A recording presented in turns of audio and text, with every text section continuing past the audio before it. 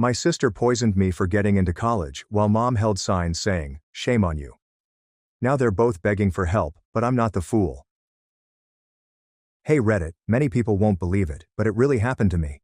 My adopted sister hurled my science medal at me, shouting, "You don't deserve this," and even poisoned my food out of jealousy when I got accepted into college. When I turned to my mother for help, she simply said, "Don't show off your success where Tess can see it." And later added sharply, "If you truly care about your sister, you'd focus on helping her heal." I didn't say anything. That was 8 years ago. This Thanksgiving, she stood on my lawn, shouting that I had traumatized Tess again. In my family, love was defined as witnessing my adopted sister Tess demolish my accomplishments while yelling, "You don't deserve this," and then forgiving her without apology. My sister Tess is now 24 years old, and we adopted her from foster care when she was 15. When I was 16, Tess had just joined our family, and I won the area science fair. I wanted her to be my best friend, so I told her first. Her initial reaction was to take my medal award and chuck it straight at my skull. "You don't deserve this," rang throughout the home as she collapsed on the floor. My mother stared at me, curled into a ball and cried, and reminded me that it was entirely my fault. Don't display achievements where Tess can see them. This established the tone for the following 8 years of my life. It wasn't until one lovely afternoon last spring that the tone changed. Because that's when I received my Johns Hopkins acceptance letter. A lifetime of academic pressure, imposter syndrome, and crying into textbooks all culminated in that single moment. I contacted friends, announced the acceptance, and looked at Baltimore residences. I was just Elena, not Tess's trigger, not the family sacrifice, just a future doctor preparing her escape. Until my mother arrived home and discovered me rejoicing. "This is fantastic. We need to figure out how to make it work." She smiled as if she were saying something good. But her eyes suggested differently. After an hour of faking niceness, the reality came out. "Of course Tess will need to come with you. Baltimore has excellent trauma programs and she can't handle you leaving. I'll help with rent if you get a 2-bedroom. Tess. In my apartment. With access to my medical supplies, study materials, and future. Mom. You know what happens when she sees me doing well. She hasn't had an episode in months, she claimed, as if Tess hadn't trashed my MCAT prep books last week. If you want what's best for your sister, you'd help her heal. Mom was continually telling me about Tess's background. Tess was the scapegoat in her foster family. Nothing violent, just 1,000 minor mistreatments. There were no birthday presents for the biological daughter, but she did get parties. Hand-me-downs, while the other girl received new clothes. Report cards were ignored, but B's were treasured. "You don't deserve nice things," became a catchphrase. Tess was now making it mine. She was stronger, colder, and harder than me, but she too had an Achilles heel. That was her predictability. 10 minutes of staring signaled the impending devastation. 15 minutes equaled absolute devastation. Hide anything important. Never rejoice anywhere she can see. But medical school cannot conceal 4 years of accomplishment. I remember being 18 when Tess discovered my college acceptance letters. I didn't find out until I was eating at the kitchen table and saw a faint white powder in my food. The fragrance indicated that it was rat poison. "What the f? You crazy bitch?" I yelled, pointing my fork at Tess. Tess just cackled like a madman, while my mother lectured me on how I shouldn't brag and the value of humility. That's when I realized my mother wasn't denying the pattern, she was preserving it. I told Mom no. Tess was not permitted to be anywhere near my dorm, but she could visit Baltimore and FaceTime me all the time, and I'd return home for holidays. I even volunteered to look into trauma programs near my home. "Then I'm not helping with any school expenses," Mom yelled. "Fine. I'll take out more loans," I said, sighing. The following 2 months were a living misery. Mom contacted relatives, claiming I was abandoning my traumatized sister. She brought Tess to my pharmaceutical job to practice separations. Tess looked at my white drugstore coat for 10 minutes before knocking down a whole display of medications. "You don't deserve this." My manager asked them not to return. Fast forward to the week before my white coat ceremony. My aunt called me. "Your mother bought plane tickets. She says you can't exclude Tess from family milestones. She's been staring at your white coat photo online for days." I understood what that meant. Mom had spent 8 years making sure I realized that Tess's trauma was more important than my future. Every destroyed achievement has a corresponding reason regarding foster care. But I wasn't the terrified, people-pleasing 16-year-old girl anymore. I was a woman who understood her worth and was prepared to fight back. So I began planning. The first thing I did was alter the ceremony location across all of my social media accounts. They posted about how they relocated it to a different building on campus. Then I called the school to explain my position. Douglas, the security guy, was really understanding. He said he would keep an eye out for anyone who fit their description. I also requested my roommate Jenna to be my watchdog. She was already well aware of Tess's condition. I woke up at 5 a.m. on the day of the event. I couldn't sleep anyway since I was nervous. I took my white coat from its hiding place in Jenna's closet. Yeah, I had been hiding it there for weeks. I learned my lesson about storing critical items in my own room. I dressed in the bathroom with the door locked. Even place a chair against it. Paranoid? Maybe. But try living with someone who poisoned your meals. Jenna took me to campus early. We took her car because mine was too easily recognized. I kept checking my phone. Mom had already texted 12 times. All variations on, "Where are you?" And "Tess is so excited to support you." She once ripped up my score report to show her support for my SAT results. We parked in a separate lot from usual. I entered the building through the back entrance. Douglas arrived just as he had promised. He gave me the thumbs up. There is no evidence of them yet. I went into the prep room, where all of the other kids were getting ready. Everyone was snapping selfies and doing their hair. I just sat in the corner and watched the door. My friend Jake came over and asked whether I was all right. I told him I was anxious and didn't mention that my crazy sister might turn up and ruin everything. He wouldn't have understood anyway. His father's absence from his soccer games caused the most family trouble for him. Must be nice. My phone started blowing up about 30 minutes before the event. Mom again. This time, she and Chloe were photographed at the incorrect building, which I had previously mentioned online. They stood outside, bewildered. Tess was dressed strangely formal, like if she were going to prom. Mom's texts became angrier. "Where are you? This isn't funny. Answer your phone now." I switched my phone off. Jenna texted me from her spot in the lobby. "Everything is well so far." The ceremony coordinator began queuing us up alphabetically by last name. I was in the center of the pack. Good is difficult to find. We began strolling toward the auditorium. My hands were shaking.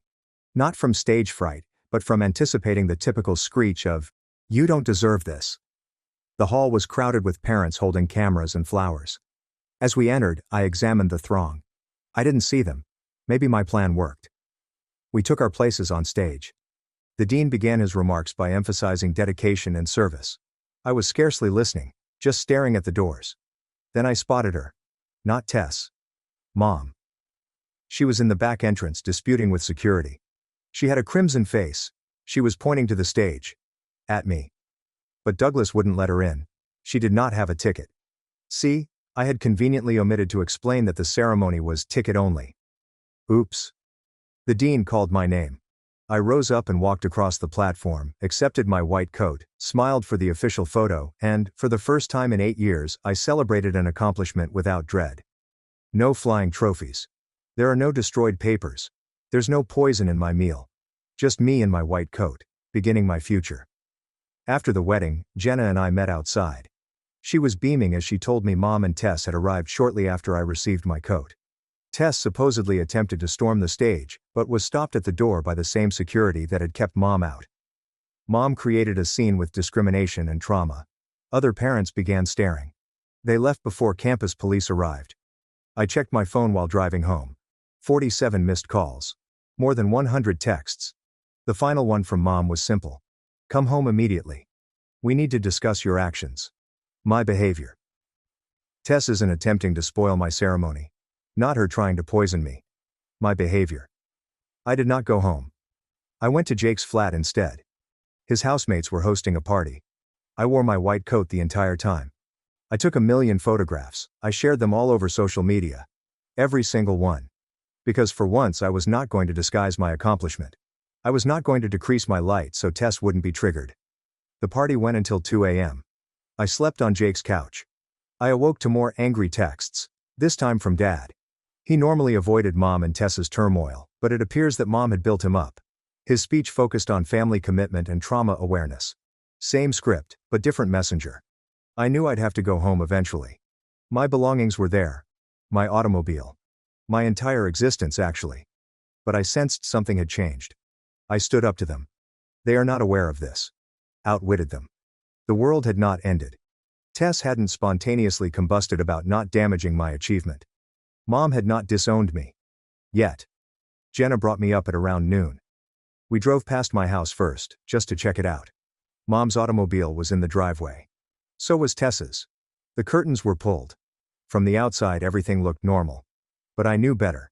Inside was most likely a battleground of Mom's guilt trips and Tess's anger. We parked down the street. I texted Dad that I was returning home. I figured he was the safest option. He instantly responded, stating that Mom was at her book group and Tess was in her room. The coast was clear. Even so, I insisted on bringing Jenna along. There's safety in numbers and all that. We strolled into the house and it was quiet. Too quiet. Dad was in the kitchen, appearing fatigued. He started lecturing me about family duty. I cut him off. I told him I was simply there to pack a few items. His face fell. They asked if I was serious. I said yes. I went into my room with Jenna. Started stuffing clothes into a suitcase. I grabbed my laptop, chargers, critical documents, and other essential items. Tess would be unable to replace the items she had destroyed. Jenna helped me transport boxes to her car. Dad only watched from the doorway. Didn't help. It didn't stop us either. We were about finished when I heard the front door bang. Mother's voice, sharp and hostile. Then footsteps on the stairs. Fast. Purposeful. I recognized the sound. I grabbed the last package and headed for the door. But Tess was already present, standing in my doorway, staring at my empty room. Her expression was blank, which was worse than fury. She stared at me. Then I noticed the box in my hands. Then back to my room. The staring had begun. I checked my watch. I began counting. 1 minute. 2. Jenna shifted uncomfortably beside me. She had heard the stories but had never seen it happen. 3 minutes. 4. Tess's hands began shaking. Here it arrived. But then something strange occurred. Instead of screaming or throwing things, Tess simply turned around and walked away. Down the hallway. Go to her room. Slammed the door. Jenna and I exchanged looks. That was not typical. Tess would always erupt. Always. Mom emerged at the top of the staircase. Her book club dress was immaculate, but her expression was twisted with wrath. She examined the cartons in my hands. In an empty room. At me. What do you think you're doing? I informed her that I was moving out. I found a place closer to the school. I need to focus on my studies. She laughed. Not a good chuckle. The kind that makes my skin crawl. You're not going anywhere. The family stays together. Tess needs you. I pushed past her with my box. Jenna followed. Mom grabbed my arm on the stairs. Hard. Her nails dug in. You're being selfish. You're traumatizing Tess all over again. Good daughters don't abandon family. I pulled my arm free. Keep walking. Dad was still in the kitchen, looking into his coffee. Didn't even look up as we passed. Mom followed us outdoors, detailing each sacrifice she had made. Every time, she chose us over herself. Every penny spent on Tess's therapy. We loaded the final box into Jenna's car. Mom stood on the grass with arms folded. If you leave now, don't bother coming back to Thanksgiving. I got inside the automobile. Jenna started the engine. As we drove away, I slowed just enough to look back. Tess was gazing via her bedroom window. Just stood there. Staring. It gave me chills. Jenna let me stay at her house for a few days. Carla, her roommate, was nice about it. They had a pull-out couch in the living room, which was less than perfect, but better than being at home. During those days, I looked for apartments, checked my bank account, and did arithmetic on student debts. Mom's texts did not stop. They became worse. She'd gone from angry to manipulative. Messages about Chloe not eating. Chloe wept all night. Chloe questioned why I despised her. Classic mom moves. I quit reading them after day 2. But then Dad began texting. That was new. He frequently remained neutral. His messages were unusual and worrying. Tess was said to be acting strangely. Stranger than usual. Quiet. Too quiet. She said she'd been in her room for 3 days straight. I almost gave in. Almost drove back to check on her.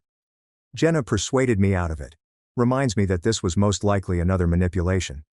Tess was 23, not 4. That she had parents to care for her. She was correct. I knew she was correct. I still felt guilty though. On the 4th day, I found an apartment. Studio near campus. Tiny but mine. Trevor, the landlord, was unconcerned about my family issues and only wanted the first and last month's rent and a security deposit. I signed the lease that afternoon. I finally had my own place. I have my own area. My own life. Moving in was simple because I didn't have much. Jenna assisted me in purchasing basic items such as Goodwill furniture, dollar store dishes, and Walmart bedding. Nothing fancy. Nothing would be too bad if Chloe found me and ruined everything. Old habits die hard. I had been at my apartment for precisely 1 week when Dad arrived there. I'm not sure how he found me, but it was probably through Jenna's social media. She tagged me in a housewarming selfie. Should have known better. Dad looked dreadful. Bags beneath his eyes. Wrinkled shirt. Very undad-like. He said we should chat. About Chloe. About Mom. About everything. I let him in because he was still my father. He sat on my second-hand couch and began talking. They told me things I hadn't heard before. About the adoption. Regarding Tess's first few months with us. Apparently, it was worse than I realized. Tess had attempted to flee 6 times. Had threatened to harm herself. Had begged to return to foster care. Mom had kept everything from me. I wanted to bond with my new sister without baggage. So much for the plan. Dad said the therapist had warned them. Tess may become fixated on me, he said. My successes may be perceived as threats. Might act out. Mom promised to handle it. To safeguard both of us. Instead, she had picked Tess. Each time. And Dad had let her. He apologized. Actually spoke the words. Said he should have intervened years ago. I should have been protected too. But Mom was so convinced she could mend Tess that enough love and understanding would heal her, and he wanted to believe her. Then he dropped the actual bomb. Tess had located my flat. She had been sitting outside in her car for hours. Watching. Waiting. He had followed her here. Was attempting to persuade her to go. But she wouldn't move. She said she needed to see me. To talk with me. To describe something. I gazed outside my window. Sure enough, Tess's little Honda was parked across the street. I could see her silhouette in the driver's seat, sitting there. Looking at my building. My skin crawled. How long had she stayed there? How many times had I strolled by without noticing? Dad wanted me to speak to her. Said it might assist. Perhaps she needed closure. Perhaps she wanted to apologize. I laughed. Actually laughed in his face. Tess? Apologize? In 8 years, she had never apologized. Not for the trophies. Not for the poison. Not for anything. Dad, however, continued to press. Said something different this time. That Tess had been acting strangely since my departure. Not destructive weird, just sad and unusual. She said she had been going over old photos, writing in a journal, going to treatment without being forced by her mother. I told him no. I was done being Tess's emotional punching bag. I'm done hiding my accomplishments. I'm done living in terror. He could tell her that. He could tell Mom that. I was done with everything. Dad nodded. Looked defeated. Said he understood. Then he departed. I observed from my window as he walked to Tess's car. I saw him leaning in her window. I saw her shake her head. I saw him try again. More head shaking. Then he walked to his own car and drove off. But Tess remained. We're still watching. Still waiting. I attempted to ignore her. I made dinner. I watched Netflix. I did some studying. But I kept watching the window. She was constantly present. Same position. The same automobile. The same stare. It was creeping me out. I considered calling the cops. But what would I say? Was my sister sitting in her car? It's not illegal. Around midnight, I stopped trying to sleep. I kept imagining her breaking in. I was found dozing. Who knows what they're doing? So I sat at my window. I'm watching her look at me. Like a bizarre stakeout standoff. Neither of us is moving. Neither of us are backing down. Then I noticed her get out of the automobile. My heart began racing. She was approaching. Coming for me. I grabbed my phone and prepared to contact 911. But she didn't go to my building, she went to the corner store instead. I returned with a bag. She got back into her car. I resumed watching. This lasted for 3 days. 3 days with Tess in her automobile. I spent 3 days checking windows and securing doors. 3 days spent jumping at every noise. Jenna claimed I was being paranoid. Tess was probably just processing. That I should contact the cops if I was truly terrified. But I wasn't really terrified. I was tired. I am tired of jogging. Tired of concealing. I was tired of allowing Tess to dictate my life, even when she wasn't present. So, on day 4, I did something stupid. I went out. I walked straight up to her car. Knocked on her window. She rolled it down carefully. She looked at me with red-rimmed eyes. She had been crying. Tess never cried. Not in front of others. Not ever. We looked at each other for a long time. Then she said something that surprised me. I know what I did to you. Not. I'm sorry. This is not an apology. Just an acknowledgement. I wasn't sure what to say. So I didn't say anything. Just standing there. On the street.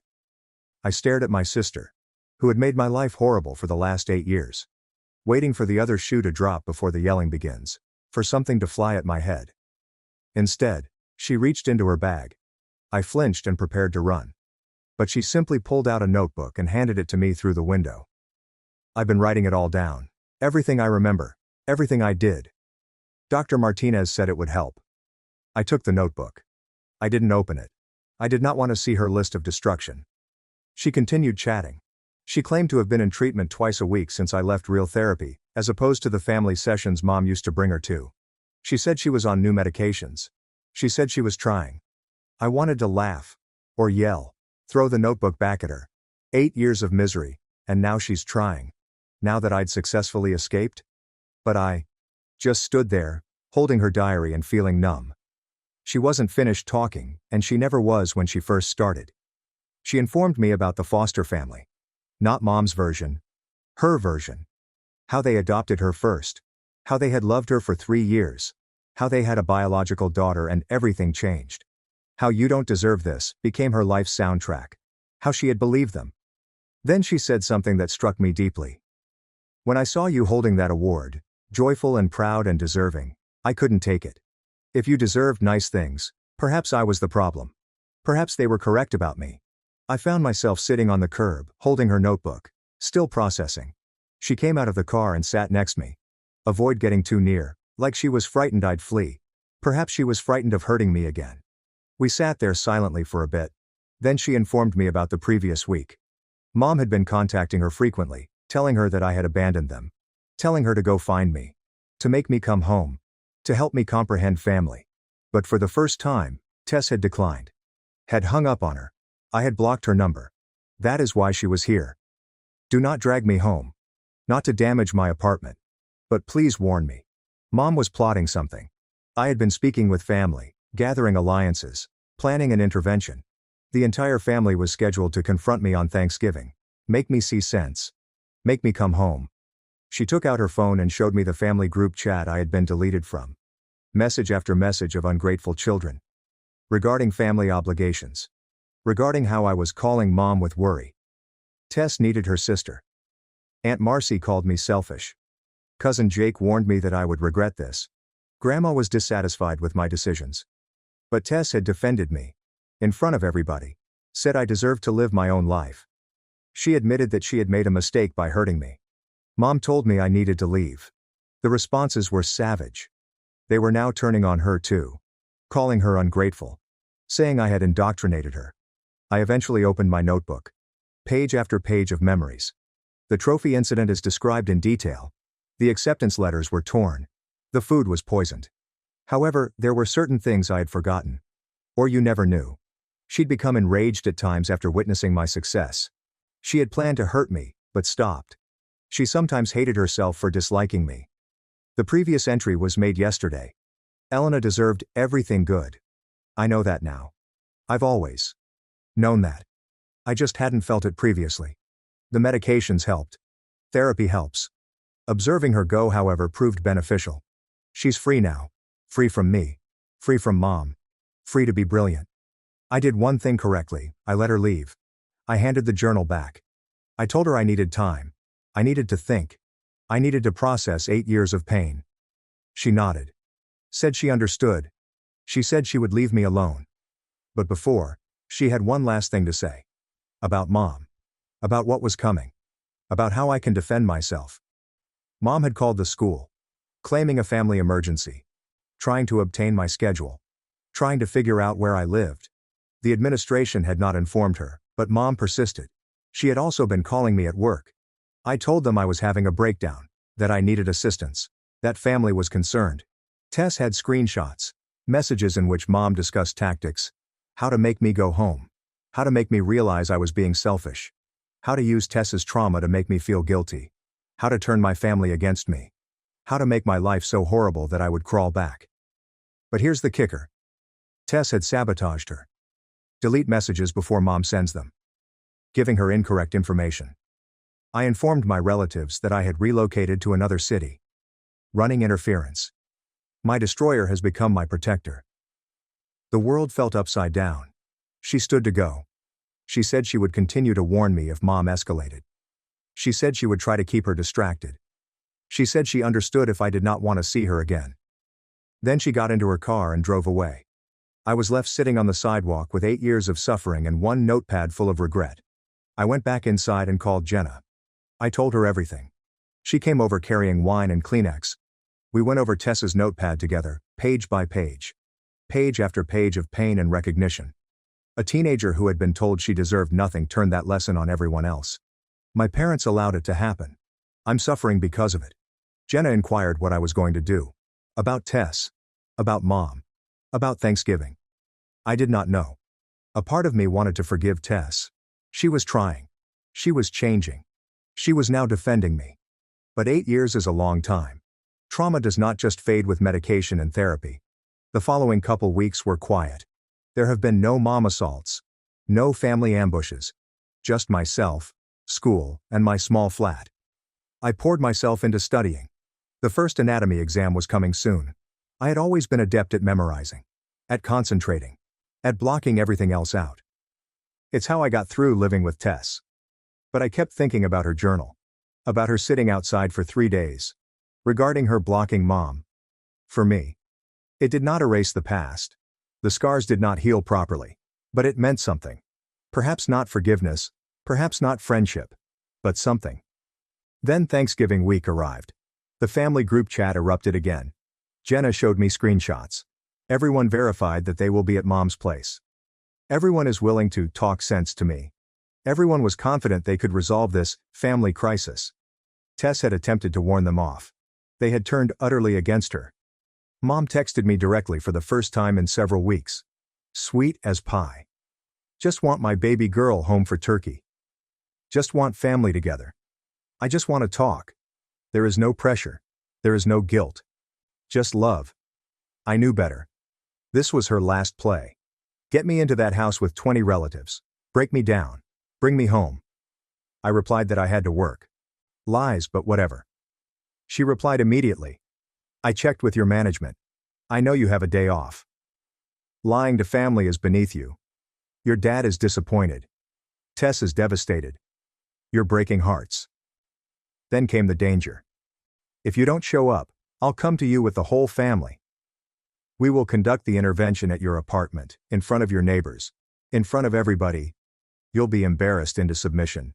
Mom's style is classic. Public humiliation was her preferred weapon. I went into a panic.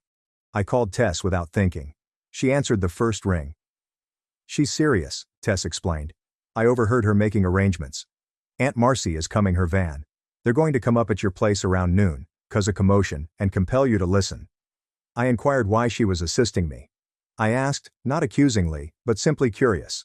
She was silent for a bit before saying something I will never forget. Because I took stuff from you for 8 years. Perhaps it's time I gave back. We created a plan. Not precisely together, but in parallel. She would go to Thanksgiving. Play the lovely daughter. Keep them busy. Keep them distracted. Allow me time to disappear for the day. Perhaps they'd give up if they couldn't locate me. Perhaps they'd understand I was serious. On Thanksgiving morning, I packed a bag and left my apartment at dawn. Went to Jenna's apartment. Her family was okay with me joining. Her mother, Carla, had heard the stories. He said I was welcome at any moment. Said family was based on choice rather than blood. Made me cry a little. In a positive way. I switched my phone off. I didn't want to see such texts. I didn't want to know when they showed up. I did not want to feel guilty. I just wanted a nice holiday. A average supper. A day without drama. Jenna's family handed me that. Turkey, stuffing, and pie. No screams. There is no destruction. There is no guilt. But I did switch on my phone that night. I needed to know what happened. 53 missed calls. More than 100 texts. I never listened to voicemails. The last text came from Tess. They came. They saw you weren't there. They left. Mom is preparing something else. Be careful. The following few days were tense. Waiting for Mom's next move. Jumping every time someone knocked. Checking windows obsessively. Jenna said I was becoming paranoid again. But I knew Mom. She did not give up. She's just regrouped. Planned better. Hit harder. Then my academic advisor called me.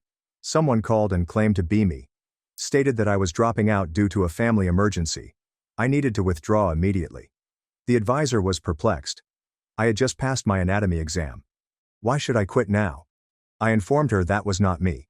She explained that she had worked it out and simply wanted to warn me. My landlord Trevor was next.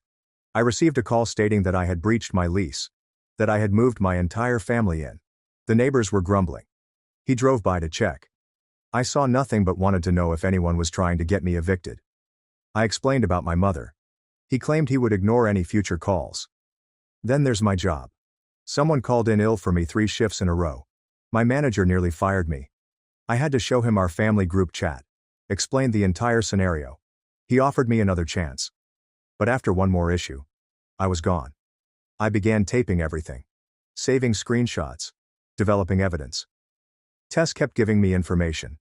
Mom had recruited Aunt Marcy as her primary ally. They were studying legal possibilities. We're talking about wellness checkups. Regarding forcible interventions. About declaring me mentally incapable. That was insane. I was a straight A medical student. But Mom was desperate. I considered getting a restraining order. Jenna's mother suggested it. But that meant court. I meant to face them. Meant making everything public and legal. I only wanted to be left alone. To study. To work. To live. Why was that so difficult for them to understand? Then came the letters. Not emails. But genuine letters. From all family members. Everyone says the same thing. How I was hurting Mom. How I abandoned Tess. I would later regret being selfish and harsh. Some were handwritten. Some typed. Everything is designed to break me down. But Tess's letter was different. Hidden in Aunt Marcy's envelope. A sticky note that simply said, "Stay strong. You are doing the correct thing. I am proud of you." It was the first time in 8 years that Mother had expressed pride in me. In everything I had done. It struck harder than all of the guilt combined. I decided it was enough. I changed my phone number. I just told Jenna about my job. I got a P.O. box for mail. Every day I park my car in a different lot. Yes, it was exhausting. But it was preferable to coping with Mom's increasing madness. 2 weeks have gone without incident. I began to relax a little. Perhaps they had given up. Perhaps Mom had discovered a new project. Perhaps Tess had persuaded them to back off. I should have known better. Mom was only considering her nuclear option. It was a Tuesday when everything went wrong. I was walking to class when I noticed them. Mom, Dad, Aunt Marcy, 3 cousins, standing outside the hospital facility, holding signs. Family abandonment is abuse. Tess needs her sister. And my particular fave is, shame on Elena. Other students were staring, taking photos, whispering. I ducked into a side building and phoned security. I told them about the harassment. They claimed they would handle it. However, I could still hear Mom through the window. She told everybody who would listen about her ungrateful daughter. Tess is poor and traumatized. About family values. I asked Jenna to bring me a jacket and sunglasses. Snuck out the back, like a criminal. I missed my anatomy lecture. I had to email my professor with an excuse for being sick. He probably believed I was lying. Great. Mom was now interfering with my academic progress as well. The protest lasted 3 hours. When they began to block doors, security forced them to leave. But the harm had been done. Everyone in my program had witnessed it. I'd heard the stories. I moved from being an unknown student to the girl with a wacky family. Some classmates were sympathetic. Others only wanted to gossip. That night, Tess called from an unfamiliar number. Mom stated that she intended to return tomorrow. With more people. Make it a daily routine till I crack. Said she tried to stop her. But mom had really lost it. I was certain that public shame would bring me home. I couldn't handle another day like that. I couldn't have started my medical profession as a protest girl. So I did something I said I'd never do. I called mom. Directly. Jenna's phone, so she would actually respond. The conversation was short. First. Asked her to meet me at a coffee shop near school. Alone. One chance to speak. She arrived with Dad and Aunt Marcy. Of course. I almost left right away. But Tess entered behind them. You saw me. Shook her head. I said, I tried. I sat at a separate table. Close enough to hear. Far enough to provide space. Still protecting me in her strange way. Mom started immediately. How could I leave my family? How could I damage Tess? How could I be so selfish? I let her to rant for 5 minutes. Allow her to express herself fully. Dad occasionally nodded. Aunt Marcy uttered disapproving sounds. I just drank my coffee and waited. When she eventually stopped, I took out my phone. I showed her the screenshots that Tess had sent. Messages about forcing me home. The plan is to call my school. The tactics for making my life miserable. Her face turned crimson. She turned and glared at Tess. But I wasn't finished. I told her about the award. The poison. The books were destroyed. Years of dread. How she had enabled it all. How she consistently prioritized Tess's trauma over my safety. Dad appeared stunned. Mom had apparently downplayed things for him. Aunt Marcy attempted to interrupt. I continued talking. Then I uttered the thing that finally silenced her. I got into medical school despite her, not because of her. That every achievement she'd forced me to conceal had led me here. Whether my family supported me, I was going to be a doctor. I was done being Tess's emotional punching bag.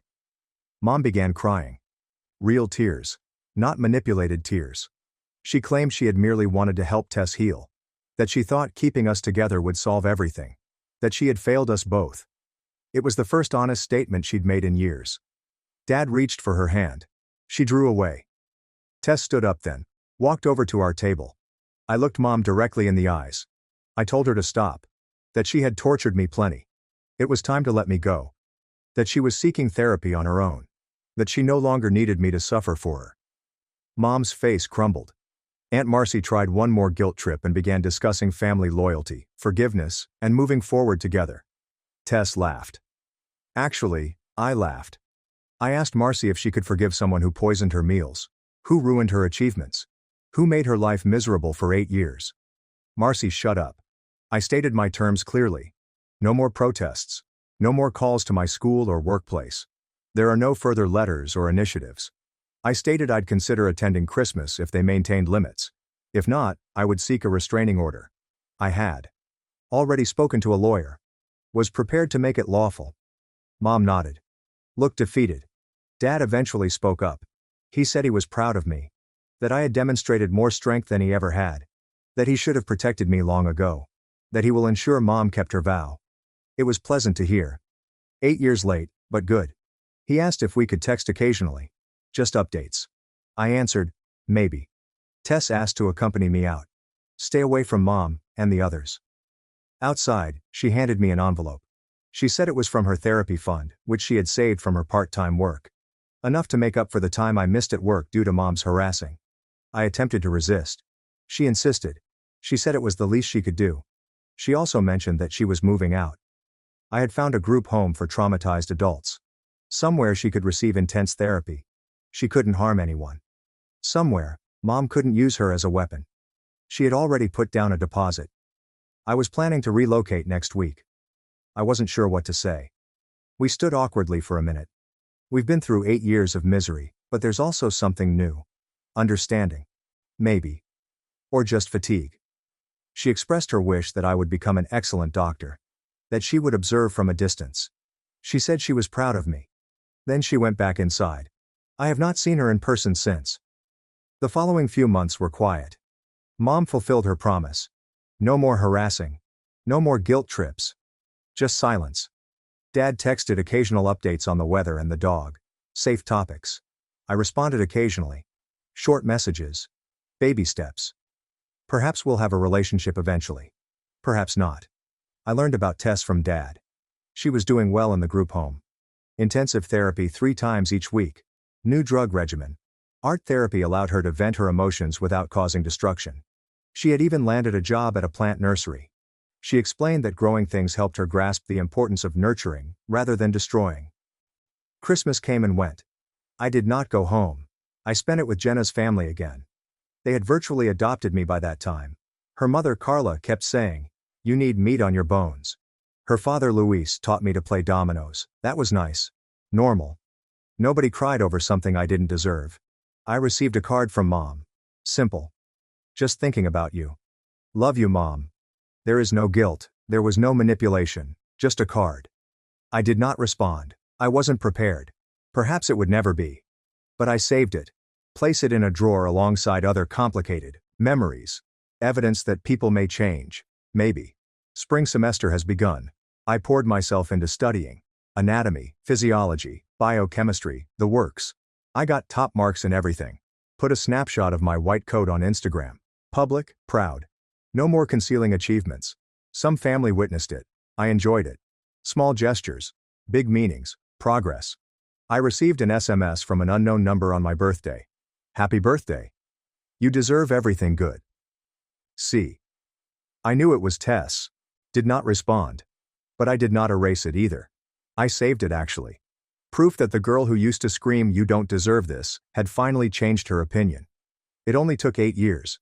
I ran into my cousin Jake in the grocery store. He apologized for sending group chat messages. He admitted he had been mistaken. Family pressure caused people to do stupid things. That he was proud of me for advocating for myself. We grabbed some coffee. Caught up. He said Mom was also in therapy. Finally addressing her rescuer complex. The 1-year mark since leaving home passed quietly. I had survived. Thrived even. Top of my class. Great pals. A little flat that was just mine. There are no broken awards. There is no poisoned food. Nobody was yelling about what I deserved. It's just me. Creating the life I'd always desired. The life I had kept secret for so long. Jenna gave me a party. Small things. Only close friends. But she gave a toast that struck me deeply. "You are the strongest person I know. Watching you break free has motivated me. You demonstrated what real courage looks like. I am not fighting back. I am simply refusing to play the game anymore. I am walking away." Dad called that night. Mom expressed a desire to apologize. I'd written a letter. Asked if he may transmit it. I said yes. The letter arrived a week later. 3 pages. Mom recognized her mistakes. How she had failed me. How she had enabled Tess. She had put Tess's well-being ahead of my safety. She was terribly sorry. I did not respond to that either. Wasn't prepared for forgiveness. Perhaps never will be. But I did read it. Several times. I kept it with my Christmas cards. Evidence of transformation. Of growth. Of a family that had finally ceased expecting me to set myself on fire to keep the others warm. That was enough. For now. My second year of medical school began. Classes are harder. Longer hours. But I loved it. Every minute. Even the harsh examinations. Even with the endless studying. Because it was mine. My achievement. My future. Nobody could throw this trophy at my head. No one could sabotage this success.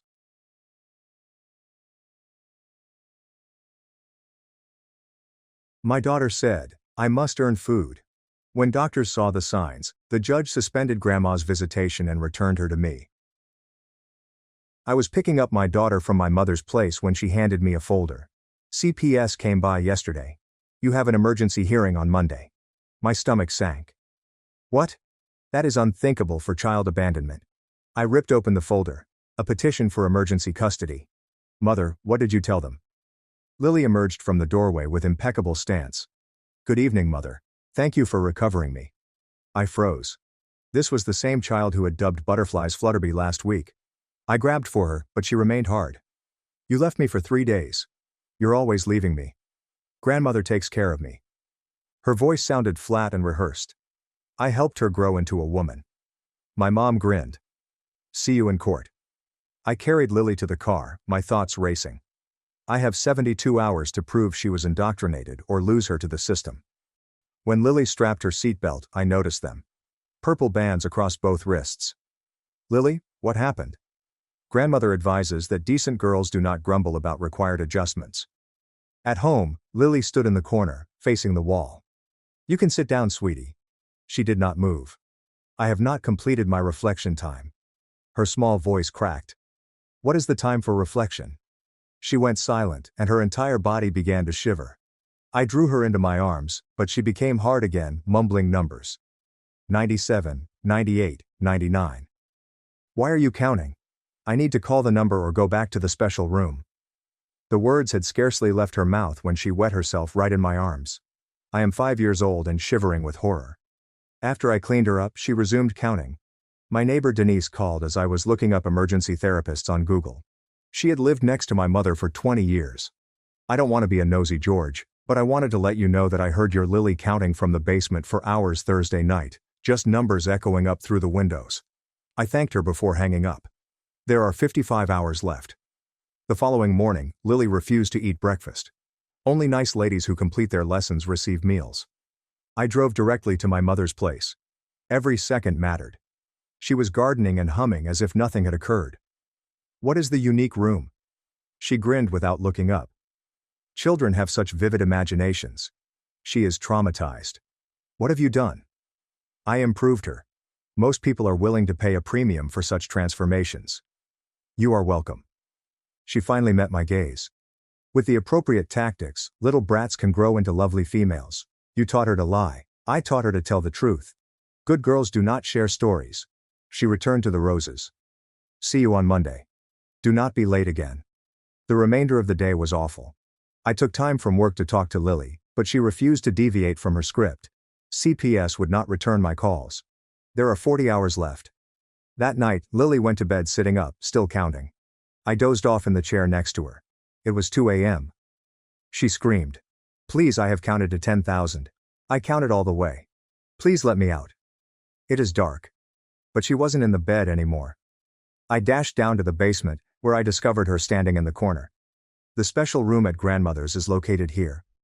She pointed to the wall. But we can't open it. Only Granny opens it. I adore Granny. She looks after me when you abandon me. I wanted to pull my hair out. I scheduled an emergency therapist the next morning, but evaluations might take weeks. She could not testify by Monday. I tried recording Lily, insisted that it was a safe area and that I loved her, but she just kept repeating her script. You abandoned me repeatedly, dead-eyed. I drove back to my mother's with my phone recording. Tell me everything you did to her. Within minutes, the cops had escorted me off the property for harassment. She waved from her porch. TikTok lasts 12 hours. I was out of options and out of time. I contacted my brother Daniel, who served in the Special Forces. 10 years of making terrorists speak. I need your help. He knew enough about our mother to not ask questions, instead responding with, oh my word. Daniel entered with 2 men I recognized from his unit. We drove different automobiles. The spare key was still under her phony rock. Daniel signaled to his teammates. My mother awoke around 2 a.m., 7 hours before court, to find 3 guys in tactical gear surrounding her bed. Daniel zip-tied her wrists while she sputtered about assault charges. They transported her to her own basement, where Lily was afraid of the bolted door. Daniel put up the camera. Her face turned white. You have 6 hours to explain what you did to Lily. Begin with day 1, hour 1. His hand went to the doorknob. What's in this room that causes children to count to 10,000? She was shaking now, her gaze fixed on that door. Please. The woman who had smiled in her garden yesterday was sobbing. 6 hours until court. Start talking. She remained mute. He picked the lock. Click. The door opened inward, and the fragrance reached me first. Something resembling old sweat, combined with cleaning supplies and panic. Daniel shone his spotlight into the darkness, and I saw everything at once. A little closet-sized chamber with scratched concrete walls. Thousands of small lines arranged in groups of 5. The digital timer attached to the wall was still glowing red, with 10,000 frozen on the display. A drain sat in the midst of the floor, covered with dark stains that made my stomach turn. My mother began sobbing louder behind us as Daniel entered with his camera running. He walked gently, capturing every inch, while I stood motionless in the doorway. The walls included more than just tally marks. Words were also carved into the concrete. I am a good girl, appears repeatedly in wobbly child handwriting. Daniel discovered a shelf with a thick ledger and gently opened it. My mother's flawless cursive handwriting covered page after page with dates, times, and teachings. The first entry from 3 days ago was about Lily having to learn that decent girls stay silent. Daniel videotaped each page as I read over his shoulder, identifying the sentences Lily had been repeating. Good girls do not grumble about required modifications. Page 2 featured specific directions for wrist restraints. A control panel beside the timer had buttons labeled in my mother's handwriting. Start counting, reset on failure, and add 1000 for talking back were written on tape next to each button. Small wrist-sized metal cuffs were affixed to the floor beside the drain. Purple fabric remained attached to the metal where it had scraped against the skin. I took shots with my phone, but my hands were shaking so much that I could barely keep it steady. Daniel discovered additional ledgers on the shelf, older versions with different names on the covers. One had my name from 30 years ago. I opened it and noticed the same teachings, phrases, and systematic breakdown of a youngster. A recollection hit me so hard that I had to clutch the doorframe. I was 4 years old in a dark room similar to this one, counting and counting while my voice weakened. My mother was outside gardening, humming church melodies, while I screamed numbers at concrete walls. I had buried everything so deep that I convinced myself it was all a horrible dream. But here was the proof. Her own handwriting. Daniel continued recording when his teammate checked his watch and tapped his wrist. We had about an hour before the neighbors woke up and noticed odd cars in their driveway. My mother was still screaming and begging, but Daniel absolutely ignored her. We gathered the ledgers, and I shot further photos of the room from all angles. My mother's ankles were also zip-tied by another team member before being brought out to one of their automobiles. Daniel swore not to injure her, but he would keep her away from phones until after court. I dashed to my car, clutching Lily's ledger as well as the one bearing my name. My hands were so shaky that I could scarcely turn the key in the ignition. I called Dr. Keller's emergency number from the car and left a message saying that Lily required an urgent exam. He called back within 5 minutes and agreed to meet with us at 7 o'clock, barely 2 hours before the hearing. Relief rushed over me, but I realized we still had a lot to prove. My phone vibrated with a text from Rachel Monroe, the family lawyer I had messaged earlier. She agreed to meet us at the hospital following Lily's exam but urged me to be cautious with the evidence I presented. She stated that anything collected unlawfully cannot be used in court. I wanted to shout because it was all so unjust. I had proof of systematic child abuse, but may not be able to use it. I drove home and sat in my driveway for a minute, trying to relax before going inside. It was almost 6 a.m., and I wanted to wake Lily up shortly. I discovered her curled up in her bed, lips moving silently in her sleep.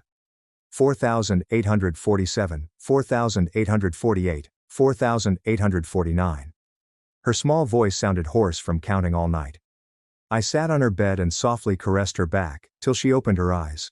She started counting aloud right away, and I helped her get dressed while she did so. 512, 513. I cooked her toast, but she refused to eat it. We got into the car, and she sat very still in her booster seat. Every time the turn signal came on, she flinched and murmured under her breath, "Good girls don't complain. Good girls don't complain." I squeezed the steering wheel until my knuckles turned white. The pediatrician's office was only 20 minutes away, but it seemed like hours. Lily counted all the way to 6,000, restarting at 1. Dr. Keller was waiting for us in the parking lot and directed us to an exam room. He was gentle with Lily, but meticulous, photographing her wrists from all angles. He documented her tight stance and refusal to make eye contact. When he asked her questions, she just responded in the same prepared way about being abandoned.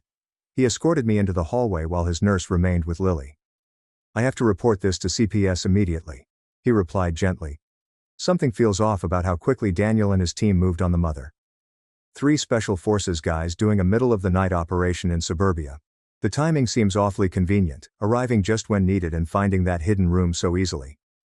Half of me was afraid, but another half felt validated that someone else saw what had happened to her. Dr. Keller typed his report and handed it to me, while Lily sat on the exam table, counting gently beneath her breath. We walked out to the parking lot, where a woman in a gray suit was leaning against a Honda Civic looking at her phone. She looked up and extended her hand. "Rachel Monroe, you must be Lily's mother." I nodded and shook her hand, while Lily stood rigid beside me. Rachel looked at the medical paperwork I was carrying and asked if she might view it. She perused it quickly, her eyes darting across the pages. "We have approximately 90 minutes until court. We need to create a defense that focuses solely on what we can lawfully prove." She looked at Lily, who was staring at the ground while counting. "There's no mention of what happened last night. Nothing about how you discovered what you found. We work with what we've got." I strapped Lily into her car seat while Rachel got into her Honda and followed us to the police station. Inside the station, the desk officer handed me documents to complete for a child abuse report. I wrote carefully about Lily's bruises, her demeanor, and the doctor's findings. I didn't write anything about the secret room or how I learned about it. The officer reviewed my statement and shook his head. These investigations can take weeks or months. This will not prepare you for tomorrow. Rachel stood alongside me, nodding as if she expected this. We strolled back to the parking area, where Rachel stopped me near her car. Listen, I understand you have video evidence. I see it on your face, but we cannot utilize it. Anything obtained by breaking and entering is inadmissible. She noticed my face fall. We have Lily's conduct, medical proof, and will hear witness testimony. That must be plenty. She took out her phone and called the Child Advocate Center. They had an opening for a forensic interview at 3 o'clock. Rachel informed me that it wouldn't be finished in time for the morning hearing, but we had to try. The system moved slowly, but each piece of evidence was important.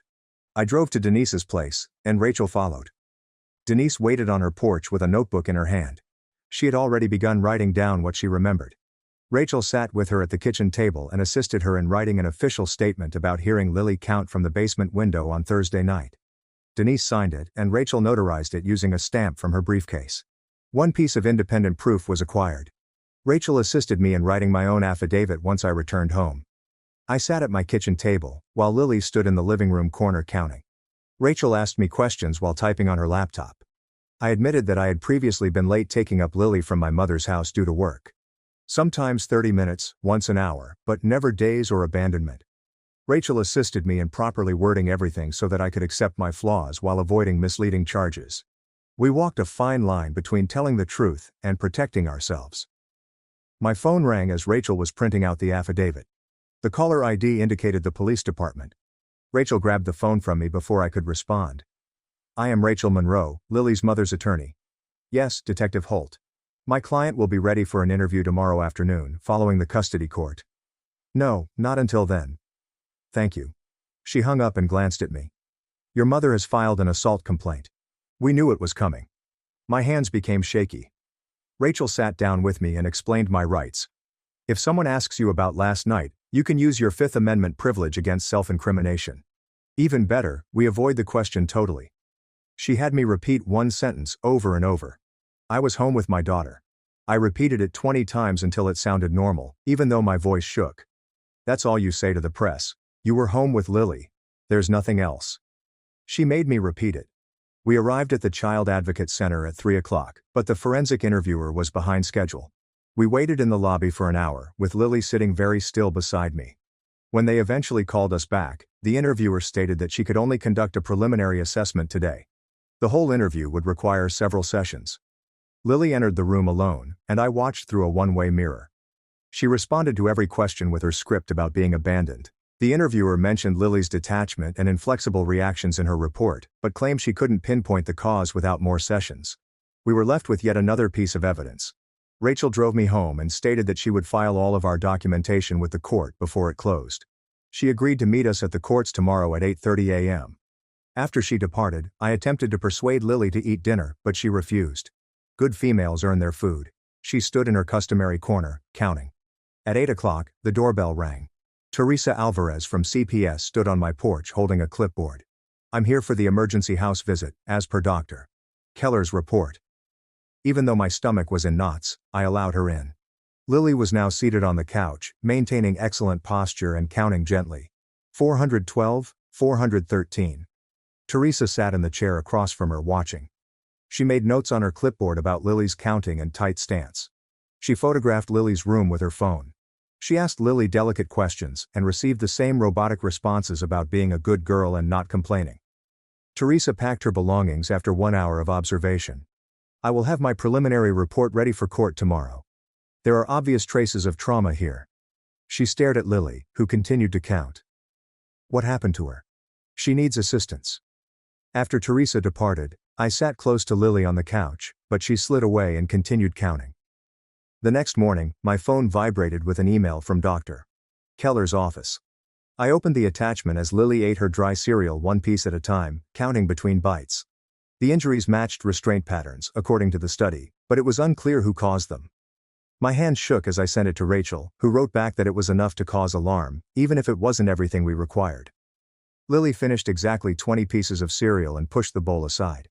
I drove her to the Child Advocate Center for her forensic interview, which Rachel had scheduled. From the outside, the structure appeared to be an ordinary house, with toys in the windows. Lily strolled beside me with excellent posture, hands folded. The interviewer, a woman with gray hair, spoke quietly to Lily as I observed from another room through a mirror. Lily sat straight in the little chair, answering each question with the same flat tone about being abandoned. When the interviewer asked about the special chamber, Lily's eyes went blank, and she gazed at the wall for 30 seconds before counting again. The interviewer took notes on dissociation and trauma signs, but indicated she required more sessions to figure out what happened.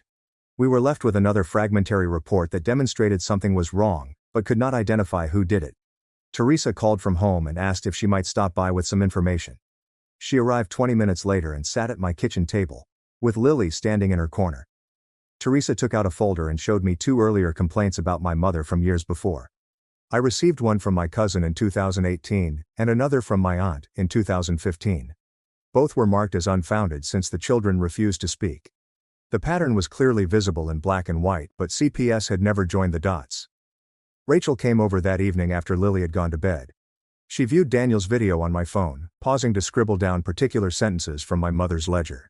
She stated that we couldn't use the film in court, but we could utilize what we learned from it to ask the appropriate questions. She jotted down every phrase Lily had been repeating and compared it to entries in my mother's handwriting. After Rachel went, I sat alone at midnight and watched the video again. The logbook listed dates back 3 weeks and comprehensive notes on Lily's training sessions. Each entry matched exactly what Lily had said. My mother had written about counting exercises, dietary limitations, and something called posture practice. My wrath grew as I read of timed seclusion sessions that ranged from 1 hour to 6 hours over the course of several days. I desperately wanted to upload this film, but I thought it would jeopardize our case if the break-in became public. Rachel had made it plain that illegally obtained material would make me appear unstable and possibly cost me Lily permanently. I removed the video from my phone, but I saved screenshots of the most essential pages in a secured folder. The next morning, I visited Facebook and discovered that my mother had shared 12 images of Lily from church activities during the previous year. Lily appeared joyful in every photo, with large smiles that I later understood were forced. My mother had written captions about being a kind grandmother who stepped in when her daughter couldn't handle parenting. Rachel took screenshots of everything and cautioned me that this was the beginning of a media campaign to portray my mother as a reliable caretaker. That afternoon, Rachel requested me to tell her everything about my childhood. I had not intended to bring it up, but the words tumbled out anyhow. I told her about being locked in a dark closet as a 4-year-old and counting to stay calm while my mother went shopping. I remembered being hungry when mother determined I hadn't earned food. I remembered my perfect posture training and the scripts I had to memorize about gratitude. Rachel listened without judgment and explained how my experience will help our case by demonstrating a pattern of abuse across generations. Rachel seemed suspiciously prepared for every single move here, as if she had performed this identical dance previously, and she was aware of the video footage before anyone revealed it. Having that notary ready in her briefcase, she broke off the detective mid-call, saying testifying about it would be difficult, but it could be the thing that saves Lily. She made me realize that this wasn't about proving myself flawless, but about keeping Lily safe. The court didn't want a perfect mother, just one who would not harm her child. She stated that my work schedule and occasional lateness in picking up Lily were normal parent issues, nothing like the systematic abuse my mother had perpetrated. We spent 2 hours reviewing all of the material we had and every witness who could testify. Denise would discuss the counts she overheard, Dr. Keller would give medical evidence. The forensic interviewer would talk about Lily's trauma responses. Teresa would describe a history of previous complaints. Rachel would tie everything together to indicate that Lily was in danger with my mother. Rachel's phone rang, and she set it to speaker. The court clerk was calling to inform us that our case had been assigned to Judge Whitaker. Rachel's expression clenched as she thanked the cashier and hung up. She stated that Whitaker was known for keeping families together whenever feasible. He rarely removed children from their grandparents and required strong evidence before acting. We'd have to change our entire strategy to accommodate a judge who initially believes grandmothers don't damage youngsters. Rachel stayed until 11 o'clock that night to rethink our strategy. At 7:30 a.m., my phone called, and a man identified himself as Simon Caldwell, the guardian ad litem assigned to Lily's case. He said that he would attend the court to watch Lily and offer an independent recommendation to the judge on her best interests. His tone was calm and professional as he asked a few basic inquiries regarding Lily's current situation. While Lily was sitting at the kitchen table placing her cereal pieces in exact rows, I told him about the counting and inflexible mannerisms. He said he'd look out for those actions in court and asked me to bring Lily early so he could study her in the waiting area. After I hung up, Detective McCabe called again concerning my mother's assault allegation stemming from the break-in she suspected occurred. Rachel instantly snatched my phone and informed him that any interview would have to wait until after the custody hearing this morning. She planned it for tomorrow afternoon and informed him that I would be accompanied by lawyers during any questions. The detective was dissatisfied, but agreed to the postponement because the custody situation took precedence. Daniel texted me, stating he wanted to upload the video online to expose what our mother had done to Lily. I instantly responded that certainly not. We couldn't take any chances that would undermine the custody case. He sent 3 more texts, insisting that people should know what she was capable of doing to children. I contacted and urged him to erase the video from all of his devices right away. He eventually consented, but I could detect displeasure in his voice as he pledged to remain silent until after court. Rachel picked us up at 8:15 and drove us to the courthouse in her car, as she wanted to go over strategy on the way. Lily sat in the back car, counting softly while we reviewed the evidence one more time. When we arrived at the courthouse, Lily's counting accelerated as we rode the escalator, and the mechanical rhythm matched her numbers. The metal steps clicked in time with her voice as she reached 200, then 300, and then went even faster. I instantly directed her to a quiet place near the water fountain and opened a white noise app on my phone. The continuous static sound interrupted the rhythm, and Lily's counting slowed as she concentrated on the new sound. I remembered Dr. Keller's suggestion about grounding techniques and began having Lily list objects she saw in the hallway. She pointed to a painting, then a bench, and finally a plant. And her count dropped from thousands to 98, 97, 96. Simon Caldwell stood beside us, and I noticed him jotting notes about Lily's actions and my reaction to it. When Lily's count fell below 50, he nodded and appeared to settle down slightly. Rachel rushed to the clerk's office with our emergency exhibits only 8 minutes before our hearing. She gave over the medical photographs of Lily's wrists, Denise's signed statement on the counting, and CPS's preliminary notes. The clerk stamped each paper and added it to our file, while Rachel ensured that everything was documented correctly. She returned, seeming glad that we had filed our evidence on time for the court to consider it. In the hallway outside the courtroom, a mom with 2 young children tried to keep them entertained with coloring pages. One of the kids asked Lily if she wanted to color too, and held out a crayon to her. Lily stood absolutely straight and added, "Good girls don't play with toys during important times," in that flat tone. The small kid looked perplexed, and his mother drew him back as Simon scribbled additional notes regarding Lily's reaction. He asked Lily what she meant by "good girls," and she simply repeated the phrase 3 more times without emotion. The bailiff called our case number, and we entered the courtroom, where my mother was already seated with her counsel at the opposite table. Judge Whitaker entered and promptly established the ground rules for today's emergency hearing, which will focus solely on immediate safety and temporary custody. He indicated we weren't here to dispute the entire matter, but rather to establish where Lily should reside while the inquiry was ongoing. My mother sat across the courtroom with excellent posture and a modest grin, as her lawyer arranged papers on their table. Teresa Alvarez took the stand first as the CPS investigator who conducted the emergency home visit 2 nights prior. She recalled discovering Lily constantly counting in the corner of my living room and her strict adherence to invisible laws. She testified about Lily's scripted phrases and flat emotional responses, which indicated coaching or conditioning had taken place.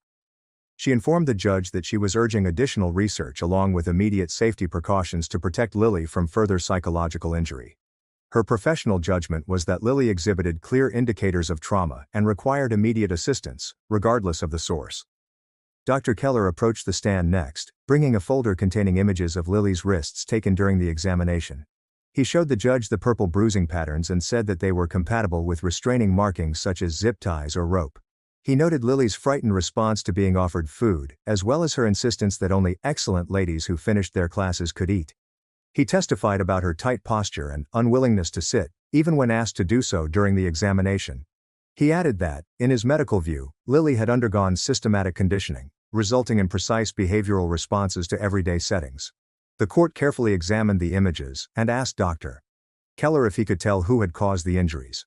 Dr. Keller said he couldn't identify a specific person, but the injuries were clearly intentional rather than accidental. He also stated that Lily's psychiatric issues indicated prolonged exposure to whatever conditioning procedures had been performed on her. The forensic interviewer from the Child Advocacy Center took the stand next, opening her folder and fixing her glasses. She recalled meeting Lily yesterday afternoon and seeing her count to 300 before acknowledging anyone's presence in the room. She presented the court her notes on Lily's flat tone when repeating words about being a good kid who does not whine. She described how, when asked about the special chamber, Lily became utterly still, her eyes blank as if she were no longer present. According to the interviewer, this type of shutting down occurs when children are exposed to situations that their minds cannot handle. She testified that Lily showed evident symptoms of being trained to say certain things, but she couldn't pinpoint who did the coaching. She referred to her report, where she stated that Lily had numerous trauma signs, including rigid body language and programmed responses. The court took notes while explaining that Lily's actions had undoubtedly caused psychological injury. Rachel delivered the clerk Denise's written statement, which will be read into the record next. The clerk read Denise's account of living next to my mother's house for 20 years and heard Lily count from the basement window last Thursday night. Denise had reported that the counting lasted at least 3 hours, with only numbers ringing up through the windows in Lily's small voice. She recounted hearing the numbers in the hundreds and wondering if she should call anyone, but not knowing what to say. The judge's expression shifted somewhat as the clerk read the portion about the counting coming from the basement. His pen stopped moving, and he looked up from his notes for the first time since the hearing began. My mother's lawyer stepped up and fixed his tie before explaining their side of the tale. He pulled out work records that showed how many times I had been late picking up Lily from my mother's residence. He gave the court my time cards from the restaurant, where I usually worked extra shifts on weekends. He read quotes from individuals at my mother's church about how fantastic she was with children. The church ladies had written about her tolerance and commitment to raising children with good manners and respect. He said that I was an unstable parent who valued work over my daughter and depended on my elderly mother for free babysitting. He stated that Lily's actions were simply a child's imagination running wild after being led by me to lie about her loving grandmother. He showed me images of Lily at church gatherings, appearing clean and well-dressed with my mother. Denise's statement that Lily was counting in the basement for hours, which makes me wonder why my mother would have her down there at all. The church images of Lily looking clean and well-dressed were professionally produced in comparison to how she acts now, with all of her rigorous conduct and counting. Rachel summoned me to the stand, and my legs ached as I walked to the witness chair. I raised my right hand and pledged to tell the truth, as Lily sat in the back row, counting under her breath. Rachel inquired about my work schedule, and I revealed that, sure, I worked long hours to keep a roof over our heads. I replied that being a single mom required making difficult decisions, but I had never abandoned Lily for days, as my mother claimed. I reported finding Lily with bruises on her wrists and her fear of the secret chamber. I informed the judge that Lily wet herself out of fear and refused to eat unless she was a good girl. My voice shook, but I continued, detailing how she stood in corners for hours performing something called reflection time. I recounted her counting to 10,000 and how rigid she became when I attempted to hug her. The opposing lawyer stood up for cross-examination and quickly mentioned my visit to my mother's residence. He inquired if I'd gone there and accused her of injuring Lily, which I admitted. He implied that I was harassing an old mother who had done nothing but help raise my child. I remained cool and stated that all I needed was to know what had happened to make Lily so terrified. I told him I knocked on the door and asked my mother about the secret room. When she refused to answer and phoned the cops, I left without arguing or making a disturbance. The lawyer persisted, asking if I had been taken off the property by police for harassment. I explained that indeed police had requested me to leave, and I had done so immediately and without opposition. I said that all I cared about was getting Lily help and understanding her experience. He tried to make it appear like I was unstable, but I kept my responses brief and truthful. Judge Whitaker turned to Simon Caldwell and requested his nomination as the court-appointed guardian of Lily's interests. The entire courtroom fell silent as Simon rose up from his place in the gallery, where he had been taking notes. He stepped to the platform, holding a binder full of remarks from today's session. He remembered witnessing Lily in the hallway and told another child that good ladies do not play during important events. He took note of her tight posture and the way she counted repeatedly, even as other witnesses testified. He told the judge he'd seen obvious indicators of conditioning, such as scripted statements and fear-based responses. He advised that Lily stay with me during the investigation, with no unsupervised contact between her and my mother. He indicated that removing Lily from my care would result in extra trauma due to her current psychiatric state. He stressed Lily's need for stability and therapeutic assistance, rather than further disruption in her life. The judge examined both tables before returning his attention to Lily, who remained seated in the back row with perfect posture. He expressed severe concerns about both houses, but Lily's immediate safety must come first. He stated that this was merely a temporary decision until the complete inquiry continued in the coming weeks. He ordered that I maintain interim custody under tight terms, including Lily's rehabilitation and cooperation with CPS. He suspended my mother's visitation rights altogether until the conclusion of the investigation, with the exception of supervised visits to a neutral location, if advised by Lily's therapist. He ordered a 30-day review hearing to analyze Lily's progress and the investigation's results. Relief flooded my body, but I knew it was only the beginning of a long fight. Judge Whitaker began reciting the requirements as I gripped Lily's hand tighter. He ordered immediate therapy, beginning this week, with a court-approved child psychologist who specializes in trauma cases. CPS would develop a safety plan for our home within 48 hours, outlining specific parameters we had to follow. The review hearing was scheduled for 30 days to check on Lily's progress and reassess the situation. He made it plain that this was only temporary custody, and any violation of his directives would result in Lily's immediate removal from my care. The court clerk typed everything while Lily continued to count under her breath, now at 300 and climbing. Judge Whitaker signed the order, and the bailiff distributed copies to both lawyers before calling the next case. We stepped out of the courthouse and into the hallway, where my mother was standing by the elevator with her lawyer. She blocked our route and announced loudly enough for everyone to hear that she was going to file a defamation case against me for the lies I told in court. Her lawyer took out his phone and began recording as she accused me of breaking into her home and frightening an elderly woman in the middle of the night. Rachel grabbed my arm and steered me toward the stairs, whispering that we expected this and that we should continue walking without answering. Lily snuggled against my leg and continued counting, now at 400. My mother followed us down the stairs, yelling about assault charges and how Daniel would pay for what he had done to her. Rachel kept pushing me ahead into the lobby and out the front doors, where the sunlight hit us hard after the darkness of the courtroom. My car was parked 3 blocks away, and Rachel walked with us the entire way, my mother's threats echoing behind us.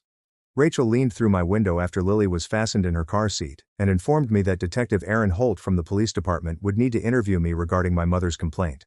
She had already booked it for tomorrow afternoon at 2 p.m. and promised to be present for every inquiry. Her business had previously worked with Holt on false allegation cases, so she knew just how to handle his interrogation techniques. She cautioned me not to discuss anything with anyone other than her before tomorrow's interview, especially Daniel or anyone else who may have been involved in what happened that night. Lily fell asleep on the way home, her lips moving with silent numbers, even in her sleep. The next afternoon, I sat in the police station interview room with Rachel next to me, while Detective Holt set up his recording equipment. He was younger than I imagined, with keen eyes that observed everything I did, from how I sat to where I placed my hands on the table. He began with basic inquiries regarding my connection with my mother, and how frequently Lily stayed at her house for childcare. I mentioned that my work schedule occasionally necessitated my mother to pick up Lily from school and babysit her until I arrived late. He inquired about the custody hearing and what led to the emergency petition being filed against me. I told him about discovering Lily's health when I picked her up, as well as my concerns about her changing behavior. He pressed for information concerning the night before the hearing, including where I was and what I did between midnight and 6 a.m. Rachel stroked my arm, and I just said I was at home with my daughter, preparing for court the next morning. Holt showed me images of my mother's wrists with red marks and asked whether I knew how she sustained the injuries. I stated that I was unaware of any injuries to my mother and kept focused on Lily's safety during our talk. For an hour he tried numerous approaches, inquiring about Daniel and whether I had contacted anyone for assistance with my custody problem. Rachel stopped numerous times to redirect the questions to pertinent topics exclusively. When Holt finally switched off the recorder, he said the investigation will continue and charges may be made based on the information gathered. Rachel thanked him professionally, and we parted ways without saying another thing. Teresa Alvarez appeared on my door 2 days later, carrying a clipboard and a measuring tape for the CPS safety evaluation. She walked through each room, noting potential hazards and inquiring about our everyday activities. She unlocked every drawer in the kitchen and removed all of the timers, including those on the microwave and stove. She added that everything that could cause Lily's counting response needs to be removed from her surroundings throughout her rehabilitation. She assisted me in creating new meal patterns that did not require strict deadlines or regulations about finishing food before receiving more. Lily stared from the doorway, standing motionless with her hands at her sides like a miniature soldier. Teresa crouched down to Lily's level and told her that she could stop counting whenever she wanted without asking permission first. Lily's eyes widened, but she did not move or reply. Instead, she began counting loudly from 800-something. Teresa took more notes and provided me a printed calendar of therapy appointments and home visits for the next month. She stated that Lily's healing will take time, but the removal of triggers was a vital first step. After she departed, I discovered Lily in her room, putting her stuffed animals in perfect rows and counting each one several times. 3 days later, we had our first meeting with Claire Bennett, the court-appointed trauma consultant in Lily's case. Her office was filled with soothing hues and toys, with no obvious clocks or timers. For the first 20 minutes, Lily sat on the floor next to my chair, counting, while Claire calmly played with blocks nearby without urging Lily to participate. Then Lily reached for one block and placed it on top of Claire's tower before quickly snatching her hand back. Claire continued to build quietly, while Lily added another block a few minutes later. By the end of the lesson, Lily had played for about 10 minutes before returning to counting. Claire told me that this was outstanding development for a first session, and she was confident about Lily's capacity to heal with continued therapy. That night, Lily awoke screaming at 2 a.m. She counted to 30 before going back asleep in my arms. The next 3 nights showed comparable progress, with the counting episodes being shorter each time, though she still awoke afraid and sweating. Why was Holt so focused on where I was between midnight and 6 a.m., when no one had mentioned anything during those hours? His queries concerning Daniel assisting with the custody case were suspiciously particular, as if he already knew something we hadn't heard about. Every night, I sat with her, not saying anything but simply being present while she worked through whatever memories were haunting her sleep. Some nights were worse than others, but the overall trend was gradually improving. From thousands to hundreds, and sometimes even dozens. My supervisor summoned me to his office the next Monday to discuss my recent absences and late appearances due to Lily's appointments. I explained the scenario and inquired about changing my schedule to accommodate twice-weekly therapy as well as other appointments. He offered me a part-time employment with flexible hours, but at a 40% pay decrease from my existing wage. I accepted instantly because Lily's recuperation was more important than money, and I could figure out the economics afterward. The new schedule allowed me to pick Lily up from school every day and attend all of her appointments without the stress of dashing from work. Simon Caldwell called that evening to follow up on Lily's development since the hearing 2 weeks previously. He'd been studying Claire's therapy reports and noticed increases in Lily's play involvement and a decrease in counting duration. He stated that Lily continued to exhibit disturbing formulaic habits and stiff responses that would take months, if not years, to resolve. He was encouraged by the progress, but he wanted me to understand that Lily's recuperation would be a marathon, rather than a sprint. He reminded me of the next review hearing in 2 weeks and stated that based on his current views, he would suggest continuing custody with me. The relief I felt was coupled with tiredness from the constant vigilance required to care for Lily. Rachel called the next morning with news that made my stomach drop, even though we had anticipated it. Detective Holt had informed her that the prosecutor was looking into assault charges against Daniel for the alleged break-in at my mother's house. She was attempting to isolate my legal position from my brothers because I had not yet been charged with anything. The guilt hit me hard, knowing Daniel could face major consequences for assisting me in rescuing Lily from that underground room. Rachel stated she had already connected Daniel with a defense attorney who specialized in military personnel matters, and they were putting together a strong defense. She reminded me that Daniel chose to help, and I should concentrate on Lily rather than blaming myself for his circumstances. Teresa arrived 2 days later with a thick binder and spent 3 hours going over every area in our house, checking cabinet locks, looking for timers or anything that would set off Lily's counting, and taking pages of notes on what needed to be changed. She insisted that I remove the kitchen timer and alarm clock from Lily's room, as well as disable the microwave beep, because Lily would freeze and start whispering numbers whenever she heard a timer sound. Teresa put out mealtime guidelines, stating that Lily may eat whenever she pleased, and did not need to finish everything. And bedtime couldn't have any strict rules that reminded her of her grandmother's lessons. The safety plan was 12 pages long and detailed the parameters that my mother had to meet before she could be considered for supervised visits at a neutral site with a social worker present. Teresa privately stated that she doubted it would happen for at least a year, based on what they had documented. Rachel assisted me in filing for the protective order that same week, and we sat in the courthouse waiting room for 2 hours until the judge called us in, reviewed the custody case findings and images of Lily's wrists, and signed the temporary order without asking many questions. The paper felt tiny in my hands, but Rachel explained that it meant my mother couldn't come within 500 feet of us or contact us in any way, and if she attempted, the police would arrest her right away. Claire pulled me aside after Lily's 4th therapy session and showed me a list she had been compiling of certain words that elicited Lily's robotic reactions. Things like good girls or finish your lessons would cause Lily to become rigid and begin her prepared responses. Claire had a detailed strategy with replacement phrases and techniques to gradually shift Lily's reactions, beginning with just noticing when she heard the trigger words, without condemning herself for reacting. We practiced in her office with Claire saying, "Good girls get rewards," and me instantly adding, "All kids deserve love." Lily colored, and after 20 times she simply flinched rather than becoming rigid. The next Tuesday, the process server came to my mother's door with formal investigation notices from both CPS and the police department. Within hours, my phone was inundated with calls from members of her church inquiring whether she had been investigated for child abuse. Half of them labeled me a liar who was out to harm a fine woman. But 3 different people called to say they'd always thought something was off when they saw how still and quiet the kids were during her Sunday school classes, and one woman said she'd seen my mother make a child stand in the corner for 2 hours for spilling juice at a church event 5 years before. The community split down the middle, with some individuals forming a prayer circle for my mother, while others finally shared experiences they'd kept quiet about, such as bruises or bizarre punishments they'd witnessed. At the 30-day review hearing, Judge Whitaker reviewed all of Claire's reports on Lily's therapy progress, the CPS safety evaluations, and Simon's observations from his weekly check-ins with us. Lily had stopped counting over 100 most nights and could eat meals without asking permission, but she still stiffened up when she heard specific phrases and had nightmares that caused her wet the bed at least twice a week.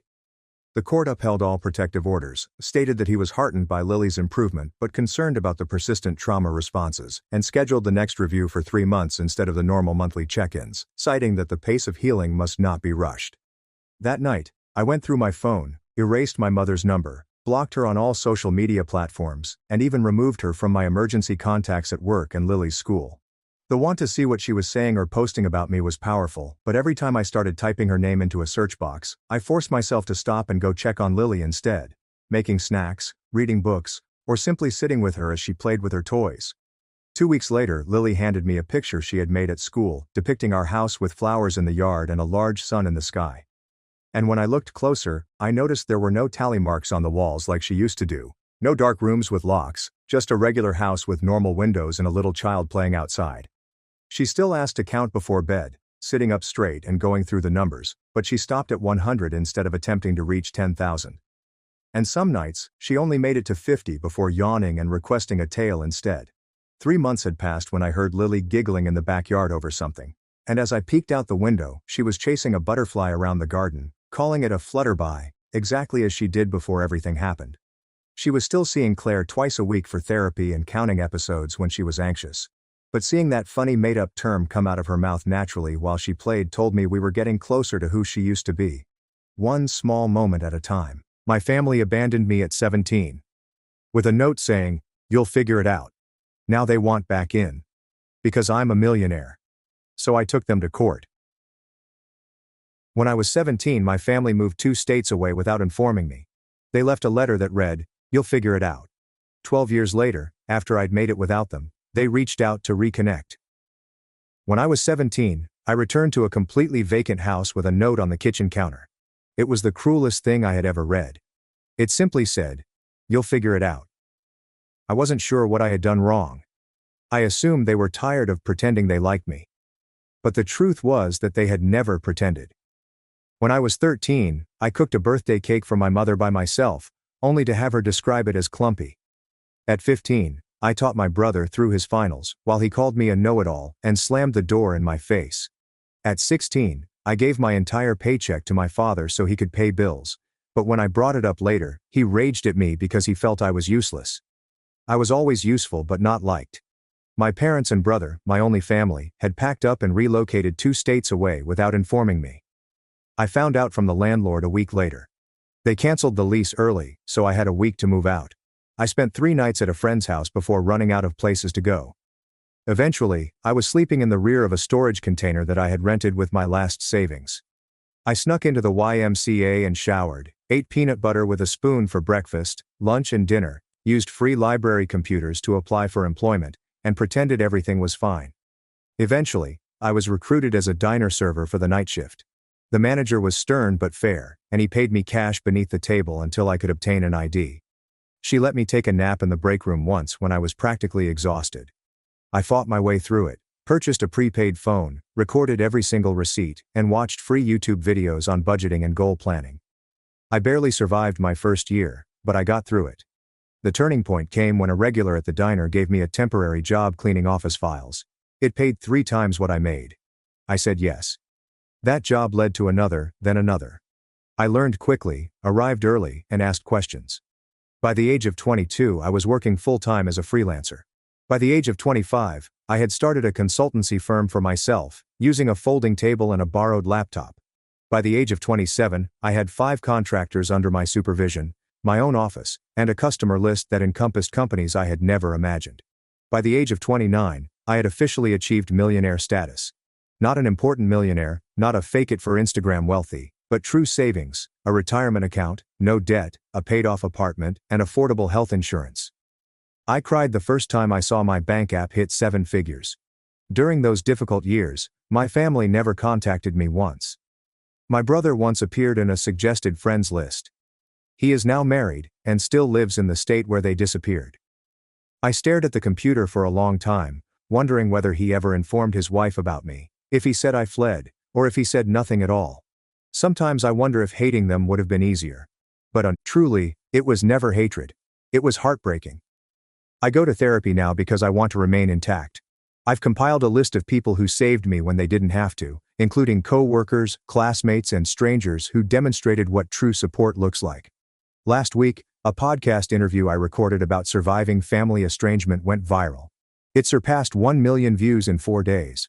My email is full of notes of encouragement, thanks, and strangers telling me I've put voice to their grief.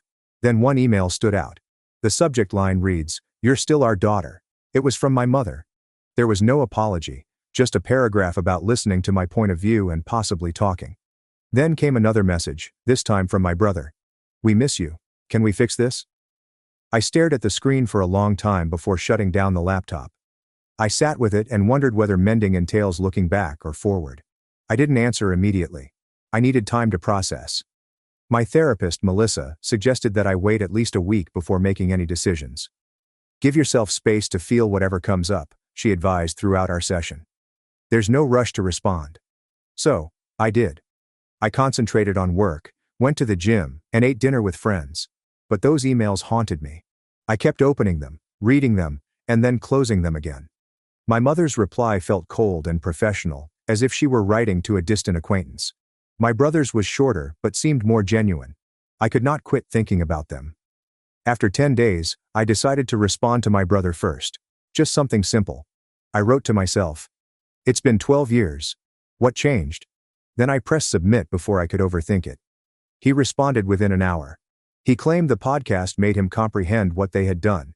He claimed he was only 15 when they abandoned me, that he had no option, that he had always wondered about me, and that he had looked me up online a few times over the years but never had the confidence to contact me. He was happy to see me achieve it. I didn't buy it totally. If he was so concerned, why wait until I had achieved public success? I asked him just that. His subsequent email was longer. He revealed that money was tight for them, my parents' business had failed, his wife was expecting their second kid, and medical bills were piling up. I felt my stomach drop. That was the actual cause. I did not reply for another week. Then my mother sent a follow-up email with old family photos attached, including pictures of me as a newborn, us at the beach when I was about 5 or 6, and Daniel and I creating a snowman. Happy times that seemed to belong in someone else's life. She stated at the bottom of the email, "We made mistakes. We want to make amends." I shared Melissa's emails during our next session. She reminded me that I had control, that I could set limits, and that I owed them nothing. However, she said that closure, whether in the form of reconciliation or a final goodbye, would help me move forward. I nodded, but within I was conflicted. Part of me wanted to tell them to go to hell. Another part wanted to know why they abandoned me, and a tiny dumb part of me still wished they would love me. I planned to meet my brother first, with no parents. We planned to meet at a coffee shop in Chicago, about halfway between our homes. I flew in the morning, booked into a hotel, and attempted to relax. I almost canceled 3 times, but at 2 p.m., I strolled into the coffee shop and noticed him right away. He appeared older and heavier, with a receding hairline, but his eyes remained the same. When he spotted me, he stood up awkwardly and unsure. I did not hug him. We just sat across from each other, holding our coffees like strangers. The first 20 minutes were spent making awkward small conversations about the weather, my travel, and his drive. Then he began apologizing. Ava, I'm sorry, Daniel whispered, his voice cracking. I was just a kid when it happened. I didn't know they were planning to leave you behind until it was too late.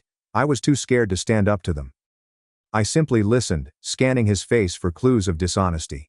He was earnest, but I had been duped before. I asked him the question that had been bothering me for 12 years. Why me? Why was I left behind? He looked down at his coffee. They always saw you as the strong one. The independent one. The one who would be fine on your own. They thought you didn't need them as much as I did. They convinced themselves you'd be better off without them.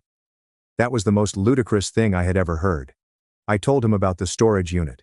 Weeks of eating peanut butter, showering at the YMCA, and working night shifts at the age of 17.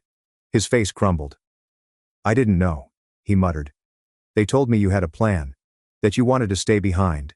That you were going to live with a friend's family. That you'd chosen to separate from us. All falsehoods. By the end of our meeting, I didn't know what to think. He appeared truly sorry. He showed me images of his wife and children, explained his position as an accountant, and inquired about my business. He did not outright beg for money, which shocked me. He hugged me as we separated. I allowed him to hug me, but I did not reciprocate. I just stood there, arms by my sides, feeling nothing. Back at the hotel, I called Melissa and told her everything. She pointed out that while my brother appeared sorry, he was still portraying himself as a victim rather than admitting his role in my abandonment. She was correct. He was 15, not 5, old enough to pick up the phone, send an email, and check in on me after 12 years. That night, my mother called. I hadn't given her my phone number, so Daniel must have. I almost did not respond, but curiosity won out. Her voice sounded older and raspier. When I said hello, she burst into tears and began telling me how proud she was of me, how she had always known I would succeed, and how special I was. I allowed her to talk herself out. Then I asked her the same question I had asked my brother. Why me? Her response was different. We were in debt, Ava. We couldn't afford 3 mouths to feed. We knew you were smart enough to make it on your own. We figured you'd go to social services and get placed with a better family. We thought we were doing you a favor. I hung up on her, blocked her number right away, threw my phone across the room, and screamed into a pillow. The next morning, I received an email from my father, our first contact in 12 years. He did not apologize. Instead, he wrote about how difficult their lives had been, about medical bills and failed businesses, about Daniel's wife needing surgery, and about their impending eviction. Finally, he asked if I could help the family. Not a single question about my life. Not a single acknowledgement of what they'd done. I forwarded the email to Melissa with the subject line. And there it is. She called me immediately, despite it being Sunday. We talked for an hour about boundaries, about forgiveness versus reconciliation, about the difference between helping someone and enabling them, about what I actually wanted versus what I thought I should want. By Monday morning, I had made my decision. I emailed my brother, told him I was glad we'd met, that I understood he was in a difficult position when we were younger, that I was willing to have a relationship with him and his family but with clear boundaries. No money, no loans, no financial support of any kind, and no relationship with our parents until they took full responsibility for their actions. His response was immediate and telling. I'm really disappointed, Ava, he wrote. Our parents really need help. Families should support each other. You're being selfish with your success. All the guilt buttons they'd installed in me as a child pushed at once. I didn't respond. Instead, I booked an appointment with Melissa and a vacation to Bali. I needed space to process everything. 3 days later, Daniel called. Left a voicemail apologizing for his email. Said he understood my position. Said he still wanted a relationship on my terms. Said he'd respect my boundaries. I listened to it twice, trying to decide if he was sincere or just changing tactics. I decided to give him one more chance, but with my guard up. I went to Bali anyway. Spent 2 weeks on the beach, hiking through rice fields and meditating. I needed the distance. When I got back, I had 6 more emails from my dad, each more desperate than the last. I didn't read past the subject lines. I also had a text from Daniel, asking if we could talk again. I agreed to a phone call, nothing more. The call started okay.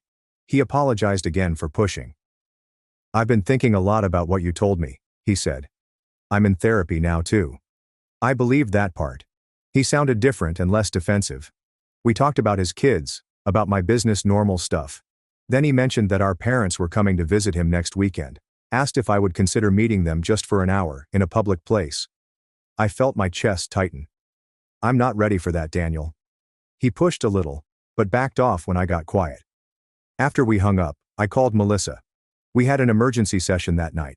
She helped me realize I was afraid of seeing them, not because I hated them, but because I still craved their approval. Still wanted them to love me. Still wanted to be enough. It was pathetic, but it was true. I cried. For an hour in her office. The next day, Daniel texted again. Said our mom was crying all night after he told her I wouldn't meet them. Said our dad was talking about driving to my city anyway.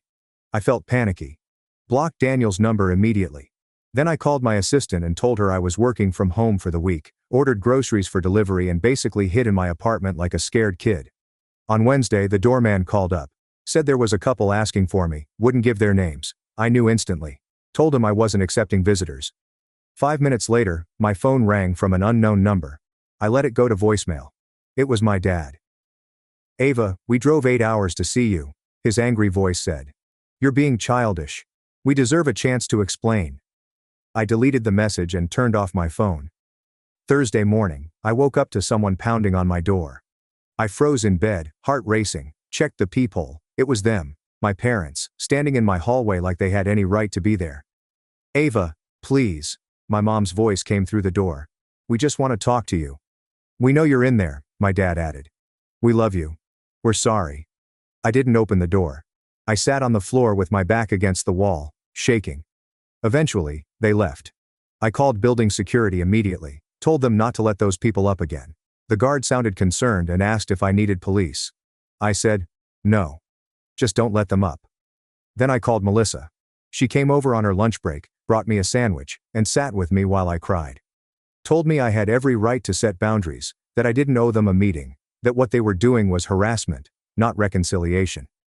After she left, I got an email from Daniel. He was furious. Said I'd humiliated our parents. Said they were staying in a cheap motel they couldn't afford because they were so desperate to see me. Said his wife needed surgery next month and they were hoping I could help. Said I was being cruel. I didn't respond. Friday morning, I decided I needed to leave town for a while. Booked a flight to visit my friend Rachel in Portland. She'd been one of the people who helped me when I was homeless and let me crash on her couch for a week when I had nowhere else to go. I trusted her completely. I was throwing clothes in a suitcase when my phone rang an unknown number again. I ignored it. 10 minutes later, my doorman called. Said there was a woman downstairs having what looked like a medical issue. Said she was asking for me by name. Claimed to be my mother. I felt sick. Told him to call an ambulance if she needed help, but I wasn't coming down. He sounded uncomfortable but agreed. I finished packing and headed downstairs an hour later. Checked the lobby carefully before entering. No sign of them. I felt relieved, but also weirdly guilty. The doorman gave me a strange look as I passed. Told me the ambulance had come. That the woman had been having chest pains. That she'd been taken to Memorial Hospital. I nodded and hurried out to my waiting Uber. At the airport, I got another call from Daniel. I almost didn't answer, but something made me pick up. Mom, had a heart attack, he was crying. She's in surgery. This is your fault for stressing her out. I hung up on him, called Melissa instead. She answered immediately. I told her what happened. Asked if I was a terrible person. Ava, listen to me, she said firmly. You are not responsible for your mother's health. This feels like another manipulation tactic. Get on your plane and take care of yourself. I did. Spent the weekend with Rachel. Told her everything. She remembered when my family abandoned me. Remembered how broken I'd been. She was furious on my behalf. They don't deserve a minute of your time, she said, pouring me another glass of wine. Not after what they did to you. It felt good to have someone so firmly in my corner. Sunday night, I got an email from my dad. My mom was stable, had a stent put in, would be released Tuesday. The email ended with, she's asking for you. Don't you think you've punished us enough? I showed Rachel. She rolled her eyes so hard I thought they might get stuck. Told me this was textbook guilt tripping. I knew she was right. But part of me still felt responsible. I flew home Monday. Found flowers outside my apartment door. The card said, please call us. We're staying at the Holiday Inn until Wednesday. No apology, no acknowledgement of boundaries. Just another demand. I threw the flowers in the trash chute. Tuesday morning, I got a text from an unknown number. It was a photo of my mom in a hospital bed looking pale and small. The message said, "She might not have much time left. Do you really want to live with this regret?" I blocked the number. Called Melissa. She suggested I take a social media break, change my number, maybe even stay with a friend for a while. I agreed. Called my assistant and told her I'd be working remotely for 2 weeks. Packed another bag. Before I could leave, my doorman called again. Said there was a young woman downstairs asking for me. Said she had a small child with her. Said she claimed to be my sister-in-law. I felt cornered. These people wouldn't stop. I told the doorman to send her up. Decided to face this head on. The woman who knocked on my door looked exhausted. Had dark circles under her eyes. Was holding a sleeping toddler against her shoulder. "I'm Rachel," she said quietly. "Daniel's wife. I came alone because I wanted to talk to you without family drama." I let her in reluctantly. Offer her water. She accepted gratefully. Rachel put her sleeping daughter on my couch, tucking a blanket around her. Then she sat at my kitchen table and started talking. "I only learned about you 3 years ago," she admitted. "Daniel told me you ran away at 17, cut contact with the family. I always thought it was strange but never pushed. Hearing your podcast was a shock. I confronted him, and he finally admitted the truth. I just listened, not sure what to believe anymore." Rachel seemed sincere. "I'm horrified by what they did to you," she continued. "I insisted Daniel reach out, but I had no idea they were going to ask you for money. I'm embarrassed and angry about that. Yes, I do need surgery for a thyroid condition, but we have insurance. Your parents are the ones in financial trouble, not us." I asked her why she'd come. She looked me straight in the eyes. "You deserve to know the whole truth," she said. "Your parents have been telling everyone you abandoned the family, that you were mentally unstable, that you stole money from them before disappearing, that they spent years looking for you, all lies to cover what they'd done." I felt like I'd been punched. "How do you know this is true?" She pulled out her phone, showed me Facebook posts from years back. My mom asking for prayers to find her troubled daughter. My dad claiming I'd taken their savings before running away. Posts about hiring private investigators, about checking homeless shelters, all carefully crafted to make them look like victims, all dated years after they'd abandoned me. Rachel apologized for being part of it, even unknowingly. Said she'd confronted my parents too. That they'd admitted everything to her when she threatened to tell the whole family the truth. That they were desperate now because their lies were unraveling. That my podcast had people asking questions they couldn't answer. Her daughter woke up to a cute little girl with curly hair. "This is Lily," Rachel said softly. "She's 3. I have another daughter on the way. I want my children to know their aunt, but only if you want that too. No pressure, no guilt, just an open door if you ever choose to walk through it." After they left, I sat in my apartment for hours, processing. Called Melissa again, told her everything Rachel had said. She wasn't surprised. "Abusers often control the narrative," she explained. "They create alternate realities where they're the victims." She asked what I wanted to do now. I honestly didn't know. That night I got another email from my dad. This one was different, angry, and threatening. Said if I told lies about them online, they would sue me for defamation. Said they had proof I'd stolen from them. Said they'd go to the media with their side if I didn't take down the podcast and issue a public apology. Said they expected financial compensation for the damage to their reputations. I forwarded it to Melissa, then to my lawyer, Marcus. He called me immediately. "This is empty threatening," he assured me. "Truth is an absolute defense against defamation. Save everything but don't respond. I'll handle it if they actually file anything, which I doubt they will. People who are actually going to sue don't usually announce it first." The next day I got a call from Daniel. I let it go to voicemail. He sounded panicked. "Ava, Rachel told me she visited you. Our parents are furious. They're saying terrible things about her now too. I'm scared they're going to try something desperate. Please call me back on Rachel's phone, not mine." I didn't know what to believe anymore. Called Marcus again. He suggested meeting Daniel and Rachel somewhere public, with him present as my lawyer just to hear them out. I agreed reluctantly. We set up a meeting at a restaurant near Marcus's office for the next day. They showed up on time. Both looked terribly stressed, exhausted. Rachel had a bruise on her arm she kept trying to hide. Daniel couldn't make eye contact. "I'm Marcus, Ava's attorney," he said as we sat down, which made Daniel flinch. But we sat down, ordered coffee, and they started talking. The story that came out was worse than I'd imagined. My parents had been living off Daniel for years, moving in and out of his house, taking money for emergencies, watching his kids while criticizing his parenting. When Rachel confronted them about me, my dad had grabbed her arm hard enough to leave marks. Daniel had kicked them out. They were now staying in a motel, calling constantly, showing up at his work. I listened without interrupting, watched my brother break down as he described how our parents had controlled him his entire life. How they'd convinced him I abandoned them. How he'd been too scared to question their version of events. How he'd been trapped in their web of manipulation and lies for 12 years. How he was terrified they would hurt Rachel or the kids. Marcus asked careful questions about financial entanglements, about house titles and bank accounts, about whether my parents had keys to their house. Daniel answered everything. Said they'd co-signed his mortgage. Said his dad was still on his bank account from when he was in college. Said they had spare keys. Said they knew all his passwords. Marcus took notes, occasionally glancing at me. By the end of the meeting I felt drained but clearer. This wasn't just about me anymore. Daniel and Rachel were victims too, in their own way different from me, but still trapped. Marcus suggested they speak to a lawyer of their own, gave them a colleague's card, told them to change their locks, passwords and bank accounts immediately.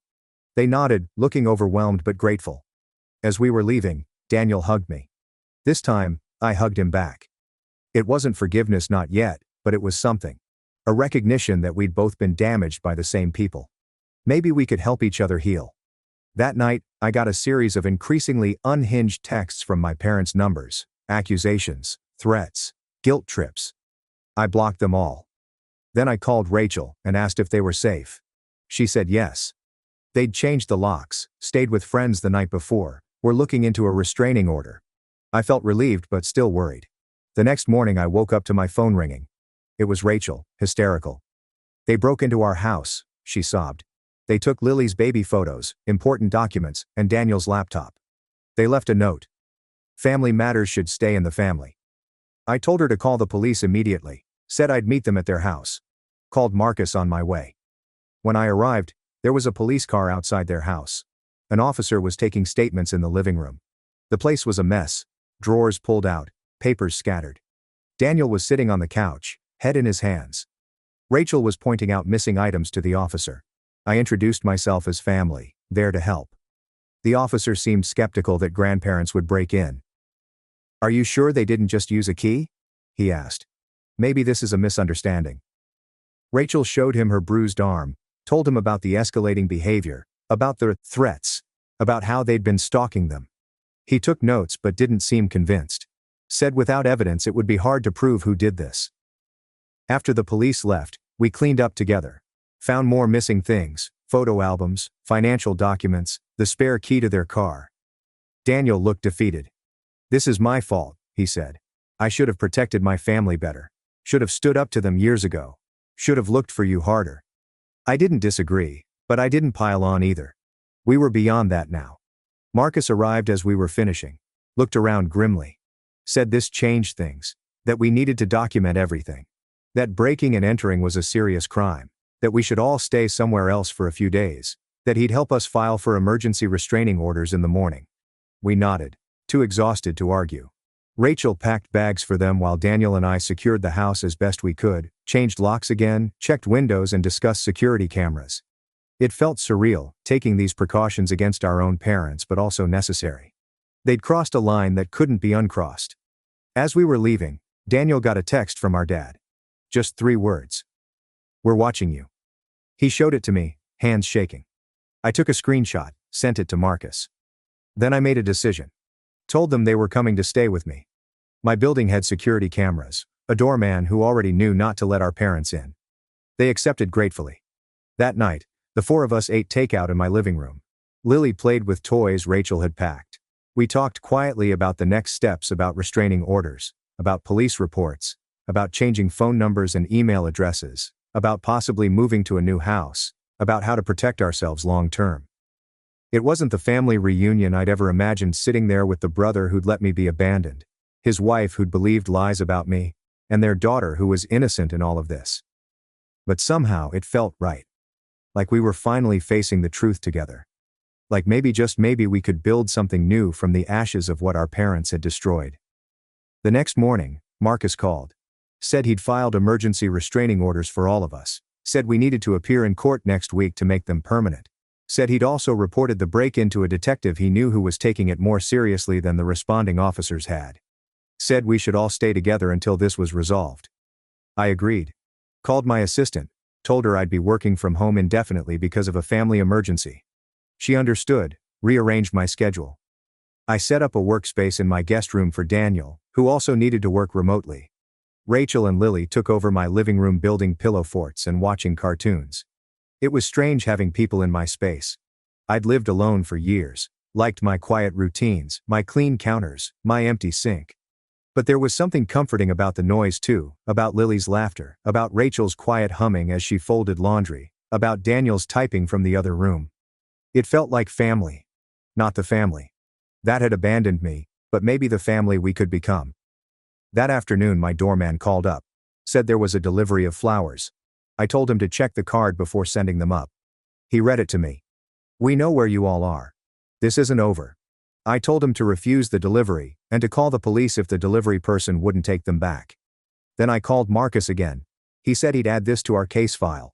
That it strengthened our request for restraining orders. That we were doing everything right. I didn't tell Daniel or Rachel about the flowers. They were stressed enough.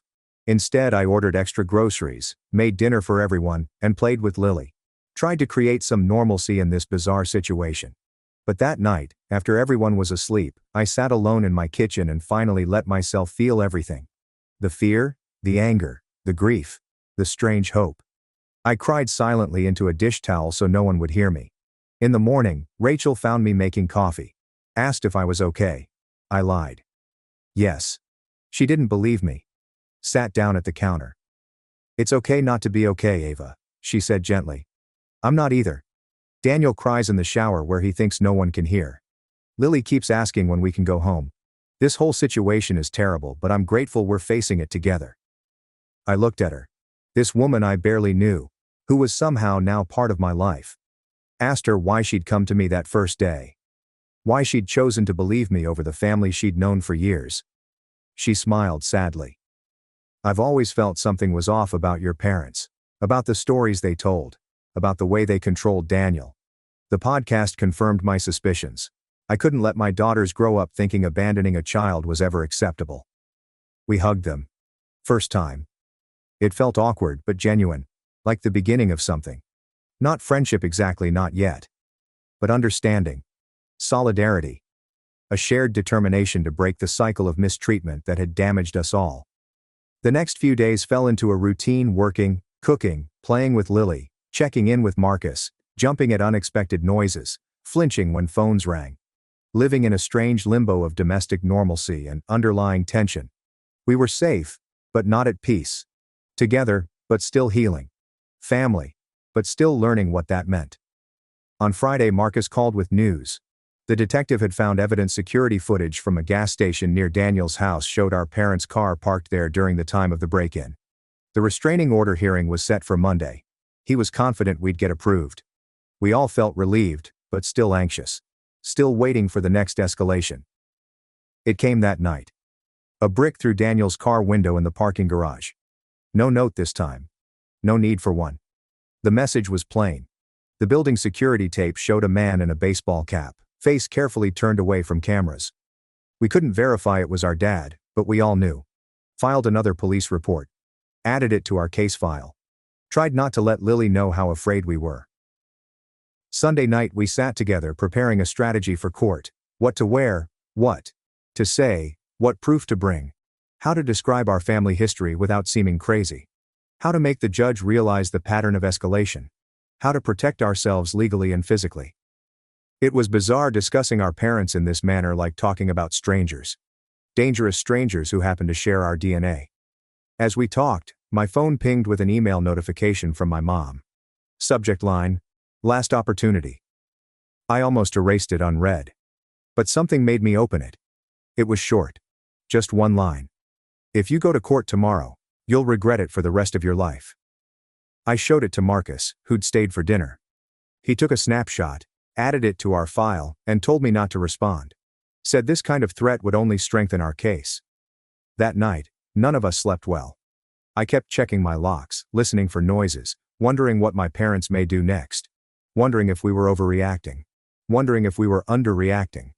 Wondering how my life had come to this point, from abandoned youth to successful businesswoman to hiding in my own apartment from the ones who gave me life. Monday morning arrived with a weird stillness. We dressed carefully, business casual, respectable, and trustworthy. Rachel arranged for a friend to keep Lily. We drove to the courthouse in separate cars, just in case. Met Marcus on the steps outside. He looked confident, suitcase in hand. Told us he'd handled dozens of cases like this. That the proof was good. The judges took threats seriously. That we'd be protected. As we stepped into the courthouse, I recognized my parents, standing near the entryway. Looking older than I remembered. Smaller somehow. My mom saw me first, made a move toward me. My dad grabbed her arm, held her back. They watched us pass. Didn't say. Didn't try to approach. Just started with a mixture of rage and something else. Something that could have been fear. We filed past them into the building, checked in at security. Followed Marcus to the correct courtroom. Sat together on a bench, waiting for our case to be called. I could feel my parents come behind us. Could sense them seated on the opposite side of the room. Could nearly hear their hushed talk. But I didn't turn around. Keep my eyes forward. Focused on breathing. The judge called our case. We stood, marched forward, and took our places. Marcus presented our evidence calmly. The break-in, the threatening texts, the flowers, the brick, the email, the history of desertion and manipulation. The judge listened closely. Asked clarifying questions. Looked at our parents with increasing concern. When it was their turn, my parents approached the bench. No lawyer. Just them. My dad spoke first. Claimed we were exaggerating. That they were only wanting to reconnect with relatives. That they'd never broken any laws. That they loved us and wanted to make amends. That this was all a misunderstanding blown out of proportion. The judge questioned the security footage. The menacing messages. My dad refuted everything. Said it wasn't them on the camera. Said their texts were being misread. Said they were the victims here, not us. My mom nodded along, periodically blotting at her eyes with a tissue. Then the court addressed them directly about abandoning me at 17. My dad hesitated. Started talking about troublesome kids, about difficult decisions, about doing what they thought was best. The judge cut him short and asked again, directly, "Did you leave your small child alone and relocate to another state?" My father looked down and mumbled something about financial trouble. The judge's expression darkened. After hearing from both sides, the judge approved our restraining orders. 3 years. No contact. Please avoid approaching our homes or offices. No messages from third parties. Any infraction would lead to immediate arrest. My parents appeared astonished, as if they couldn't comprehend what was occurring and had never faced consequences before. My mother called my name once, softly, as we exited the courtroom. I kept walking and didn't look back. I felt a weight lift with each step. Not healed. Not yet. However, this is only the beginning. The first tangible border that could not be breached without major consequences. Outside, Marcus shook all of our hands, saying we'd done well, that the orders were strong, that we should phone him right away if there were any infractions, and that he was proud of us for sticking up for ourselves. We thanked him, bewildered but relieved, like natural catastrophe survivors blinking in the sunlight. Daniel hugged me on the courthouse steps, a genuine hug this time. "I'm sorry, Ava," he murmured, his voice breaking. "For not protecting you then. Sorry for not finding you sooner. For trusting their lies. For reintroducing this chaos into your life."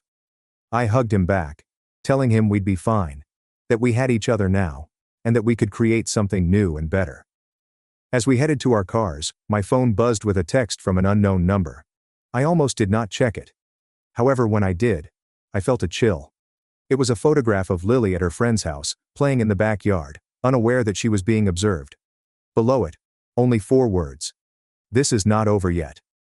I quickly showed Daniel the text. His face turned white. He contacted Rachel, who was already on her way to pick up Lily, and I ordered them to meet us at my apartment.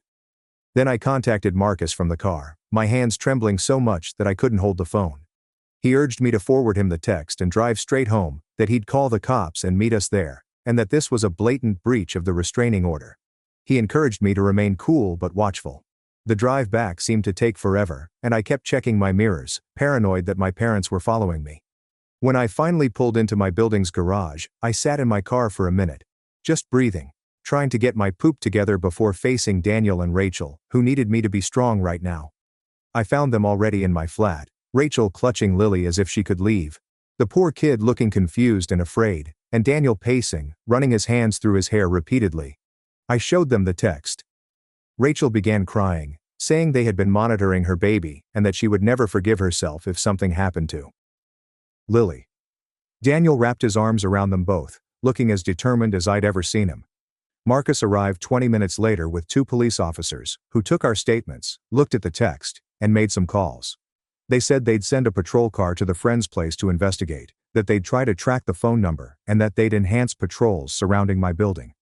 They said all the right things, but I could tell they didn't realize how dangerous my parents could be, how unpredictable and desperate they were. After the cops had departed, we sat in my living room, trying to figure out what to do next. Rachel proposed staying at a hotel with different names, while Daniel recommended driving to his cousin's house a few states away. I sat there, becoming angry by the minute. This was just bullshit. We had done everything legally, including going through all of the legal processes and obtaining restraining orders, yet they were still harassing us and controlling our lives via fear. I stood up abruptly. "I'm done running," I responded, "and hiding. I'm done having others determine how I live my life. They have already stolen my childhood. I'm not giving them my adulthood either." Daniel looked at me like I was insane. "What are you going to do?" I honestly didn't know, but I knew we couldn't keep living this way. That night we took turns keeping watch while the others slept. I took the first shift, sitting by my living room window, all lights turned out, observing the street below. Around 2 a.m., I noticed an automobile I knew from my father's old Buick, which circled the block 3 times before stopping across the street. I took shots with my phone and then awoke Daniel. We watched as our father sat in his car, peering up at my building, not approaching or technically breaching the restraining order. He was simply letting us know he was there, watching and waiting. In the morning, I gave the images to Marcus, who said it was alarming but not legally a violation because my father stayed in his car, away from the building. He said he'd keep documenting everything and would speak with the investigator again. I hung up, frustrated, since the legal system had limitations. Restraining orders were merely pieces of paper, and they couldn't stop someone who was determined to harm you. Rachel and Daniel planned to take Lily to a hotel for a few days that had interior corridors and adequate security. I helped them pack, hugged them goodbye, and promised to check in every few hours. After they went, I sat in my empty apartment, feeling strangely tranquil, as if I'd reached a decision point and couldn't continue living in this limbo. I called Melissa, told her everything, and asked what she felt I should do. She remained silent for a moment before asking me a question that struck me deeply. "What do you really want from your parents?" Not what I didn't want, or what I was afraid of, but what I consciously desired. I realized I'd never really considered it that way. After we hung up, I wrote a list. What I wanted: to live fearlessly. To maintain a relationship with my brother and his family. I want to quit feeling accountable for my parents' conduct. To be free from the past. That list did not include reconciliation with my parents. There was no mention of forgiveness anywhere. Nobody seemed to understand why they did what they did. I simply wanted to be free from them. That afternoon, I did something crazier. I emailed my folks with a quick message. "I know you're watching my building, and I know you're not going to stop, so let's talk one more time. Tomorrow, noon, at the coffee shop on 8th Street. Just me. No cops. No attorneys. After that, you'll leave us all alone forever." I pressed submit before I could change my mind. I did not tell Daniel, Rachel, Marcus, or Melissa. I needed to do this for myself. I wasn't stupid enough to believe that my parents would suddenly become rational, but I needed to confront them on my own terms. I needed to speak my piece. I needed to break the cycle once and for all. My father responded within minutes. "We'll be there. No threats or guilt trips, just confirmation." I spent the rest of the day mentally preparing, thinking about what I wanted to say, what I needed them to hear, and what boundaries I needed to set. That night, I slept unusually soundly, as if making a decision had relieved some of my stress. The next morning, I dressed properly, not to impress them, but to feel powerful and confident. I took an Uber to the coffee shop, arriving 15 minutes early, and chose a table in the rear corner where I could see the door, but was not immediately visible from the outside. I ordered a coffee I didn't really desire and sat there waiting, remarkably calm. They came at midday, looking older and exhausted than they did in court. My mother recognized me first and nudged my father. They moved gently, as if they were approaching a dangerous animal that may bolt. They sat across from me without saying anything. We just stared at each other for a long time, these strangers who were my parents and had influenced me in ways they'd never comprehend. I talked first. I did not call this meeting to reconcile, give you money, or hear your excuses. I called it to make sure you understood one thing. It was over. You have lost. You have lost me not only in court. Daniel has been lost. You lost your grandchildren. We lost any possibility of including you in our lives.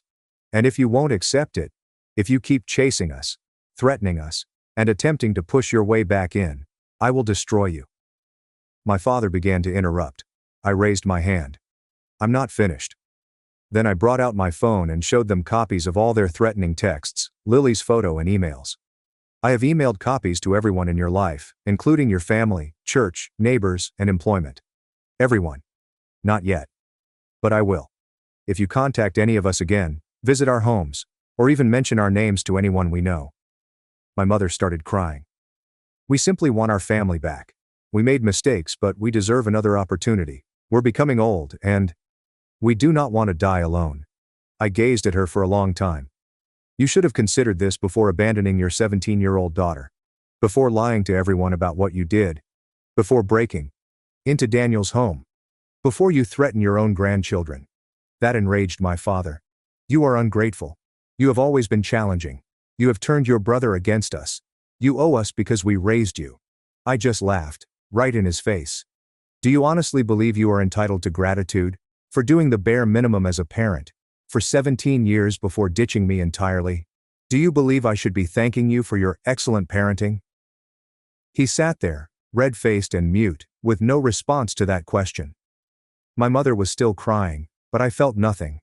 No remorse, no pity. Just a cold realization that these people would never change, never accept responsibility, and never be the parents I deserved. I stood to leave. Here's your final warning. The next time you breach the restraining order, I won't simply phone the cops. I'll make sure everyone you know knows who you truly are. If you force my hand, I have the resources to make your life quite difficult. I do not want to do that, but I shall. I want to safeguard my family, my real family. Daniel, Rachel, Lily. The people I choose. As I went away, my mother yelled after me. Do you truly dislike us so much? I came to a stop and turned back. I do not detest you. I don't feel anything for you. You are suddenly strangers to me. And that is your loss, not mine. I left that coffee shop feeling lighter than I have in years. I called Daniel from the sidewalk and told him everything. He was outraged at first that I'd met them alone, then worried that they'd retaliate, but ultimately glad that someone had finally stood up to them directly. He said he wished he'd had the confidence to do so years ago. I returned to my flat, grabbed a suitcase, and decided to stay with Daniel and his family at their hotel for a few days to ensure their safety. When I arrived, Lily ran to hug me. Auntie Ava! She called for the first time, and I almost cried. Rachel hugged me as well, saying she was proud of me and wishing I might finally find peace. Daniel simply squeezed my shoulder, no words needed. We spent the next few days in a strange limbo, waiting for my parents to make their next move, constantly checking our phones and jumping at unexpected noises. But nothing happened. No calls, texts, emails, or sightings of their car. Only stillness. After a week, Daniel and Rachel decided to return home, change all of their locks, install security cameras, prepare to sell their property, and begin looking for a residence closer to my city. I returned to my apartment, went back to work, and resumed my normal life. 2 weeks passed, followed by a month. Nothing from my folks.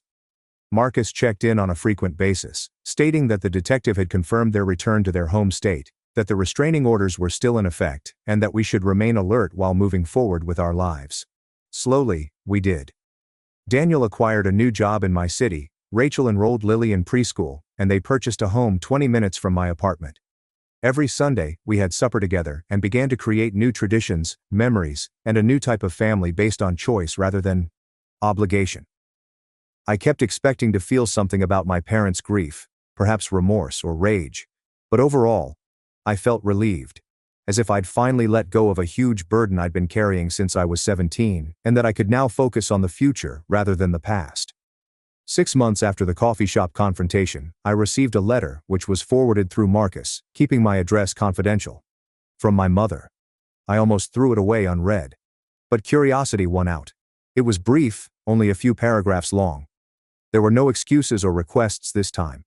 Just an admittance that they had badly harmed me, that they had failed as parents, that they understood why I wanted nothing to do with them, that they were seeking counseling, and that they would follow the restraining orders. They hoped that someday I might be willing to hear a proper apology, but understood if that day never happened. I showed it to Daniel, and he received an identical letter. We spoke about it over dinner that night. Whether it was genuine, whether it altered anything, and whether we could ever trust them again. We didn't draw any conclusions. We simply vowed to take things one day at a time, to prioritize our healing, and to safeguard the family we were creating. I keep the letter in a desk drawer. Not because I am prepared to forgive. Not because I want to reconcile.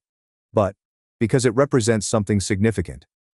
My parents finally accepted my right to create boundaries, to choose who I allow into my life, and to define family on my own terms. Last week, Lily celebrated her 4th birthday. Daniel and Rachel encouraged me to help plan it, and we had it at my place, with balloons everywhere, a cake purchased from a fancy bakery, and presents stacked on the coffee table. Lily goes around in a princess gown, smiling. Rachel is snapping pictures. Daniel is barbecuing on my balcony. Friends came by during the day, so much noise, so much joy. At one point, I moved into the kitchen for a moment alone, just looking through the doorway as Daniel swung Lily around in circles, Rachel laughing at something a friend said, and my apartment, which had previously been empty and quiet, filled with life and love. I recalled the message on my kitchen counter 12 years ago. You'll figure it out. And I did. Not the way they intended. But I had figured out what family should be, what love should be, and what I had always deserved. I am not suggesting that everything is perfect now. I still have trust difficulties, go to therapy every week, have occasional nightmares about being abandoned, and flinch when my doorbell sounds unexpectedly. But I, and we all, are mending. Creating something new from the broken bits of our history. Something stronger, something picked, something real. People sometimes question if I'll ever reconcile with my parents, if I'll ever allow them to see Lily, and if I'll ever forgive them for what they did. I don't have answers to such questions yet, perhaps someday, maybe never. But I know this. I am no longer defined by what they did to me. I am characterized by what I built afterward. By the person I decided to become. By the family I choose to make.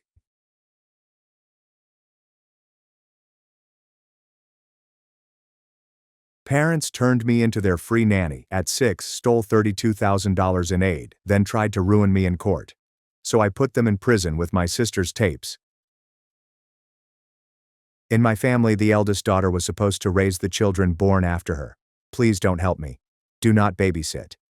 However, from the moment they returned home from the hospital, she became their actual mother. I changed my first diaper when I was 6 years old. My mother, a former adolescent mom, approached pregnancy as if it were a cold that had just happened to you. My father worked in construction, but his paychecks were always spent on new tools or nights out. They both grew up in large families where this was the norm. By the age of 8, I was responsible for 3 siblings. My parents would go out on dates, leaving me to heat bottles and rock wailing babies. Soon you'll get married and pass the burden on to someone else, my mother would say every time she announced a new pregnancy, her gaze fixed on me as if I were hired help. Now fast forward 8 years. Later, when I was 14, my mother sat me down at the kitchen table and made a formal announcement. She was pregnant again. Nothing new, except this time she handed me a notebook labeled Household Schedule, with my name recorded as primary caregiver beginning at 6 a.m. to 11 p.m. You're old enough to handle night feedings alone now, she told me. My father nodded in his recliner. We canceled your after-school activities. Family comes first. The worst part was when they informed me I needed a work permit to buy diapers since they couldn't afford more. They described it as giving me real-world experience. This is what love looks like in our culture, they informed me. You're so much better with them than we are. My day began at 5:30 a.m., when I prepared breakfast for 4 children while my parents slept in. I fell asleep during a parent-teacher meeting once, and my parents assumed I was partying. At the grocery store, the youngest began calling me mama, and we received strange looks. Then came the breaking point. I had worked so hard to earn a full academic scholarship to my preferred college. The acceptance letter arrived on Tuesday.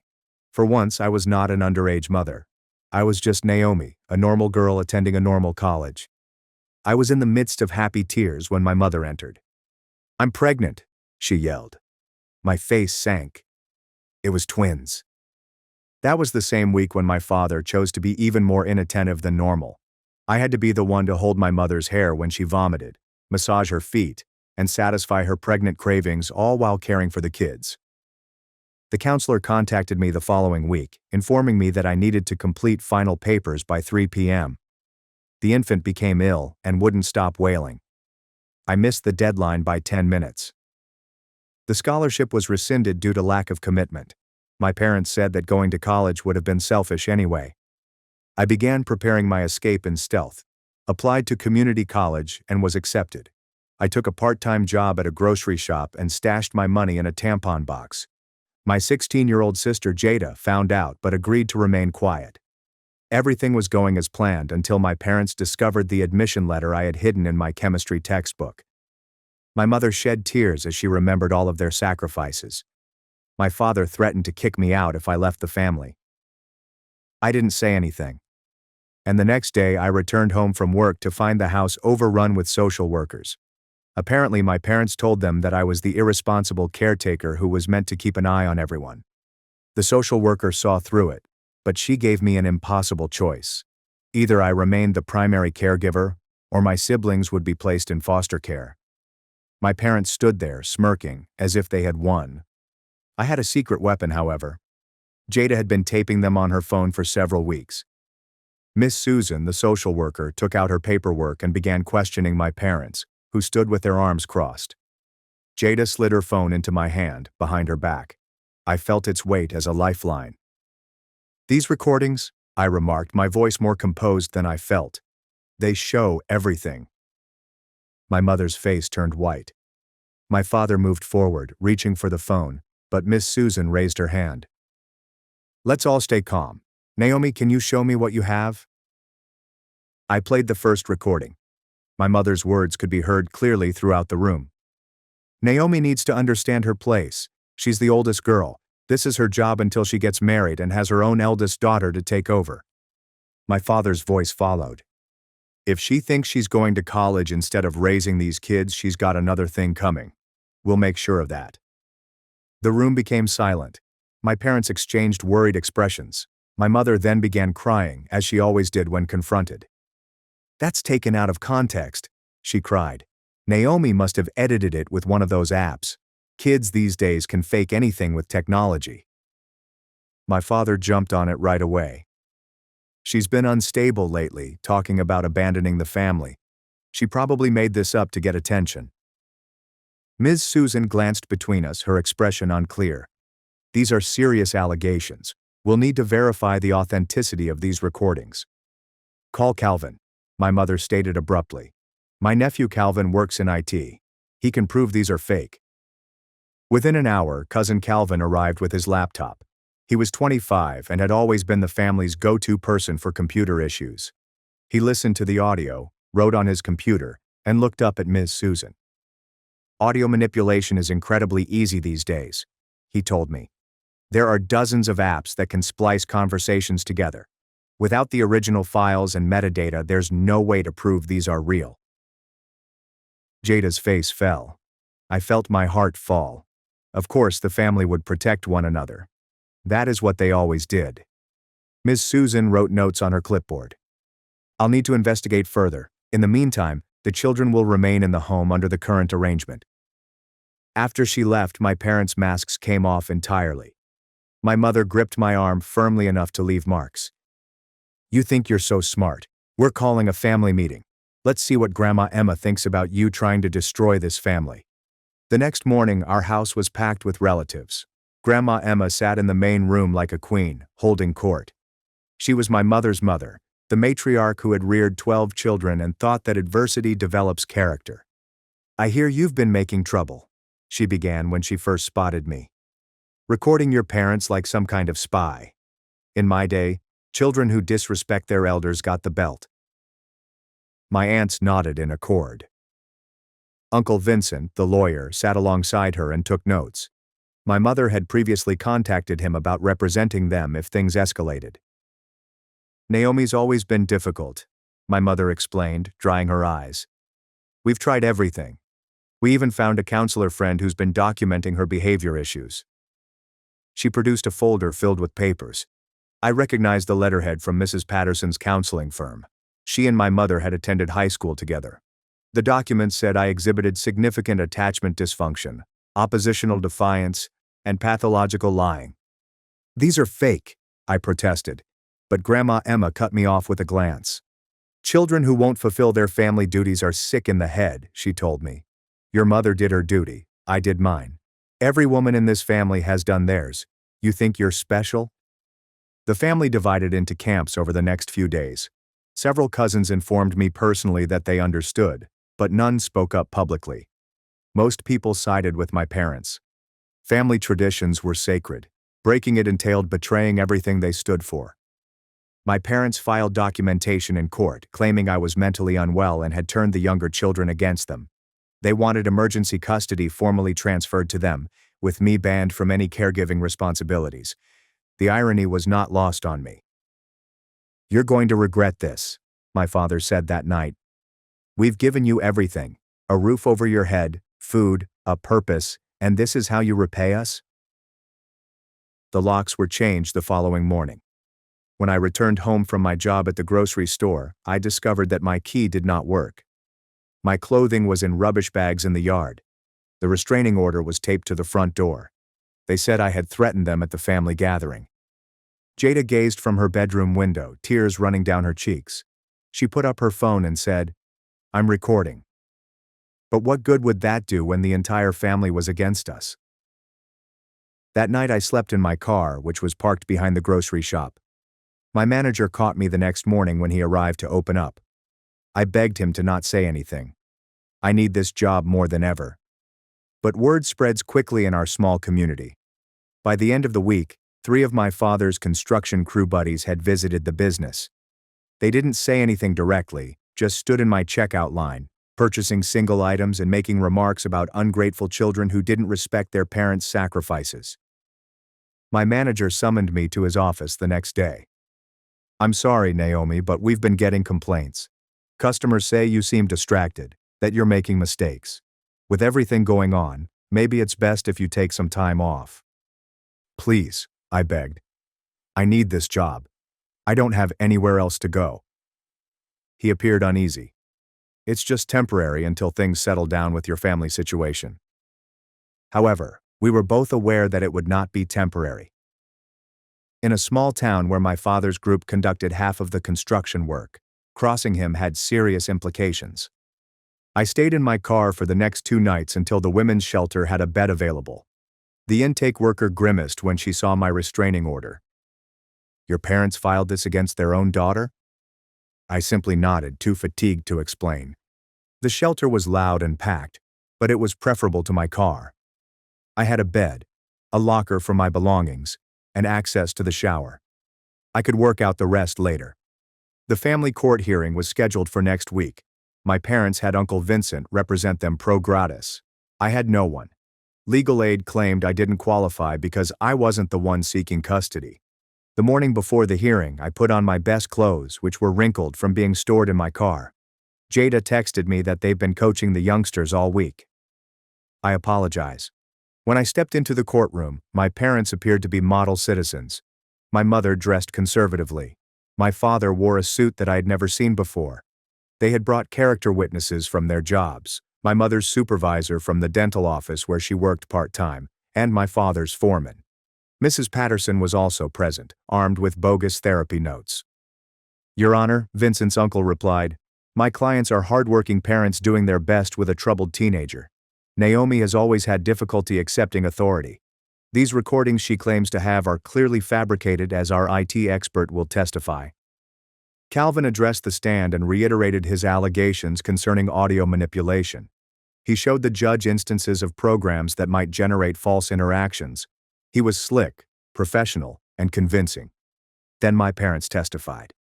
They painted an image of a rebellious girl who despised having younger brothers, made up stories to garner attention, and threatened to destroy the family if she didn't get her way. "We love all of our children equally," my mother murmured, tears running down her face. "But Naomi has always been different and difficult. We've tried so hard to help her." When it came my turn to speak, I felt as if I were drowning. Every word I said sounded feeble in comparison to their planned remarks. I tried to explain the years of caregiving, the squandered opportunities, and the parentification, but without proof. It was my word versus theirs. "Where are these recordings now?" the judge inquired. "My sister has them," I explained. "Jada. She's been documenting everything." "Your 16-year-old sister?" the judge asked, his expression doubtful. "The one your parents claim you've been manipulating?" Jada was asked to testify. She went in, looking smaller than usual, her hands trembling. Our parents looked at her from their table. Uncle Vincent smiled at her like a shark. "Jada," he asked calmly, "has your sister Naomi been asking you to record your parents?" Jada looked at me and then at our parents. She didn't ask me to. I did it on my own, but she knew about it. She encouraged it. Jada's voice shook. "I just wanted to help." "Of course you did. You love your sister, but sometimes people we love can lead us astray. Has Naomi been telling you stories about your parents, making you see things differently?" I witnessed Jada crumple under inquiry. Our parents had confronted her, threatened her, and made her doubt herself. By the time Uncle Vincent was finished, it appeared like I had devised some complex plan to turn my siblings against their loving parents. The judge was troubled but seemed to be buying it. I felt the walls close in. Everything I'd worked for and sacrificed was being turned into evidence against me. That's when Miss Susan got up. "Your Honor, I'd like to present some additional findings from my investigation." She took out a hefty manila folder and approached the bench. My parents moved uncomfortably in their seats. Uncle Vincent's confident smile faded slightly. "During my investigation, I discovered some concerning financial discrepancies," Miss Susan explained, her voice calm but forceful. "Mrs. Allen has been collecting government assistance for child care services for the past 8 years. My mother's face became pallid. My father clutched the table's edge. "The applications state that she requires child care assistance due to her work schedule at the dental office. However, my investigation revealed that Naomi has been the primary caregiver during all the hours covered by this assistance." Uncle Vincent rushed to his feet. "Your Honor, this is clearly a misunderstanding. My client may have made some clerical errors." "Clerical errors totaling over $20,000 in fraudulent claims," Miss Susan said. She supplied photocopies of the applications, each of which was signed by Mrs. Allen, claiming to be paying for professional child care services. The judge leaned forward, suddenly fascinated. "Miss Susan, are you suggesting welfare fraud?" "That's exactly what I'm suggesting, Your Honor. Furthermore, Mr. Allen has been claiming Naomi as a dependent on his taxes, while simultaneously requiring her to work to support the household. He's been collecting child tax credits for a child who is functioning as an unpaid nanny and contributing financially to the family."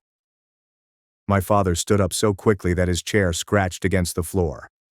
"This is ridiculous. We've supported Naomi her entire life." "Sit down, Mr. Allen," the judge said harshly. "Miss Susan, do you have documentation to support these claims?" Miss Susan nodded and handed them further paperwork, including bank records showing deposits from government assistance programs, tax returns revealing dependent claims, and, most tellingly, security footage from the benefits office showing Mrs. Allen signing these applications personally. My mother began sobbing loudly. Not the contrived tears from before, but genuine panic. "We were just trying to make ends meet. Construction work is seasonal. We needed help." "Then why force your daughter to provide free child care while collecting money meant to pay for that exact service?" the lawyer responded. Uncle Vincent attempted to rescue the situation. "Your Honor, Even if there were some financial irregularities, that doesn't negate the fact that Naomi has been exhibiting concerning behavior.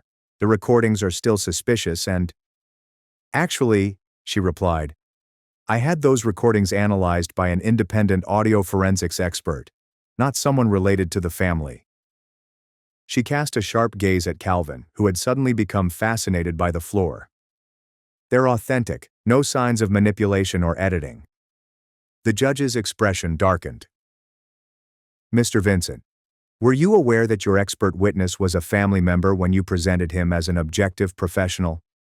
Uncle Vincent's mouth expanded and closed like a fish. He has legitimate IT credentials. That's not what I asked. Were you aware he was related to your clients? Yes, Your Honor. And you didn't think that was relevant information to disclose? The courtroom went silent. I could hear my heart racing in my chest. Jada began to cry quietly in her gallery seat. The judge returned to Miss Susan. What else did your investigation uncover?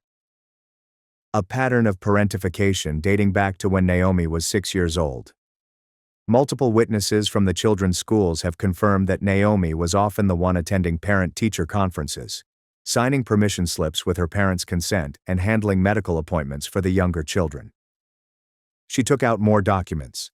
I also discovered that Naomi's college scholarship was withdrawn due to missed deadlines that occurred while she was caring for a sick infant, the same infant her parents claimed they were paying professional childcare to watch.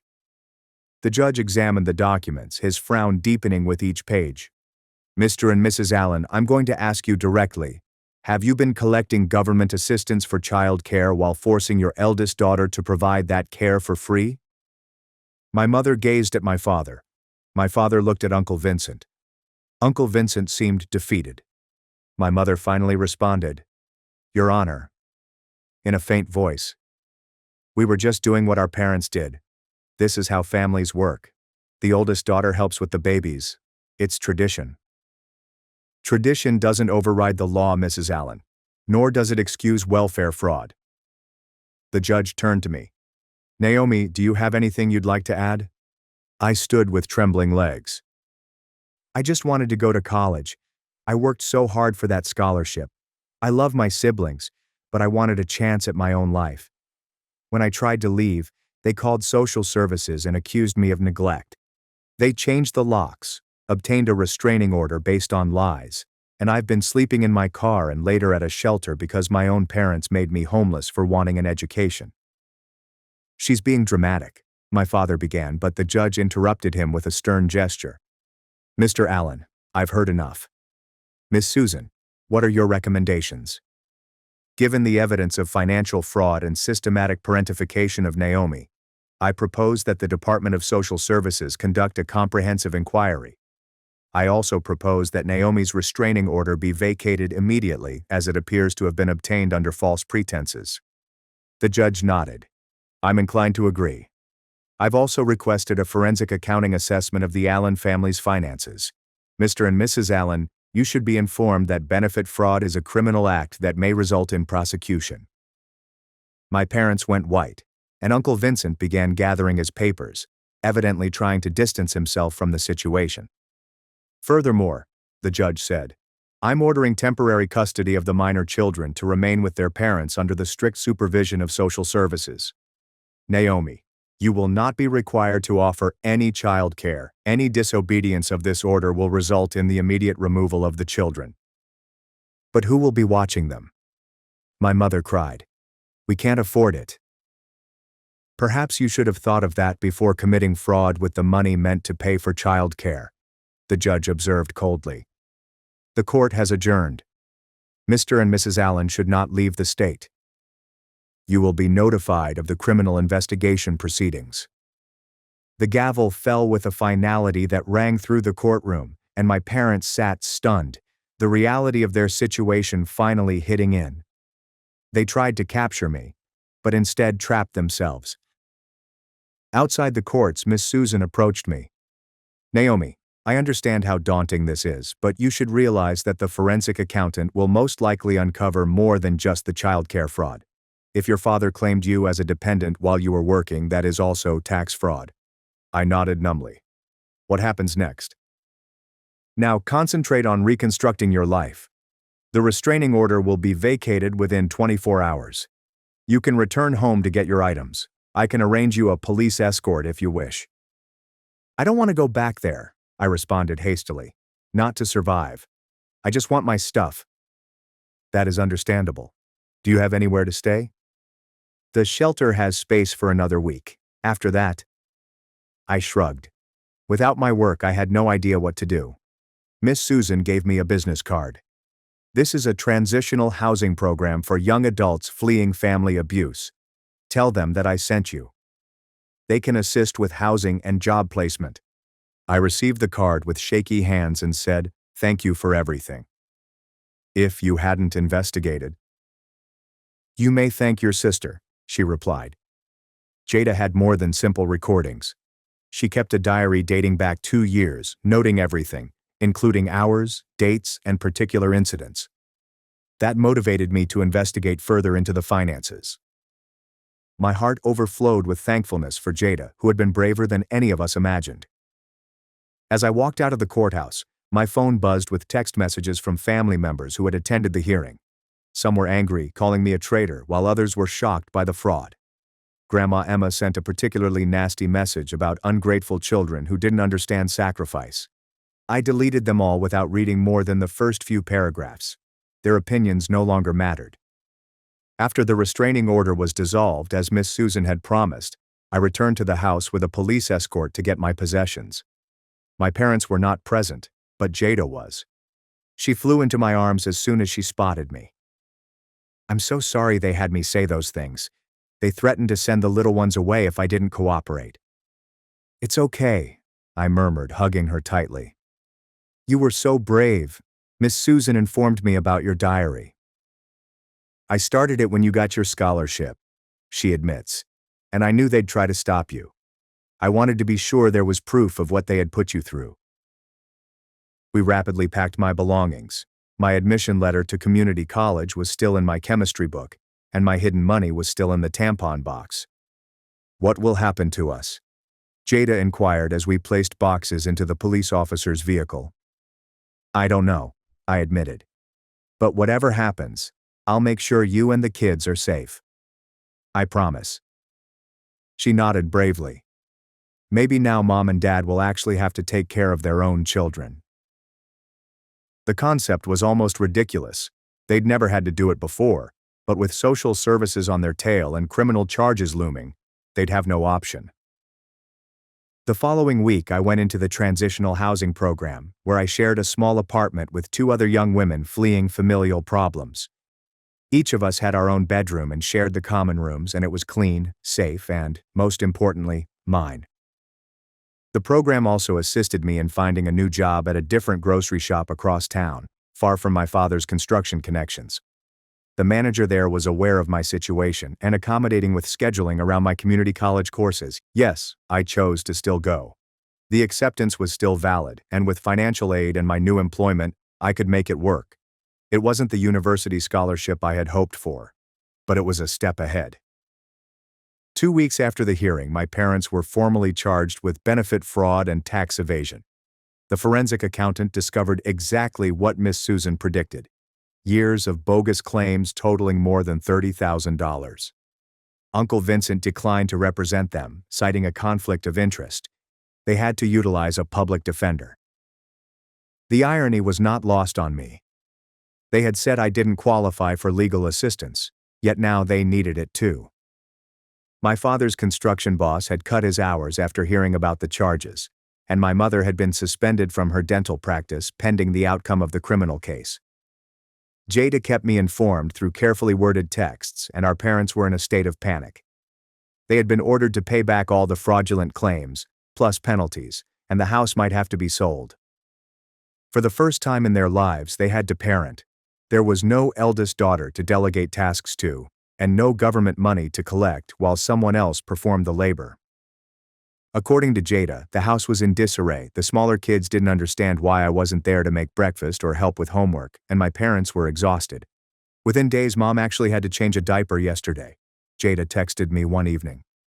She acted like it was the end of the world. I should have felt vindicated, but instead I felt sorry. Sorry for my siblings who were confused and terrified, sad that it had come to this. And even sad for my parents who were so caught up in their own upbringing that they couldn't see how wrong it was. Grandma Emma called an emergency family meeting to which I was clearly not invited. Jada said that it was a disaster. Half of the family believed my parents were victims of an ungrateful daughter, while the other half quietly admitted they'd noticed the warning signals but had chosen not to intervene. During one of our phone calls, Jada told me that cousin Amanda rose up and said she went through the same thing, and that Grandma Emma forced her to raise her 5 younger siblings as well. Then Aunt Nadine said it happened to her, and everyone began arguing over whether it was tradition or abuse. The family was disintegrating along generational lines, with the elder generation insisting that it was simply how things were done, while the younger generation began to wonder why it was always the eldest daughters who made the ultimate sacrifice. 3 months into the criminal process, my parents did something desperate. They disappeared. I was in my evening statistics class when my phone started vibrating. I ignored it until I realized it was Miss Susan calling, and I stepped out into the corridor to answer. Naomi, your parents missed their court appearance this morning. They have also taken the younger children out of school. We believe they are attempting to leave the state. My blood ran cold. What about Jada? She alerted us. She is safe at school right now, she added. Your parents packed the van last night and told the kids they were going on a surprise vacation. I collapsed onto a bench in the corridor. They were going to flee, take the children, and disappear rather than face the repercussions of their conduct. What can I do? I asked. Stay where you are. Do not try to intervene. We have notified the state police and issued an Amber Alert for the youngsters. Jada said she overheard them discussing staying with family in Texas. Of course, my father had cousins there who were presumably unaware of the allegations, and they could escape into another large family where eldest girls raising siblings was just part of the usual. I went back to class but couldn't concentrate. My professor sensed my anguish and softly told me I may leave if I wanted to. I packed my belongings and drove back to my apartment, my hands trembling the entire time. The following few hours were the longest in my life. I stayed by my phone, waiting for developments. My roommates gave me tea and sat with me, sharing their own stories of family turmoil. It helped to know I wasn't alone. Finally, after midnight, Miss Susan called. We found them. State police apprehended them at a gas station about 2 hours from the Texas border. Everybody is safe. I sobbed with relief. What happens next? Your parents have been jailed for custodial interference and breaking their bond conditions. The children are being placed in emergency foster care until we can find the appropriate placement. How about Jada? She turns 18 in 2 months. We're considering emergency emancipation so she can keep some independence. Naomi, would you consider taking temporary guardianship of your siblings? The question I had been dreading and anticipating in equal measure. I'm not sure if I can. I am barely able to maintain myself. I understand. You don't have to make a decision tonight, but you should consider it. Foster care is not ideal, and you are the only family member who has expressed genuine concern for their well-being. After we hung up, I sat in the quiet living room, thinking. I had battled so hard to avoid the role of surrogate mother, and the thought of deliberately taking it on again made me sick. But the thought of my siblings spread among foster homes made me feel even worse. I called Jada, and she answered on the first ring, sounding fatigued. Hey, are you okay? Yeah, I'm at a police station. They're being quite kind. They gave me some hot chocolate. Miss Susan said they're looking into emancipating you early. Yeah, she mentioned that. Jada blinked. She also asked if I thought you'd take the kids. What do you think I should do? Jada remained silent for a long time. I believe you should do whatever makes you safe and healthy. You have made enough sacrifices for this family. But she faded off. But maybe we could do things differently. Together. Not like previously when you did everything, but as real sisters assisting one another. I could acquire a part-time job. We could seek legal aid. Make sure the children receive therapy to deal with everything. Break the cycle. For real. I closed my eyes, feeling the weight of the decision. Leaving the dorms, moving to a bigger place, and putting certain goals on hold again. Or maybe I'm just dreaming differently. Jada replied gently. College during the day. Homework helps at night. Soccer practices and PTA meetings. Normal family things. But here, everyone pitches in. Where the kids can see what a real family is like. She was presenting a picture of a family in which responsibility was shared. Love did not require sacrifice, and we could recover together. Can I think about it? I asked. Of course. But, Naomi, whatever you decide, I am proud of you. You stood up to them. You broke free. That required more courage than any of us had. The next morning I met with Ms. Susan and a family court representative who explained what temporary guardianship entailed. The children would receive counseling, Jada would be emancipated and could be a co-guardian, and social services would assist us. Your parents will most certainly face prison time, the advocate continued. 2 to 3 years depending on the charges. The children require stability throughout that time. Foster care can help, but family placement is always preferable if the child is healthy. I thought of my siblings, the 8-year-old who had stopped talking to me due to our parents' deception, the twins who were most likely perplexed, and the newborn who called me Mama until I taught him my real name. How about Grandma Emma?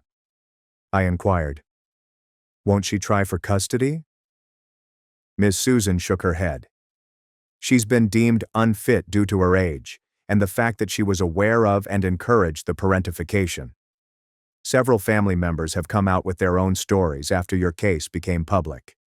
She is currently conducting her own investigation. The dominoes were falling throughout the family, revealing a secret that had been kept for centuries. If I say yes, I explained carefully, I need guarantees. The kids receive therapy. Jada and I seek family counseling to understand how to do this correctly. Financial assistance for housing and childcare. Real childcare, not me skipping school. And assist them navigate college with this responsibility. All of that can be arranged, the advocate assured me. We want this to succeed if you decide to do it. The goal is to end the pattern, not to continue it. I requested one more day to decide. That evening I sat down with my roommates and discussed it. They'd both come from abusive households and understood the gravity of the situation. The question is, one of them asked, can you live with either decision? If you accept them, can you carry the responsibility without losing yourself? If you don't, how will you deal with the guilt? It was a valid question. I'd been forced into parenting for so long that I wasn't sure if I could choose it freely, but perhaps that was the idea this time. It would be a choice. That night, I constructed a list of pros and cons. Deferred dreams versus scattered siblings. The life I'd planned versus the family I could create. By daybreak, I had an answer. I called Miss Susan. I will do it. But only with Jada as co-guardian and the assistance we discussed. I will start the paperwork. Naomi, I want you to know that I am really proud of you. Not only for taking on this challenge, but also for establishing boundaries and seeking assistance. That is what breaking the cycle looks like. The following few weeks were filled with guardianship court hearings, apartment hunting with a social worker, meetings with the kids' teachers and counselors, treatment schedules, and trauma-informed parenting training. My parents' criminal trial was scheduled for the next month, and they were being held without bail following the flight attempt. I hadn't spoken with them since the initial hearing, and I didn't intend to. Some bridges were intended to be burned. The day I was granted guardianship was bizarre. The judge made it plain that this was just temporary, pending my parents' criminal trial and sentencing. But for the time being, I was legally responsible for my siblings, backed up with support, resources, and my own choice. Jada and I moved into a 4-bedroom apartment supported by the Family Assistance Program, which was in a better school district and convenient to both my community college and Jada's high school. We spent a weekend painting bedrooms and installing furniture to make it feel like home. On a Tuesday afternoon, the kids were brought here. They looked shell-shocked, clutching garbage bags of hastily packed belongings. The 8-year-old refused to look at me. The twins huddled behind the social worker, and the toddler instinctively reached for me, then pulled back, puzzled. "Hey guys," I said, crouching down to their level. "I know this is scary and confusing, but Jada and I will take care of you for a while, okay? This is your new home." "Why can't we go home?" one of the twins inquired. "Because Mom and Dad made some bad choices and have to face the consequences," Jada answered gently. "But we'll be fine. All of us together." It wasn't easy. The first week was filled with tantrums, tears, and questions I didn't know how to answer. The 8-year-old finally broke down and acknowledged that his parents had told him that I was attempting to steal them away. It needed a patient explanation from his therapist to help him comprehend the truth. We eventually settled into a rhythm, though. Jada and I split the morning routine. I handled breakfast while she dressed the kids, and we hired a real babysitter for the hours between school and when one of us could be home. The kids did homework at the kitchen table while I cooked dinner, and Jada assisted with baths and bedtime while I studied. It wasn't the college experience I had hoped for, with no dorm parties or late-night library study sessions, but it was real. It was mine and ours. Despite the chaos at home, my grades remained excellent, thanks to the understanding of my community college teachers who had gone through similar situations and gave extensions when family court dates interfered with exams. 3 months into our new arrangement, something lovely occurred. I was preparing dinner when the child tugged on my shirt. "Naomi," he continued, using my real name. "Can I help?" I offered him a wooden spoon to stir the pot while holding my hand over his to assist him. "Good job, buddy." "I love you, Naomi," he remarked matter-of-factly, before toddling away to play with his blocks. Jada caught my eye from across the kitchen, where she was helping with math homework, and we both had tears in our eyes. This was what love was meant to look like: choice, care, and constructing something greater, without obligation, tradition, or shame. My parents' trial began the following week, and Jada and I agreed to leave the kids at home that day because we didn't want them to see their parents in orange jumpsuits and shackles. However, we watched the television coverage that night after they were asleep. Both parents pleaded guilty to reduced charges in exchange for shorter sentences. 2 years for the fraud, and 3 years probation afterward. They would have to pay restitution and attend parenting sessions if they wanted to regain custody after their release. "Do you believe they will try?" Jada asked as we turned off the television. "I don't know," I acknowledged. "Perhaps prison will change them. Perhaps they will recognize what they have lost. Or maybe they'll get irritated and attempt to go back to the way things were." "We'll be ready anyway," Jada stated confidently. "The children are in therapy.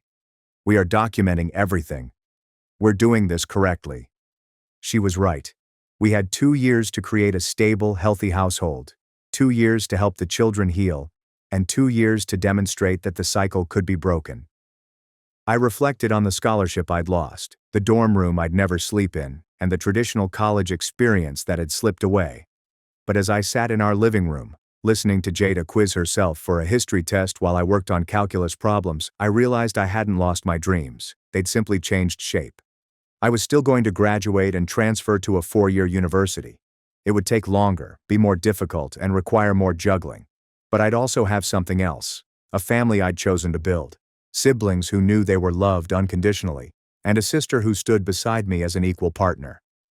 The cycle sustained by our grandma and followed by our mother came to an end with us. Jada and I would make errors, of course, but we would never teach the kids that sacrifice was love. We would never force them to choose between their aspirations and their family. Instead, we would show them that both were achievable with help, boundaries, and the bravery to do things differently. As I closed my textbook for the night, I felt something I hadn't felt in years: hope. Not just for my own future, but for all of ours. We were writing a new story, 1 page at a time. The sentencing hearing came faster than expected, and Jada and I sat in the back row, watching our parents come before the judge in their orange jumpsuits. They appeared smaller, weakened by months of legal proceedings and the weight of their decisions. The prosecutor lay out the case methodically: $32,000 in bogus welfare claims, 8 years of tax fraud, child endangerment through parentification, custodial interference, and flight to evade prosecution, each with its own penalty. My mother's public counsel argued for compassion, given their terrible upbringing and financial struggle, but the judge wasn't having it. She'd gone over all of the evidence, including Jada's diary and the tapes Calvin had attempted to discredit. "Mr. and Mrs. Allen," the judge said, her voice stern, "you systematically exploited your eldest daughter for nearly a decade. You took government cash intended for her care while forcing her to furnish it herself. You destroyed her educational possibilities. When she sought independence, you utilized the judicial system to punish her." My father clenched his jaw while my mother glanced at the floor. "I am sentencing you to 24 months in state prison, followed by 3 years of supervised probation. You shall pay the full restitution of $32,000, plus penalties. After being released, you must complete a court-approved parenting program before being considered for custody restoration." The gavel came down. My parents were brought away without looking at us, and I felt Jada's hand slide into mine, gripping tightly. Miss Susan met us outside the courts, holding documentation. "The permanent guardianship hearing is next month. Given your parents' sentences and the stability you've provided, I expect things to go well." That afternoon when I picked up the kids from school, Devin, the 8-year-old, had started talking to me again after months of therapy. The twins, Lila and Zoe, ran to the car chattering about their art projects, and little Elliot, now 3, insisted on showing me the dinosaur sticker his teacher had given him. "Where were you and Jada this morning?" Devin asked as we drove home. "We were in court. I had discovered that honesty worked better than avoidance. Your mother and father received their sentences today." "How long?" His voice was small. "In 2 years. You will, however, be able to visit them when they are ready." He nodded, processing. "Will we still live with you?" "As long as you need to. Jada and I are not going anywhere." That evening, as Jada helped with schoolwork and I cooked supper, my phone called. It was an unknown number, and I nearly didn't answer, but something compelled me to. "Is this Naomi Allen?" The voice was unfamiliar and professional. "Yes. This is Victoria Chen with the County Community Foundation. We received your application for the Returning Student Scholarship. I am glad to notify you that you have been chosen as one of this year's honorees." I nearly dropped the phone. I'd applied on a whim, encouraged by my English professor, who had recognized my condition, and the scholarship would pay my remaining community college tuition as well as the transfer to a 4-year university. Victoria continued. "The committee was particularly moved by your essay about breaking generational cycles while maintaining family bonds." Victoria went on. "The award ceremony is next week, if you're able to attend." After hanging up, I stood in the kitchen, feeling overwhelmed. Jada noticed first. "What's wrong?" she asked, dropping the arithmetic worksheet. "Nothing is wrong. I received the scholarship that Professor Allen told me about." Jada squealed and grabbed me tightly, and the kids looked up from their games, puzzled but caught up in our excitement. "Does this mean you're going away?" Elliot inquired, his lower lip trembling. I kneeled down to his level. "No, buddy. This implies I can finish school here and then transfer to a larger institution nearby. I'll still be home every night." The scholarship ceremony was small, held in the community college library, with 20 returning students, each with their own story of perseverance. I wore my best dress, the one I'd bought secondhand for court appearances. Jada and the kids sat in the front row, and Elliot waved enthusiastically every time I looked their way. When my name was called, I walked to the podium on shaky legs, and the scholarship coordinator handed me the certificate and an envelope containing the first installment. It wasn't a fortune, but it was enough to stop worrying about choosing between textbooks and groceries, to hire a reliable babysitter for evening classes, and to believe that dreams deferred weren't always denied. 2 weeks later, Grandma Emma died. Aunt Nadine made the call, her voice perfectly neutral. "The funeral is Saturday. You should be aware that certain family members do not believe you should come." "I understand," I responded. And I did. The family divide that had begun with my case had never healed. Half of them still believed I had ruined a sacred tradition, while the other half had begun to doubt all they had been taught about family commitments. Jada and I talked about it that night after the kids were asleep. "I want to go," she explained, "not for her, but for closure. To realize that it's truly over." We planned for the children to spend the day with a respite care family. The funeral was held at the same church where I'd been baptized, where I'd spent countless Sundays wrestling with younger siblings while my parents dozed in the pew. When we entered the reception hall, conversation came to a halt. Some relatives turned their backs while others nodded in recognition. Cousin Amanda approached first with her eldest daughter by her side. "I've been thinking about what you did," she remarked gently. "My Camilla is now 15. I've been supporting her siblings in the same way." She trailed off, staring at her daughter. "We're going to do it differently." Other cousins approached one by one, some to condemn, others to confess their own troubles, and the generational split was stark. The elder relatives spoke of duty and sacrifice, while the younger ones muttered about abandoned dreams and lost childhoods. Uncle Vincent cornered me near the coffee station. "You destroyed this family," he stated in a low, spiteful voice. "Your parents are in prison because of you." "They're in prison because they committed fraud," I responded quietly. "I just told the truth." He rushed out, but not before I noticed the skepticism in his eyes. Even he was beginning to doubt the story he had helped create. As we departed, I observed Calvin waiting by his car, looking uneasy, and he approached slowly. "Naomi, I should apologize. What I did in court, lying about the tapes, was under pressure from my mother. Said family comes first." He shrugged helplessly. "I now have a daughter. Made me consider what kinds of family traditions I want to pass forward." I nodded, acknowledging his comments rather than giving forgiveness. Some bridges could be repaired, but others were better left as debris. The judge praised the stable home Jada and I had created, noting the children's improved school performance and emotional well-being. As Miss Susan predicted, our parents did not contest the permanent guardianship hearing, perhaps finally realizing that their actions had consequences. The spring semester brought new challenges. I registered for 18 credits, determined to graduate on time despite everything, and Jada juggled her senior year of high school with part-time work at a local bakery. We tag-teamed childcare duties with military precision, color-coding our shared calendar and keeping it constantly updated. The hardest aspect was helping the kids process their trauma. Devin had nightmares about being taken away again. The twins wet the bed when disturbed, and Elliot clung to us constantly, afraid we'd disappear like his parents. Their therapist, Dr. Fiona Grant, became our lifeline, teaching us about trauma responses and attachment healing. We gradually, painstakingly learned to be the solid, dependable presence the kids required. "Healing isn't linear," she told us during a particularly difficult week when Devin refused to attend school and the twins were found collecting snacks to conceal in their bedroom. "They're testing whether you'll abandon them when things get hard." We did not abandon them. We showed up day after day.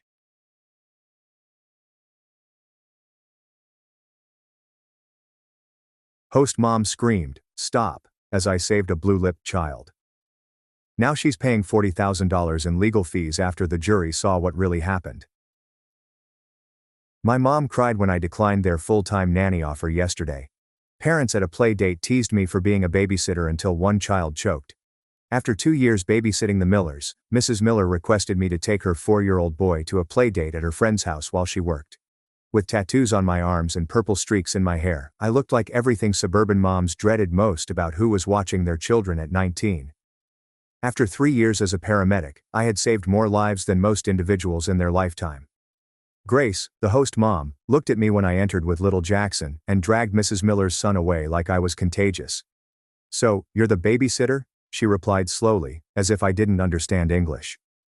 "We usually only allow parents or relatives at these playdates, but I suppose we can make an exception just this once." She turned to the other moms and shouted that everyone should watch their kids this day because proper supervision may be lacking. I was helping Jackson take off his shoes when another mom inquired if I was in high school. After I declined, she looked at Grace and said, "Oh, so you dropped out then? That explains why you're doing this instead of going to college like normal girls your age." Before I could react, she began telling the others about the epidemic of adolescent dropouts who think raising other people's children is a career.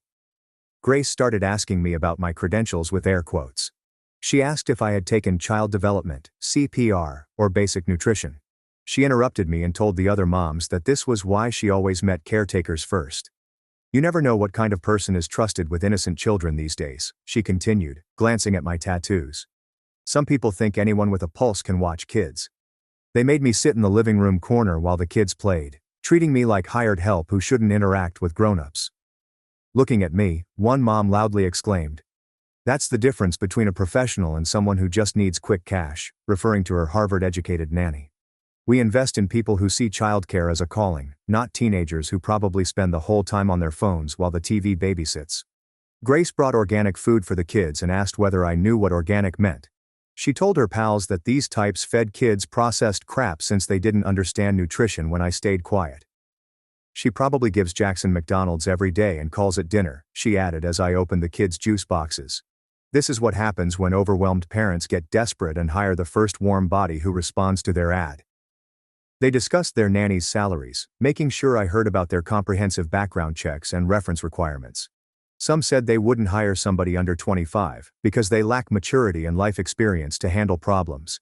They giggled as she remarked, "Can you imagine trusting someone who probably can't even do their own laundry with your child's life? These girls think babysitting is just easy money until something goes wrong and they panic." Grace tested me by asking what I'd do if a youngster developed an allergy. Before I could respond, she told everyone I probably didn't know what an EpiPen was. "This is the problem with informal childcare arrangements," she said. "No training, no education, just teenagers who think watching their younger siblings makes them qualified to care for other people's children." The latecomer's kid started coughing while eating grapes, and her mother laughed, adding, "Kids always make dramatic noises for attention." As the coughing worsened, she instructed her to drink water and quit being theatrical. Another mom explained that some parents don't understand safety, therefore she only gave her kids pre-cut items. I saw the little girl's face get crimson as she grasped her throat, unable to speak, and her lips turned blue as the moms chatted about their weekend plans. After seeing her daughter's color frozen in fright and her kneeling, her mother screamed. Grace yelled for 911 and another cried that the child was dying as the other parent shrieked and ran around uselessly. I jumped up and ran to the girl, recognizing total airway obstruction. Grace grabbed my arm as I prepared to execute the pediatric Heimlich technique behind her, yelling that I didn't know what I was doing and would harm her worse. I shook her off and hugged the child, my fist above her belly button. "Stop," Mother yelled. "You're going to kill her. Someone get this dropout off my baby." I pushed over Paige's flailing arms and placed my fist above Olivia's belly button and my other hand around it. Olivia jerked at the first thrust but didn't release anything. Paige yelled that I was hurting her daughter as she seized my shoulders. Second thrust was harder, compressing Olivia's ribs. Grace surged forward, but Olivia's third shove sent a grape flying off the coffee table and beneath the couch. Olivia gasped and coughed hard, turning blue to crimson as air returned to her lungs. I felt her chest rise and fall while checking her neck pulse with my arms around her. Paige kneeled alongside us, crying, and reached for Olivia, who was coughing but breathing on her own. She repeated the same remarks as the other moms stood frozen. Grace shakily fumbled with her phone, telling the operator that a youngster had choked but was treated, refusing to speak my name or look at me. Olivia coughed while I rubbed her back and kept her upright, watching her lips get pink again and her eyes focus. Paige had her hands over her kid like she wanted to grasp her, but was terrified. I said we needed paramedics to check Olivia's throat because the grape may have damaged it on the way down or up. Jackson grabbed on my shirt, and I told him his friend would be well while holding Olivia, who was still breathing hard. The other moms whispered in the corner, looking between me and Olivia, but never touching mine. The 8-minute wait for sirens felt like hours. I quickly gave the EMTs the rundown while holding Olivia steady as they arrived with their gear. When I used medical jargon, they seemed surprised, but the lead EMT nodded and asked for my certification number while Grace said I was the babysitter. He absolutely disregarded her and examined Olivia as I gave him my number. While checking Olivia's neck with a light, Paige held my hand and begged me to stay. Grace took her away and whispered that Paige shouldn't trust me since I could have injured Olivia worse. Paige snatched her arm away and yelled at Grace with a room-filling voice. Olivia's airway was clear, but the EMTs advised moving her to the hospital for observation after a minute without oxygen. Paige quickly requested me to join them in the ambulance. Grace blocked us from the door, stating I'd done enough harm and should leave. Another parent held her phone at an angle, indicating she was recording while texting. I eventually spoke up, asking Grace what damage she meant after saving a child's life while she worried about my tattoos. My voice was calm but chilly. Her face turned hot and she said she could help and knew what to do. After listening from the doorway, the EMT supervisor asked what was going on, his visage hardening as Grace explained her situation. When I gave him my name and certification, his expression altered completely. He clasped my hand and said he'd lost count of how many kids I'd rescued from the Riverside apartment fire last year. Grace's mouth opened and closed without speaking. After calling Mrs. Miller to explain everything, I sat in the hospital waiting room with Jackson on my lap an hour later. She wanted to leave work right away, but I promised her we were great and I'd bring Jackson home after checking on Olivia. Paige hurried to me with red eyes from the ER, holding me so hard I could barely breathe. She started telling me what the doctor said but couldn't finish and began squeezing me. Dr. Bennett followed her out and smiled at me. He told Paige I was one of their best, loud enough for Grace and the other moms who followed us to hear. Grace became fascinated with her phone screen as Dr. Bennett shook my hand and stated he'd trust me with his kids any day. Grace's fixation on certificates and degrees is odd since she doesn't know basic first aid. This group seems more concerned in comparing nanny resumes than minding kids. It was almost too late to observe that poor child going blue.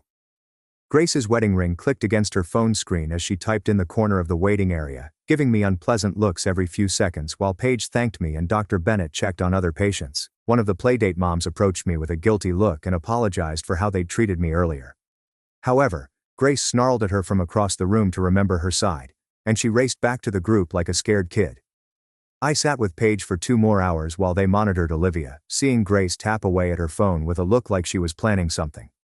When Mrs. Miller picked up Jackson after leaving work early, the EMTs had told her everything. She hugged me in front of everyone and said she'd never been prouder to have me watch Jackson, and that hiring me was the best decision she'd ever made. Grace observed from her corner with narrowed eyes and moving fingers like she was typing a novel on her phone. After all that transpired, the journey home felt surreal, and by the time I returned to my apartment at 7 that night, I was exhausted, with grass-stained knees from kneeling next to Olivia on Grace's lawn, and shaky hands from the adrenaline crash. After seeing my clothes, my roommate inquired what happened, and as I was speaking about the choking, Heimlich, and hysterical moms, my phone started buzzing with Facebook notifications, like someone had tagged me in something popular. I checked the app and found I'd been tagged in a post in the 10,000-member Westchester Moms Network group, where suburban moms shared advice and gossip. The moment I clicked, my stomach fell. Grace wrote this lengthy statement accusing me of assaulting a child at her home, claiming I'd performed dangerous procedures without consent and traumatized everyone there, making me sound like a violent criminal who'd harmed Olivia instead of saving her life. These indignant comments about unqualified adolescent babysitters and how could I put children at risk were already stacking up. I watched the comment count rise from 50 to 100 to 200 in the 10 minutes I stared at my phone. Mrs. Miller called me. She shakily told me 3 of her mom friends had forwarded Grace's article, asking if I was her babysitter. Even though she continued saying she knew it was lies and would defend me to anyone who asked, I could tell she was frightened about my reputation. Grace posted my full name and a photo of me from today that she probably took when I wasn't looking. Finally, hundreds of strangers knew who I was and what I looked like.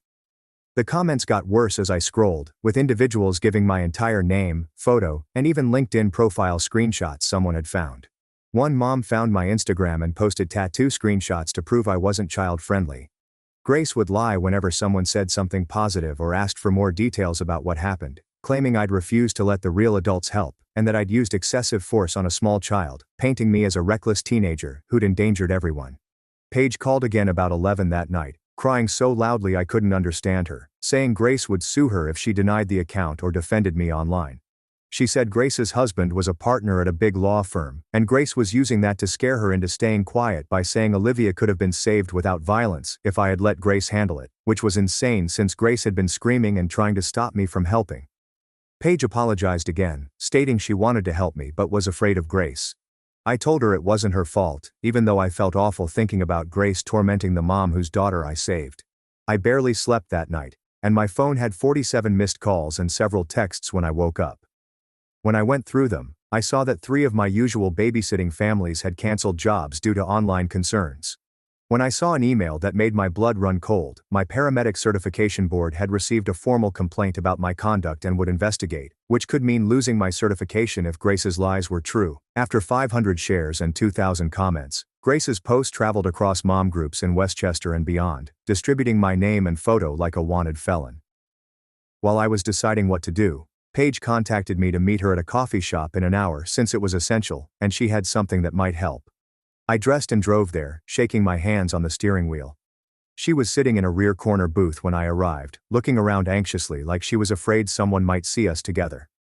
She handed a flash drive across the table with shaking hands when I sat down. She moved in close and said that her purse's nanny cam had caught everything and that she always taped playdates for peace of mind. I saved Olivia's life while Grace screamed and tried to pull me away from her daughter. Paige watched it a dozen times and stated it showed I did everything perfectly while Grace actively interfered with emergency aid. Despite her fear of Grace's threats, she couldn't allow me take credit for protecting her kid. I drove directly from the coffee shop to meet with a lawyer my EMT supervisor recommended when I phoned him that morning. After she watched the film on her laptop, her face turned from professional concern to rage. She recreated the portion where Grace grabbed my arm as I was doing the Heimlich, shaking her head and explaining that this was assault on a minor responder and interference with emergency medical help, which may lead to criminal charges. The lawyer warned Grace that her social media defamation campaign was adding to her legal woes for trying to stop me from saving a child's life, especially with such clear video evidence. I was still in bed when Mrs. Miller's trembling voice called me the next morning to tell me she'd been kicked out of 2 playdate groups overnight. She received messages from group admins claiming they couldn't have someone who employed risky caregivers. One mom contacted her at work to say she was irresponsible for keeping me. Jackson had been wondering all morning why his friend Tommy's mom said he couldn't come over, and she didn't know what to answer him. How can you explain adult pettiness to a 4-year-old who simply wants to play with dinosaurs? She apologized for phoning me so early, but I could tell she was stressed as she said that 3 moms had stopped her at pickup yesterday, demanding to know if she would keep hiring Grace's friend's attacker. I scrolled over Facebook in the afternoon and saw that the initial post about me had over 500 comments. Some woman claiming to be a pediatric nurse wrote lines on how my aggressive technique could have damaged an organ. Despite never attending the playdate, she was reviewing frame-by-frame screenshots shared by someone, circling my hand location and adding medical phrases to seem professional. Grace responded to every critical comment with, "Thank you for your professional insight," ignoring the paramedics and physicians trying to rectify the misinformation. Grace deleted their comments or reported them as harassment when my paramedic pals from training posted links to the Red Cross rules and said that what I did was textbook pediatric choking treatment. The phony nurse kept saying that children should never have violent abdominal thrusts and that I should have encouraged the youngster to cough, which made me want to scream because you can't cough with a clogged airway. 3 days later, I arrived at the fire station for my EMT shift to find my supervisor, Tom, in his office with a stack of documents and a gloomy face. The state board received a written complaint that I was unstable, abusive, and hostile toward youngsters. Even though he knew it was crap, he had to document everything. I saw the complaint form where Grace's lies were used to check every potential violation, including substance addiction and mental instability. Grace's fingers speeding over her phone screen while the kid she failed to save is monitored is next level cold. Tom stated he'd written his supportive response, but warned that the probe could influence my certification renewal, which made my stomach plummet because this work was my career path, not just cash. Paige texted me that night to come over. Olivia ran down the driveway, yelling, "My hero," and throwing her arms around my legs when I arrived. Paige opened her laptop to screenshots of a private Facebook group where Grace was coordinating her campaign, informing other moms what complaints to file and where, even offering template letters they could copy and paste. Grace told people to cite my tattoos as indicators of poor judgment and how I seized her friend's child without permission, turning the life-saving intervention into an attack. Paige was recording everything, but she looked fatigued as she told how Grace had been phoning other moms all day, threatening to ban them from the Christmas party and summer pool club if they didn't accept her story. As I helped Olivia color at Paige's kitchen table the next morning, a car door slammed and Paige saw one of the playdate moms shooting shots of my car in the driveway through the blinds. An unknown number, Grace's husband's legal firm, texted Paige within an hour. An official cease and desist letter with costly letterhead arrived by lunchtime via courier. Paige was warned that releasing any images, videos, or libelous content about Grace would violate privacy regulations. The letter explicitly addressed the playdate security footage, which was captured without approval. Paige's hands shook as she read it because she knew they had strong lawyers and deep finances, whereas she was a single parent working 2 jobs who couldn't afford a legal battle. The morning of day 4, Dr. Bennett called while I was preparing coffee to say Grace's lawyer had contacted the hospital to demand she retract any statements supporting me. Despite Paige's consent, they threatened to report her to the medical board for violating patient privacy by disclosing Olivia's treatment and demanded she sign a statement claiming she couldn't guarantee my activities were appropriate. She told me she had contacted the hospital's legal department and was writing a formal medical report about Olivia's treatment, indicating she would have perished without rapid intervention. I could hear her wrath when she mentioned the woman would have let a child die to protect her ego. That day, I realized Grace's reach. Even though I generally get many texts about babysitting gigs before midday, my phone went silent. I checked my babysitting app and found 3 cancellations from frequent families with unexplained schedule changes. A parent I'd been working for over a year didn't answer to my text for hours before admitting Grace had contacted everyone in their mommy and me group.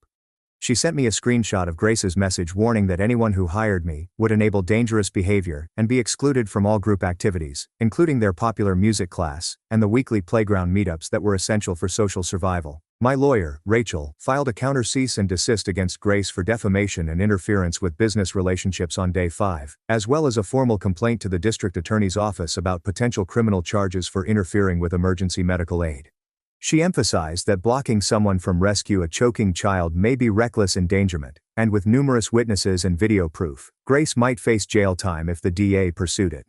Rachel translated the lengthy legal paperwork as, Grace had messed with the wrong person and was about to learn that her husband's costly lawyers couldn't protect her from criminal accusations. Grace filed for a restraining order on day 6, saying I was stalking and harassing her through my friend's social media posts. She printed out every remark backing me and highlighted portions where people called her negligent or dangerous to prove I was coordinating a concerted harassment campaign. The hearing was the following week, and the temporary injunction prohibited me from being within 500 feet of her home, or any location she might be, which ruled out working for half my clients as they all lived in the same neighborhood. I was surrounded by legal papers and photographs when Mrs. Miller knocked on my door with a casserole dish in Jackson's hand that evening.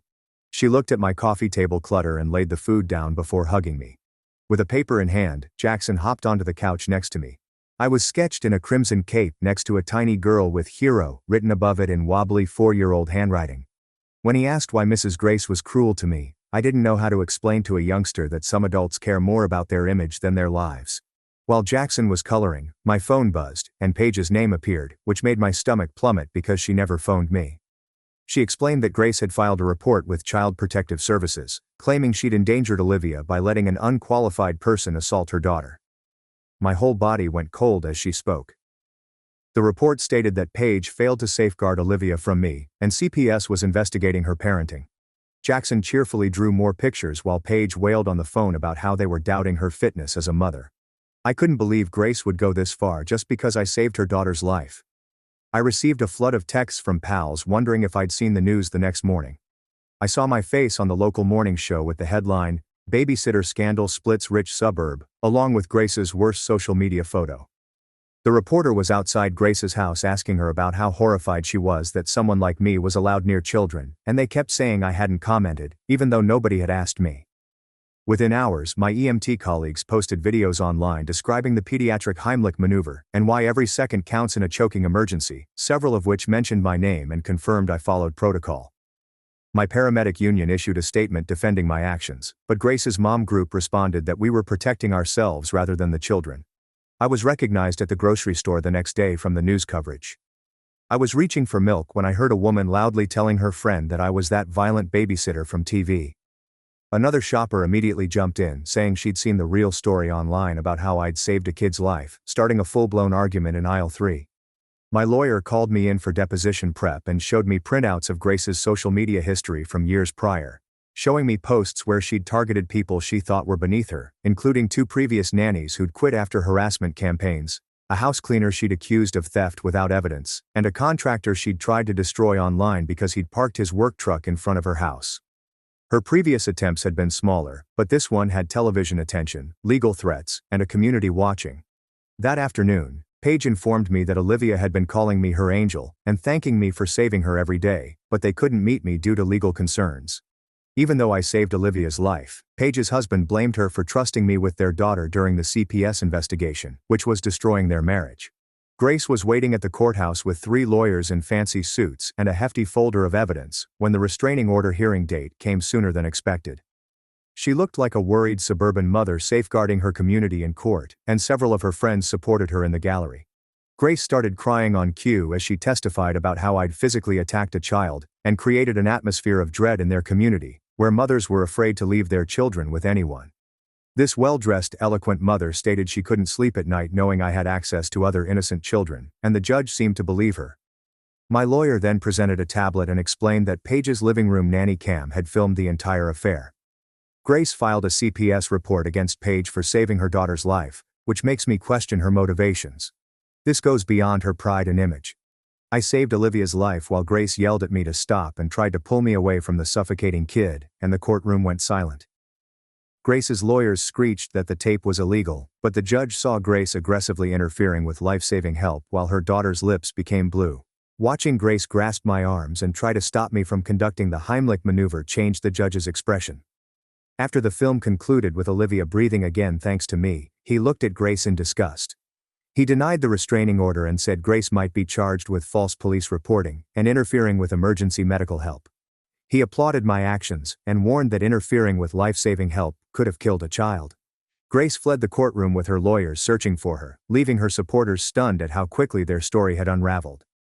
Next morning, my phone was buzzing with notifications from the local press. Video vindicates babysitter and choking incident. Everyone who called me a monster now wanted to listen.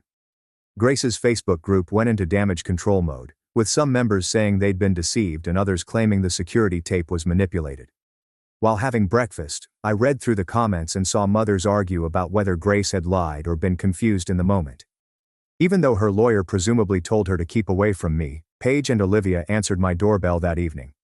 The little girl handed up a piece of construction paper with crayon drawings of stick figures and the words, "Thank you for saving me," scrawled in shaky letters across the top.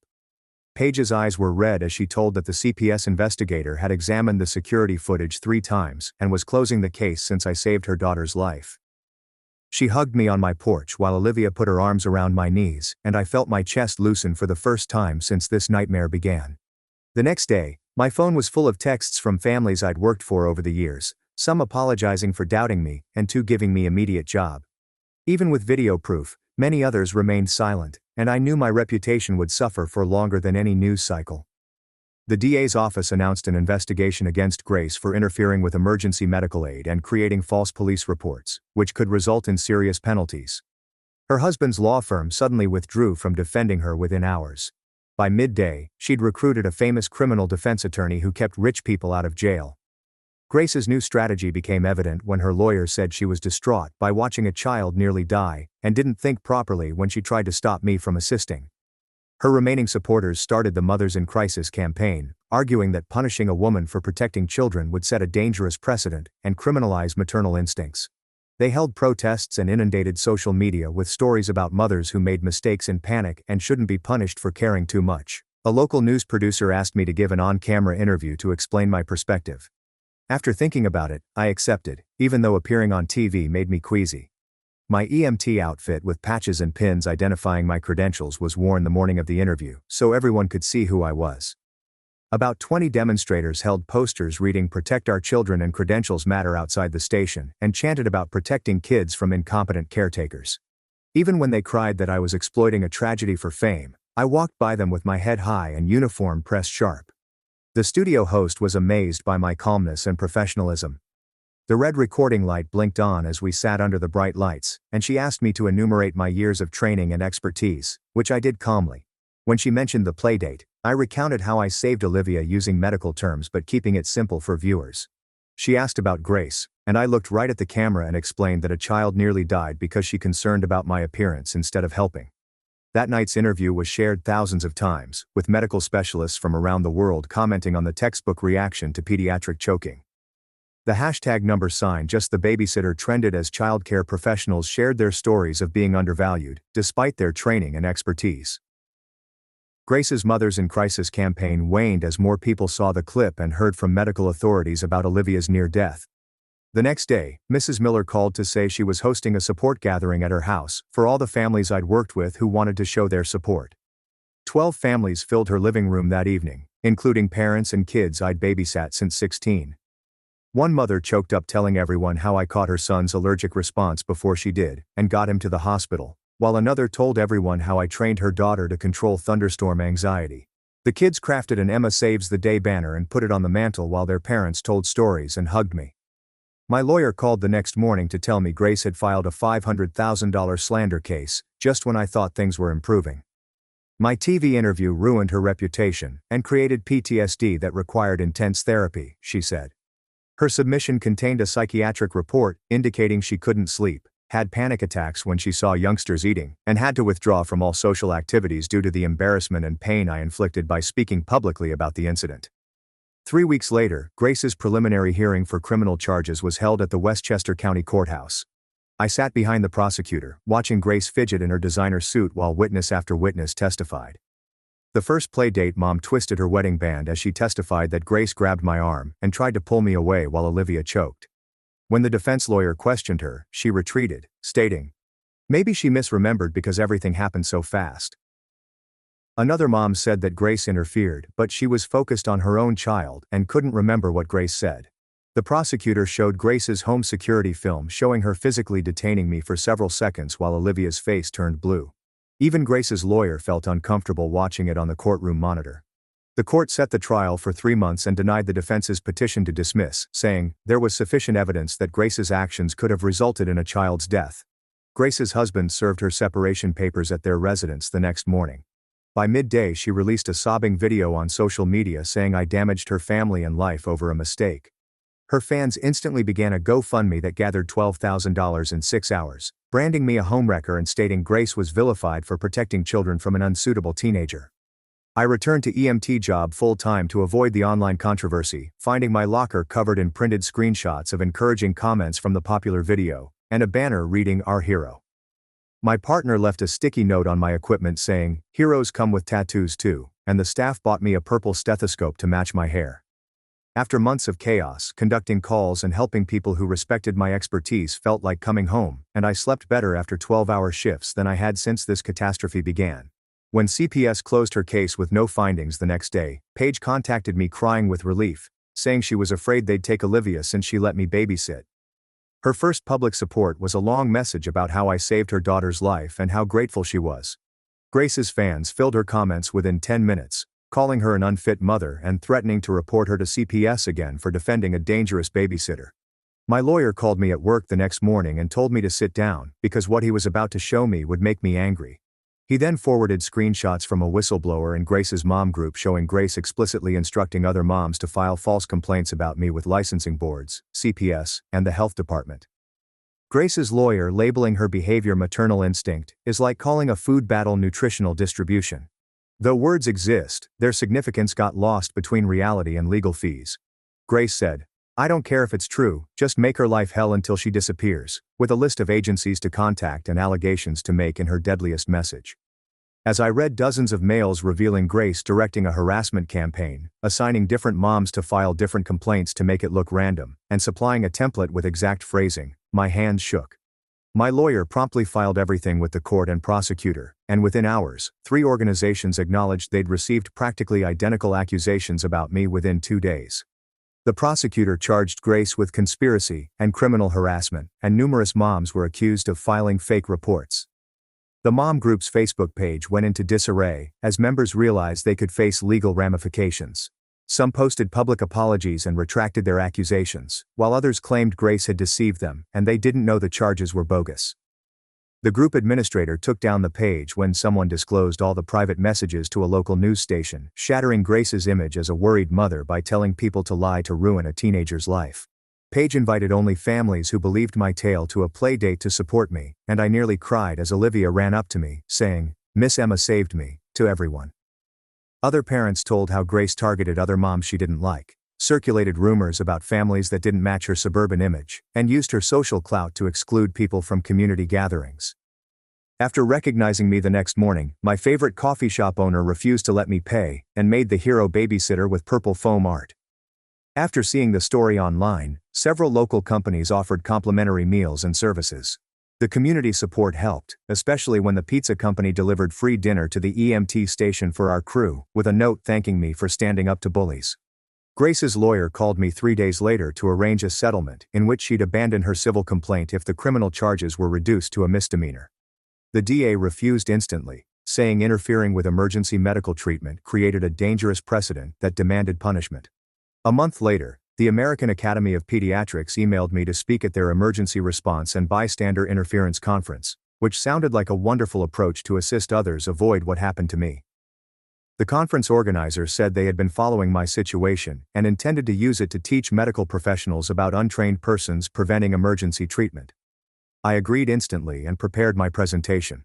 But 2 days later, my lawyer contacted to tell Grace's legal team had filed an emergency motion to prohibit my attendance, alleging it would prejudice potential jurors against their client. The judge dismissed it in 5 minutes, saying I could speak my professional expertise and teach others about emergency protocols. Grace's lawyer claimed that discussing the issue publicly breached a gag order, but the judge reminded him that there was no such order and advised him against frivolous arguments. While browsing Instagram 5 days before the conference, an account with no profile picture and a random username sent me a message. It began, "Emma, I know we got off on the wrong foot, but I really need this to go away. I'll give you $50,000 cash if you drop the charges and move somewhere far away. This whole thing has destroyed my life, and my daughter needs her mother. Please consider my offer." I immediately screenshotted and called the detective, who found Grace's home computer's IP address.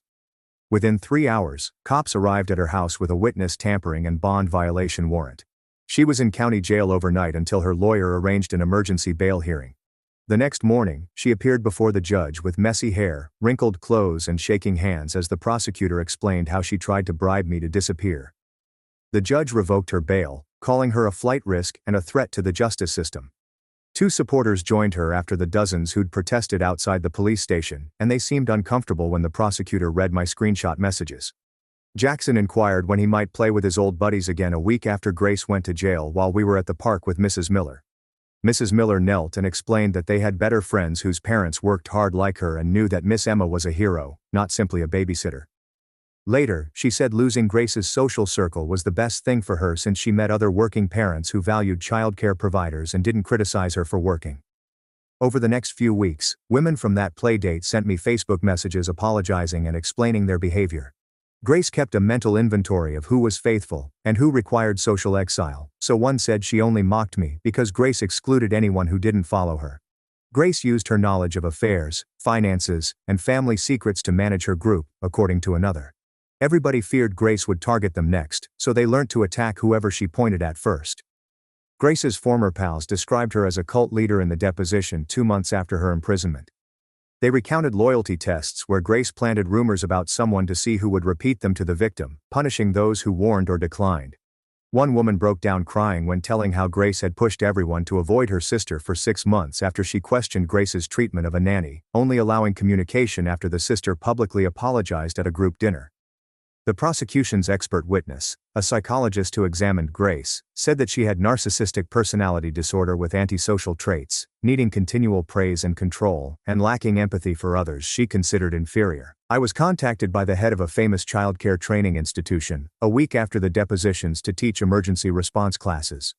She claimed my example showed a huge vacuum in teaching about bystander interference and emergency protocols, and they wanted someone with real-world experience to train future childcare providers. The compensation was quadruple what I made babysitting, with full benefits and the possibility to save lives by teaching crisis response. My first day teaching, I entered a classroom of 30 excited students, several of whom recognized me from television coverage and stated they'd decided to become childcare workers after witnessing how I handled the problem. Because of my experience, one young woman lingered after class to inform me she was going to acquire her EMT certification. She'd never realized how vital medical training was for childcare workers. Grace's remaining supporters organized a maternal rights rally outside the courts 2 weeks into my new employment as a last desperate move. While driving by on my lunch break, I saw 12 people holding signs about government overreach and the criminalization of motherhood, while across the street were 3 times as many counter-protesters, including parents whose kids I babysat and medical professionals supporting emergency response. The local news barely mentioned it, broadcasting a 10-second clip at the conclusion, with the anchor adding that popular opinion had changed considerably since the occurrence.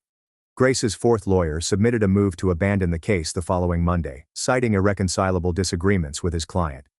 Her new counsel promptly requested a postponement, stating they needed months to analyze the case files. The judge slammed them, claiming Grace had been exploiting lawyer changes to delay for too long. The trial date was established for the following month with no more extensions, warning that any further postponements would result in obstruction charges. Trial prep filled my life for weeks, and I finally slept through the night for the first time since the whole disaster started because my panic had hardened into steel every time I thought about facing Grace in court. My lawyer showed me stacks of evidence during our meetings, pointing at highlighted sections of Grace's social media posts and dozens of play-date witness statements.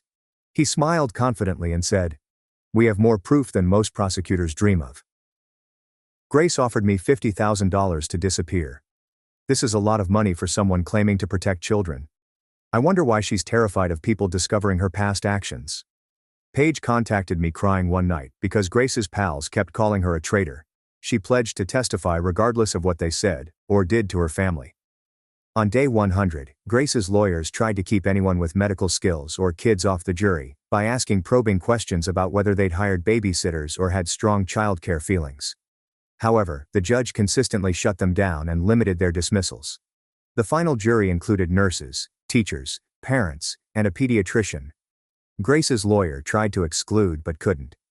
First trial day opening statements were like seeing two movies about the same event. The prosecutor methodically walked the jury through the timeline, while the large screen showed Grace's footage of her screaming at me to stop rescue Olivia.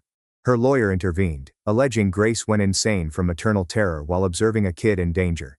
Several jurors rolled their eyes when he suggested I was a careless adolescent who got lucky, and one woman in the front row shook her head when he described Grace as the victim. On the second day they called me to testify, and I spent 3 hours recounting the day from arriving at the playdate to administering the Heimlich, while Grace struggled to pull me away. When her lawyer asked if I had sufficient training, I maintained calm and recounted every certification date, protocol number and hour of training I'd completed. He kept attempting to make me look irresponsible and unqualified, like I behaved without thinking. The prosecutor kept arguing and presenting the video of Grace practically grabbing my arms while I was compressing a choking youngster. When Grace's lawyer sarcastically inquired if I'd ever saved someone before that day, implying I was unskilled, everything changed. The prosecution shouted that he'd revealed my whole professional history, allowing me to describe every rescue. While Grace shrank in her chair, I spent the next hour listing the 7-year-old who drowned at the community pool, the diabetic teenager who went into shock at the mall, the elderly man with a heart attack at the grocery store, and the baby with a severe allergic reaction, listing each save with dates and outcomes. Her lawyer objected, but the court reminded him he asked the question. 2 jurors were crying by the time I finished explaining my fire chief and emergency services recommendation letters. Paige is weeping on day 3 as she described how she'd frozen watching Olivia become blue, how she thought her baby was dying in front of her, and how I'd pushed past everyone to save her daughter as Grace tried to stop me broke my heart. Grace's lawyer scarcely asked her any questions, undoubtedly knowing the jury was against them, especially when Paige looked directly at Grace and declared she'd never forgive her for almost killing Olivia with her meddling. Dr. Bennett testified on day 4 as an expert witness, using medical diagrams to describe choking and saying Olivia had 2 minutes before irreparable brain damage or death. One judge gasped when he showed a mannequin's arm placements to prove Grace's meddling may have been fatal. On day 5, the other playdate moms testified with varying degrees of loyalty to Grace, but under oath, most admitted she'd grabbed me and tried to stop the rescue, with one breaking down and apologizing to me on the stand, saying Grace had threatened to destroy her husband's landscaping business if she didn't support her story. On day 6, while fetching water from the fountain, Olivia hugged me tightly and Paige smiled. Grace remained paralyzed across the corridor, watching the child she almost killed cling to her rescuer. Grace's face crumpled for a moment, possibly exhibiting guilt for the first time since everything started, before her lawyer pulled her away. Grace testified with her chin up on day 7, against her legal team's desires, trying to say she was a worried mother defending her children from a dangerous teenager. The prosecutor shattered her allegations using Facebook posts, text messages and video proof. She finally acknowledged to coordinating the harassment campaign against me, saying it was justified because I traumatized everyone at the playdate. The prosecutor asked if letting Olivia die would have been less distressing, but she merely stared at her hands. My lawyer put Mrs. Miller to the stand first the next day, and she stood with her shoulders straight and told everyone I'd been watching Jackson for 2 years without a problem. How I usually arrived early and stayed late when she was stalled at work. Jackson would run to the door whenever I arrived because he loved me. My EMT supervisor then took the stand and showed the judge my training records, detailing how I'd scored in the top 5% of my class, saved 3 lives, and how other paramedics wanted to work with me because I stayed calm under pressure. 3 other families I'd worked for testified about how I handled their kids' allergies, tantrums, and homework, and how their kids still asked about me months later. The prosecutor showed hospital surveillance film of me in my EMT outfit aiding automobile accident victims, then asked the jury if this seemed like someone who would hurt children. Grace's lawyer argued that being skilled at your profession didn't preclude mistakes. However, my boss remarked I was the most reliable on her staff when he asked if I'd ever frozen in an emergency. The prosecutor showed the jury images of Olivia in the hospital, her face pink and healthy after I saved her life, during closing arguments the next morning. He recounted each moment of that day, how Grace had criticized my age and appearance, tried to physically stop me from rescuing a dying child, and then tried to kill the person who had done what she couldn't. He showed them the phony social media profiles, threatening messages, and calls to my employers trying to dismiss me and urged them to think if every lifesaver faced this kind of persecution. Grace's lawyer stood up and requested for explanation, stating Grace was a worried mother who panicked in a difficult situation, never meant for things to go so far, and losing her daughter's respect was punishment enough. His error was that I could have announced my training before performing, and the prosecutor leaped up to warn everyone that unconscious children can't wait for credentials. After lunch, the jury deliberated, and we waited in the hallway while reporters tried to get remarks and Grace's supporters clustered in the corner, staring at me. Even though my lawyer thought the case was sound, Paige sat next to me holding my hand as Mrs. Miller kept Jackson busy with coloring books. I was in knots because you never know what 12 strangers will conclude. 3 hours later, the bailiff called us back in, and Grace gripped her lawyer's hand so tightly her knuckles turned white as we entered the courtroom. Jackson climbed onto my lap with his crayons and drew ambulances while we waited as the jury members took their seats one by one without looking at anyone. The judge asked if they'd reached a verdict, and the foreman stepped up with a piece of paper and responded yes, his voice steady. Grace made a wounded sound like someone had punched her in the stomach as he read the charges. Interference with emergency medical aid, conspiracy to harass, filing fake police reports, witness intimidation. The judge revoked her bail right there, claiming she was a risk to the community, and 2 officers handcuffed her while her supporters gasped and yelled that this wasn't fair. Grace looked to me one more time, her face pallid and hollow, and said, "I'm sorry," before they escorted her past our table and into the side door. Paige squeezed my palm harder and whispered an end. Instead of delight or satisfaction, I felt false comfort that maybe I could finally sleep without checking my locks 3 times. As we exited the courtroom, reporters shoved microphones in my face and asked how it felt to win, if I forgave Grace, and what I would tell other young professionals suffering discrimination. I tried to find words in my best outfit, with the purple streaks Grace had sneered at, on the courthouse steps where more cameras waited. I spoke briefly about how spectators need basic first aid training, how every second counts in an emergency, and how qualified experts should be allowed to work without interference. I praised Mrs. Miller, my EMT supervisor, and Paige for telling the truth, even though it meant hurting her buddy.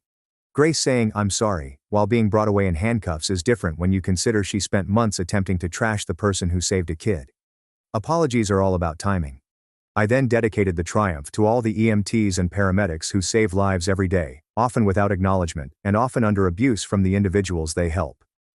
The Miller family took me out to celebrate that night to a little Italian spot where Jackson could eat his favorite pasta and make a mess. He gave me a construction paper and crayon book called My Hero Emma, halfway through dinner, with illustrations of me in my EMT costume saving people from fires, car crashes, and dinosaurs. Other restaurant patrons knew me from the TV, and sent me a giant chocolate cake, and the proprietor refused to let us pay, stating anyone who saved children was welcome anytime. Jackson fell asleep across my shoulder with his picture book on the way home, and Mrs. Miller said she'd received 3 calls from different families asking if I had any babysitting opportunities. Over the next 4 months, I balanced my EMT shifts with community center first aid training and eventually rebuilt my babysitting clientele.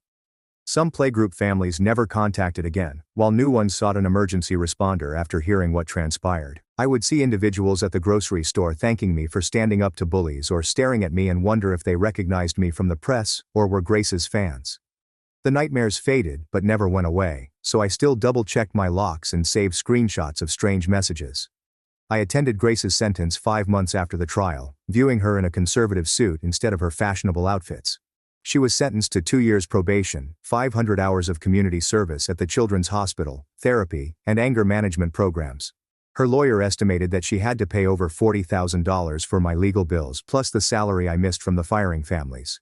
Grace read a statement admitting that her pride and bigotry had endangered a child's life, that she'd put her ego before Olivia's safety, and that she'd sought to destroy someone whose only crime was being young and different while working. The next day, Paige called to ask me to a special first aid training day for parents at the community center. She wanted me to teach. We taught CPR, choking response, and wound care for 6 hours to 30 families, including several from that playdate. Olivia skipped around the room telling everyone how I saved her life and showing off her junior EMT badge as I taught them how to position their hands and utilize pressure on practice dummies. One of the moms who laughed at me that day apologized later, saying she'd been foolish to judge me by my age and appearance, and that she'd taken a whole first aid course to never be that useless in an emergency again. After covering everything from allergic reactions to broken bones, Paige decided to make it a monthly event, bringing in different emergency responders to teach parents how to safeguard their kids in seconds. My therapy sessions helped me comprehend everything in the months that followed. One afternoon when sorting mail, I found an envelope with Grace's handwriting. I opened it with trembling hands during my session. She wrote 3 pages on how she was afraid of losing control and status. How watching me save Olivia had shattered her worldview, and how she was learning about narcissistic injury and treatment. She prayed for forgiveness, but I folded the letter and put it in my luggage, knowing I wasn't ready. The Pediatric Training Center contacted a week later with a full-time employment to build their curriculum. When I notified my babysitting families, they threw me a goodbye party at the park, where Jackson clung to my leg and asked me promise to come for emergencies. My first major conference had me standing in front of 200 childcare providers, clicking through GRAPE incident slides and reaction tactics with steady hands. After I concluded, hundreds more others shared their tales of being discarded and misjudged, forming an informal support network. Paige shared me a video of Olivia's kindergarten show and tell, where she proudly showed her class the child-safe choking warning, and told everyone about her hero Emma, while her teacher made notes to apply it school-wide. I was examining training materials when a hospital nurse told me she'd witnessed Grace reading books and engaging with the youngsters in the children's ward. My lawyer called to say Grace's insurance had paid the defamation countersuit, and I immediately gave the money to fund EMT training scholarships, the first going to a young lady with tattoos who'd been told she wasn't professional enough for healthcare. One night, Mrs. Miller asked me to babysit so she could attend a promotion ceremony she never would have pursued without seeing my strength through everything. Jackson, now 5, called me his superhero all night and showed me his pictures of me saving people. I ran into one of the original Playdate moms at the grocery store while buying milk. She apologized profusely and told me her daughter was signed up for my first aid class next week. I saw Grace in the back row of my evening class, sitting quietly beside a friend who was fostering children, taking careful notes without making eye contact until after class, when she thanked me briefly for the instruction before leaving. When Paige took Olivia to visit, the training facility had become my second home. She proudly displayed her junior first responder certificate from my kids' class and demonstrated proper hand postures and emergency procedures with the confidence of a true learner. Olivia turned and said, "Thank you for saving me so I could save others too." As they left, I felt a physical force as I watched them leave, realizing that terrifying moment in Grace's living room had led me exactly where I needed to be, teaching hundreds of people the skills that could make the difference between tragedy and triumph, a child lost and a life saved. I appreciate your patience today as I asked many questions. Exploring it all with you has been fascinating. Stay curious till we meet. Enjoy the video. It helps more than expected. My brother's lies cost me my career, my freedom, and my kids. Now he's famous for saving them from me, but he underestimated me. I returned home from my daughter's dancing recital to find my bedroom safely open. Grandma's whole jewelry collection, her wedding pearls, and Grandpa's military ring, all worth approximately $18,000, were gone. I exhaled and pinched the bridge of my nose. Earlier that morning, my brother Logan had arrived at our house for Sunday brunch. Logan is best described as a 30-year-old man baby. I didn't have a job and spent the entire day convincing my parents to send me more money. Total loser. So, as I stood in my bedroom, staring at the empty safe, I knew who was behind it. When I approached Logan at his apartment an hour later, he was playing Fortnite and wearing Grandpa's ring as if it were a trophy. Insurance will cover it. He smiled as I demanded everything back. Besides, what's some old jewelry compared to your baby brother's life? I tried to explain that Grandma had expressly requested that the pearls be passed down to the oldest granddaughter, but he simply shrugged and said I could buy new ones with all of my fancy nursing money. The scent of jars in his room made me dizzy. So I left and headed to my folks' home. But as soon as the front door opened, my father punched a hole in the drywall. Logan already told us what happened. How dare you go to his apartment and threaten him during recovery? My mother was even more upset, accusing me of being callous for kicking Logan while he was down. They wanted an apology. That's when it struck me. The best payback comes in the form of a smile.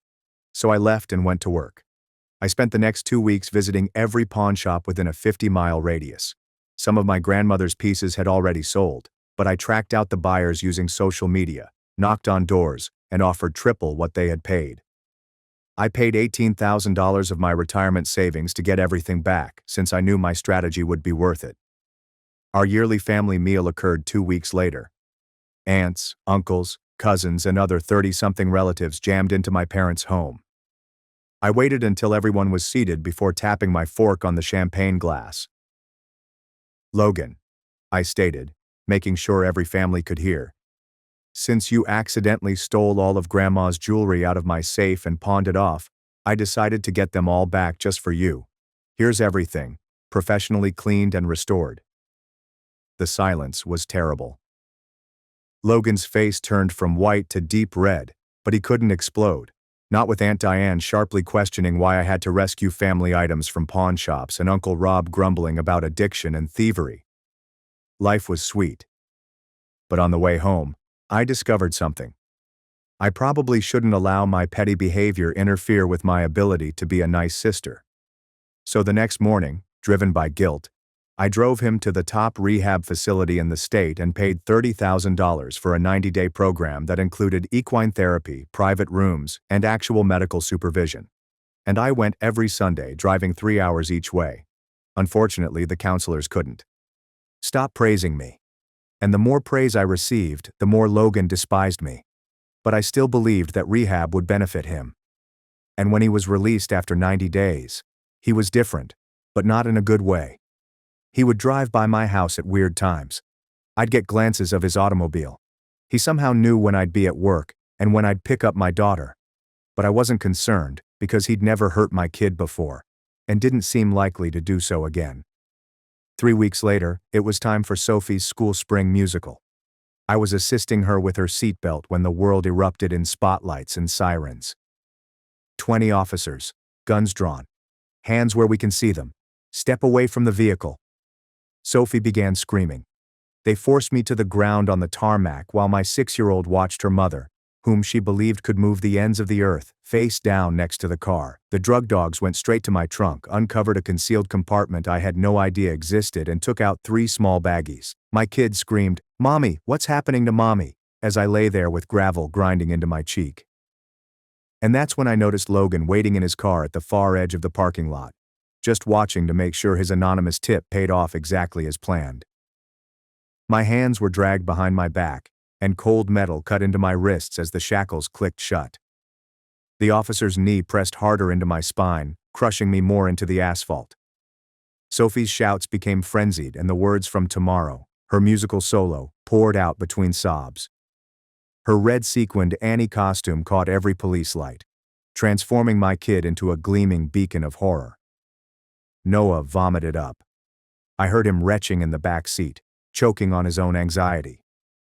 My 9-year-old son, who had been so delighted to see his sister perform, now saw his mother face down on the pavement surrounded by armed officers. They helped me get to my feet. Through the pandemonium, I locked eyes with Logan once more.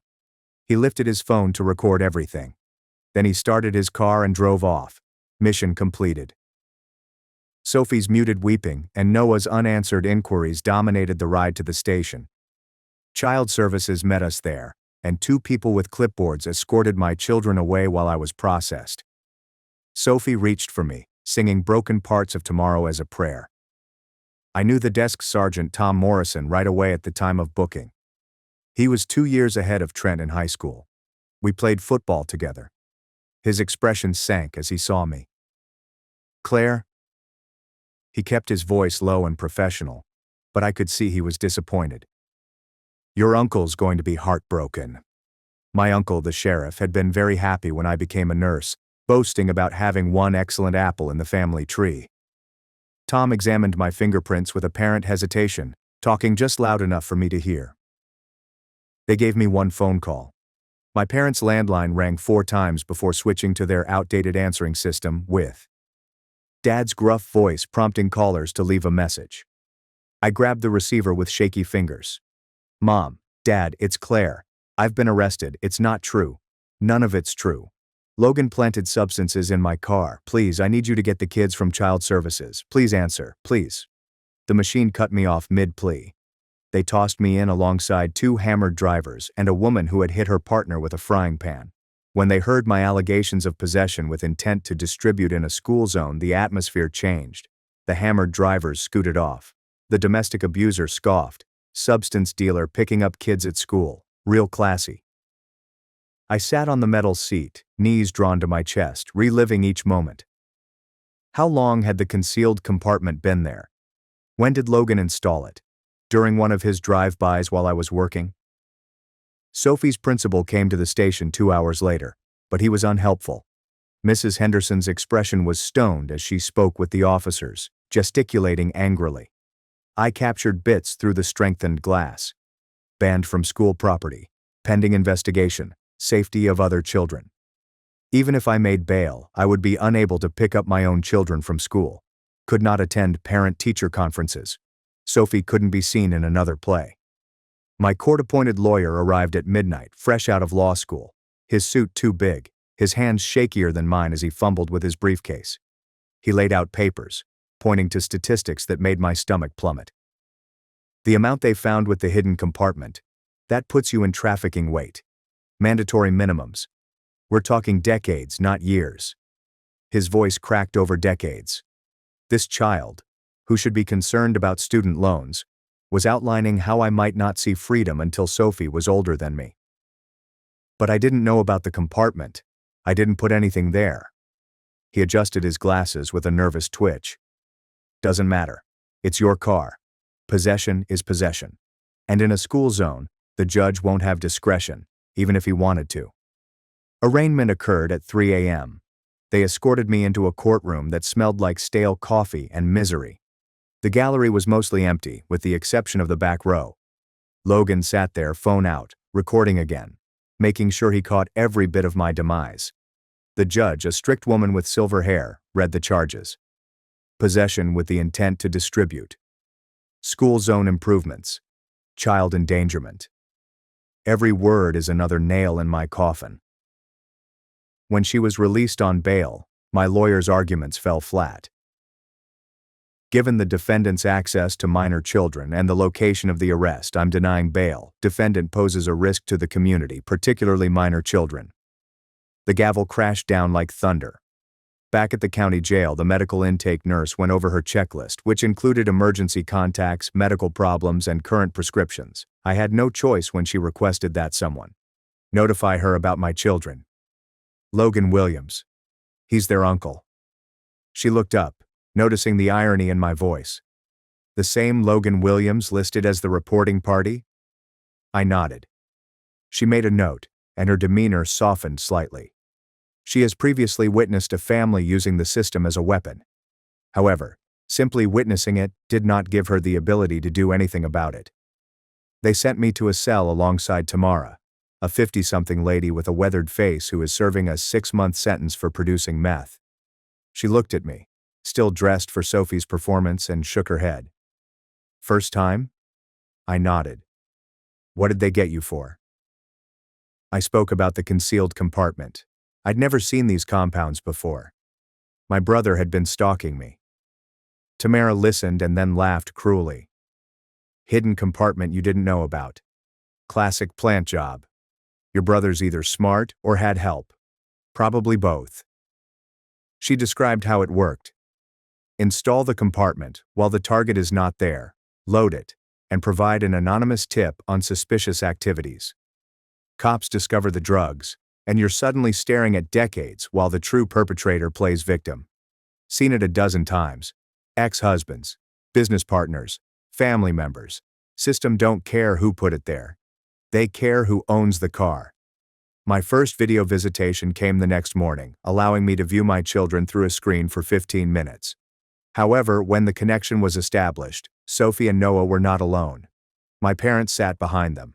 Logan follows behind my parents, hovering, watching, making certain I noticed him. Mom talked first. Claire, honey, maybe this is for the best. Maybe jail will help you get clean. I'm not on substances, Mom. I've never. Denial is part of addiction. She interrupted me. The counselors at Logan's rehab warned us about this. Logan leaned forward just enough that I could see his mouth. He said 2 words. I told you. Sophie had not talked since her arrest, my mother explained, only saying tomorrow, on repeat. Noah has begun peeing the bed again. They were staying with my folks temporarily while things were sorted out.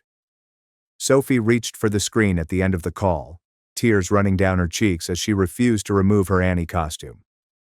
That afternoon, a security from my hospital presented a notice of suspension without pay, effective immediately.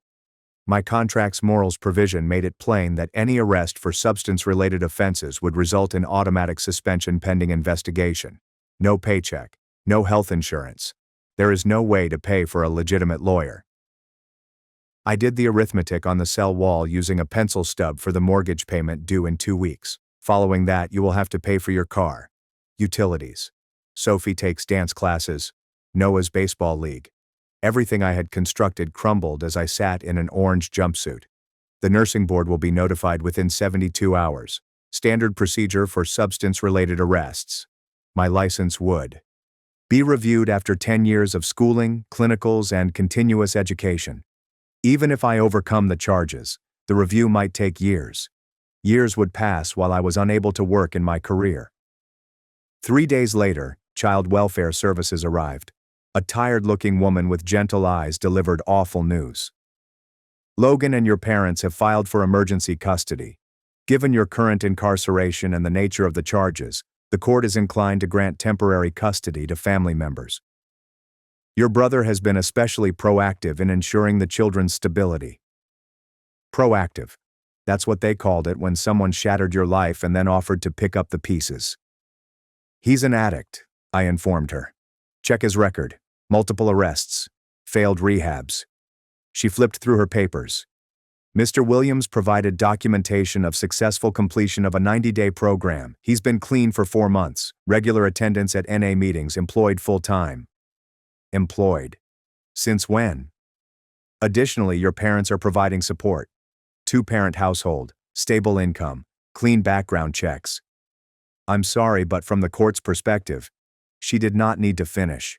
According to the court, I was a drug dealer who put children in danger. Logan was a recovering addict making positive adjustments. The truth was immaterial. Renee, my dearest friend, came to visit that weekend. She had been crying. I could see it in her watery eyes and the smudged mascara she had attempted to repair in the parking lot. David says, I can't. He doesn't want me associating with. She couldn't finish, but she did hand me a folded paper. Logan is coming around. Asking about your computer passwords. Bank accounts. I altered everything I could think of.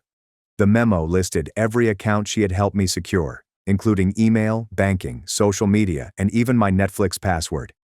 At the bottom she wrote, he's using your kids to get people to talk. Says he needs access to help them. Don't trust anyone. The second blow came from the jail's law library computer, which I had access to for an hour. My arrest had made local news.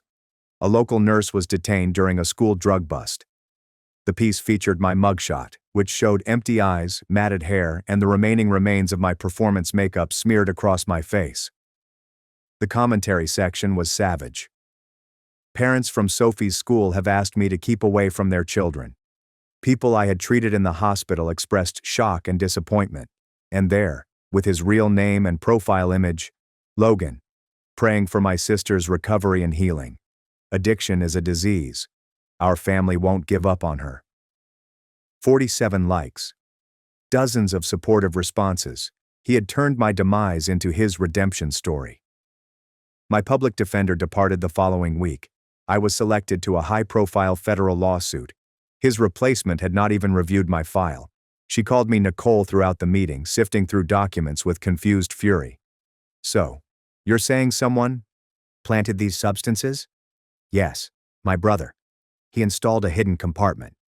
Do you have proof? Receipts? Video footage? Witnesses? I had nothing. Just the word of a suspected drug dealer against a recovering addict who bravely stepped up to care for frightened children. Logan's CPS video interview with my children went just as planned. Sophie, persuaded and bewildered, informed the investigator that Mommy hides items in the car. When asked what kind of things, she shut down and went back to her tomorrow refrain. But the harm had been done. Noah attempted to help. I told them about Uncle Logan's visit at night, coming by when I wasn't at home. But the investigator concentrated on Sophie's comments, meticulously documenting them while disregarding Noah's as inconsistent with the timetable. I started exchanging commissary for legal advice from a lady serving a 5-year sentence for fraud. She was a paralegal before being arrested. I knew the system inside and out. Her assessment was dismal. Family court moves fast, faster than criminal court. Your brother could have permanent custody before your trial even starts, and once they have custody for 6 months, it becomes the status quo. Judges don't like disrupting the status quo.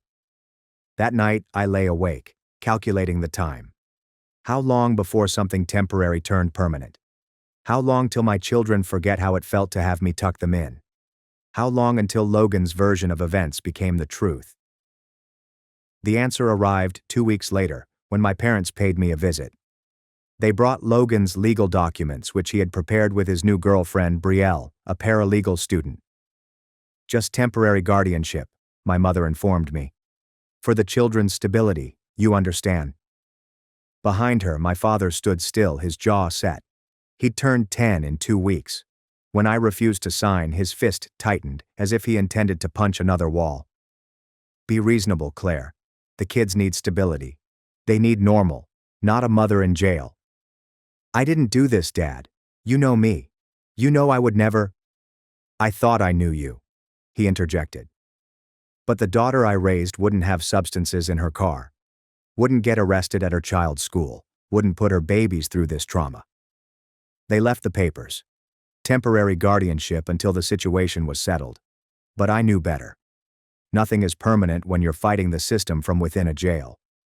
That night, the local Facebook moms group began posting my mugshot. Warning, substance dealer nurse. Keep our schools safe, protect our children. Each adds another nail to my reputation's coffin. Renee texted me screenshots until her husband found out and forced her to block me. But it was Logan's words that broke me. As a recovering addict, I know how hard it is to admit you need help. I'm praying my sister finds the strength to choose recovery. Her children deserve a healthy mother. Break the cycle. Recovery is possible. 134 likes, 62 shares. My destruction had become his platform. My mortgage company sent me another notice the next morning. The automated payment had failed. My accounts were frozen as a result of the asset investigation. Missed payment triggered acceleration clause activation. 30 days to pay in full or face foreclosure. Logan shared Instagram stories from my house that afternoon. Maintaining Sissy's place for when she gets better. Family. Hope. He was in my kitchen, using my dishes, sitting on my couch and moving his belongings box by box as I sat in a cage. During the journey to family court, I finally realized the gravity of my predicament. The deputies conversing in the front seat had no idea I could hear them. Sheriff's taking it hard. That's his niece, the good one, right? The nurse? Yeah. Always said she was the only one who made something of herself. Now this Logan seems to be doing better though. Saw him at the grocery store with those kids. Real sweet with them. My uncle, the sheriff, could have assisted, investigated, or at least listened. But family was family, and I had become the family's source of disgrace. A cautionary tale. The good one has gone rotten. In family court, I arrived via video connection in an orange jumpsuit, handcuffed to a table, hair unwashed, no makeup, and appearing every bit the substance dealer they suspected I was. Logan sat in the gallery, pristine button-down shirt and hands folded, the epitome of responsible rehabilitation. His lawyer, not his lover, but a genuine attorney he could afford, painted a stunning picture. A recovering addict. 4 months clean, working full-time, providing a stable environment for traumatized youngsters. My parents testified on his behalf. Sophie's head teacher also wrote a letter supporting his custody petition. The judge's ruling was fast. Logan and my parents have temporary custody. If and when I am released, I will have supervised visits. Best interests of the children. I noticed my brother's expression when the judge talked. No smirking. There is no gloating, only calm satisfaction.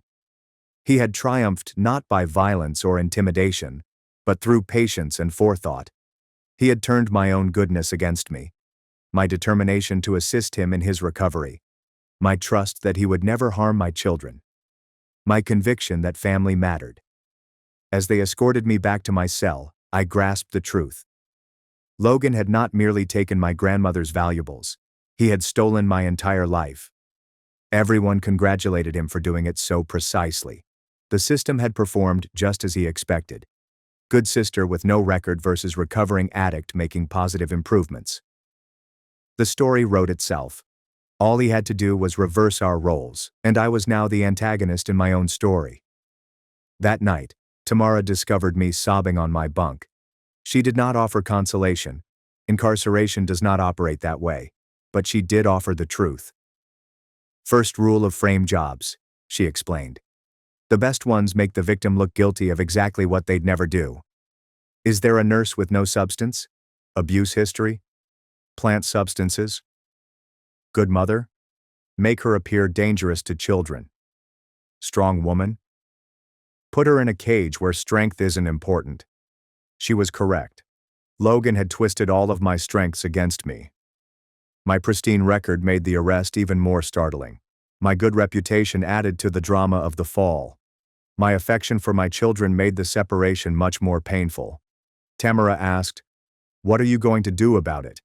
You may either sit here and cry or start fighting. In any case, your children are growing up without you. Clock is ticking." I rubbed my face across the rough pillowcase. She was correct. The clock was ticking. Logan's position became stronger with each day I was here. Another day my children adjusted to life without me. Another day my truth got less convincing. I recalled Sophie refusing to take off her Annie outfit and singing about tomorrow.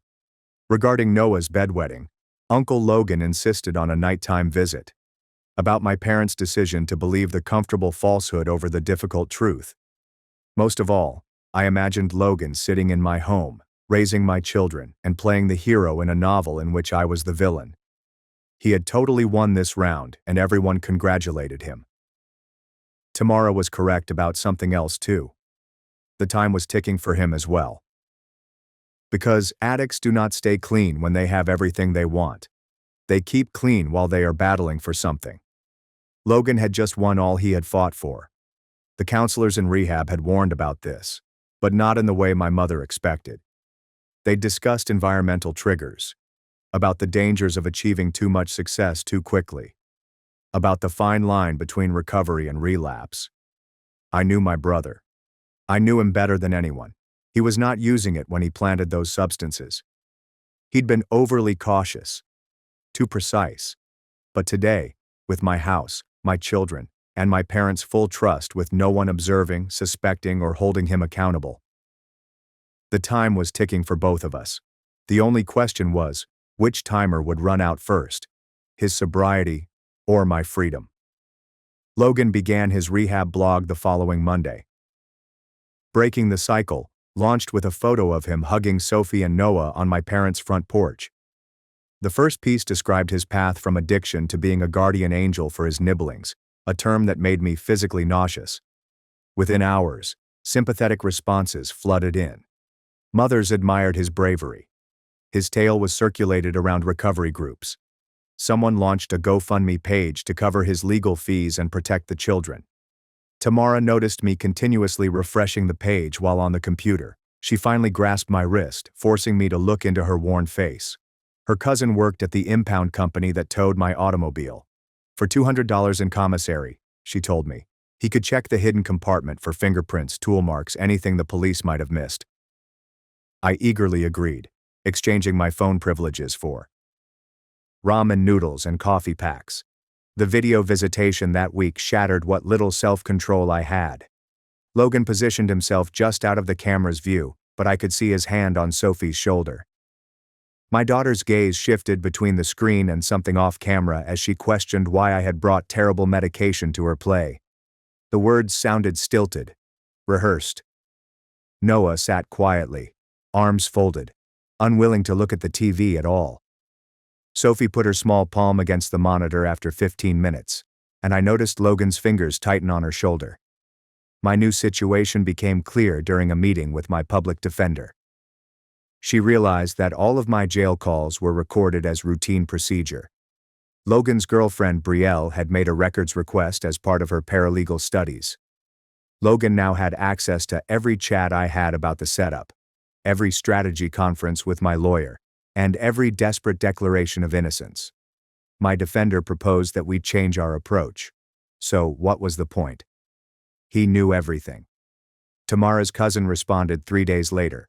The secret compartment revealed clear tool marks indicating recent installation scratches in the metal and fresh drill shavings, although the authorities did not photograph those details during their initial examination. Worse, many investigators polluted the scene, rendering any evidence legally suspect. Nonetheless, it served as confirmation that the compartment was not factory placed. Someone had modified my automobile. The family court imposed fresh instructions that felt like retribution disguised as process. Before any visits could resume, I had to finish parenting classes and substance abuse counseling. Is there a catch? Jail only provided these services to sentenced offenders, not pretrial detainees. I was imprisoned in a bureaucratic nightmare, unable to meet obligations that were impossible to accomplish in my existing position. Renee delivered the next blow, putting her marriage at jeopardy by returning. Logan had accessed Sophie's college fund as her temporary guardian. $5,000 was withdrawn for trauma treatment with a friend of Brielle's who claimed to be a life coach, but had no credentials. Legal? Yes. Devastating? Absolutely. I had saved that money since Sophie was born. $20 here, $50 there. She's saving for her future one deposit at a time.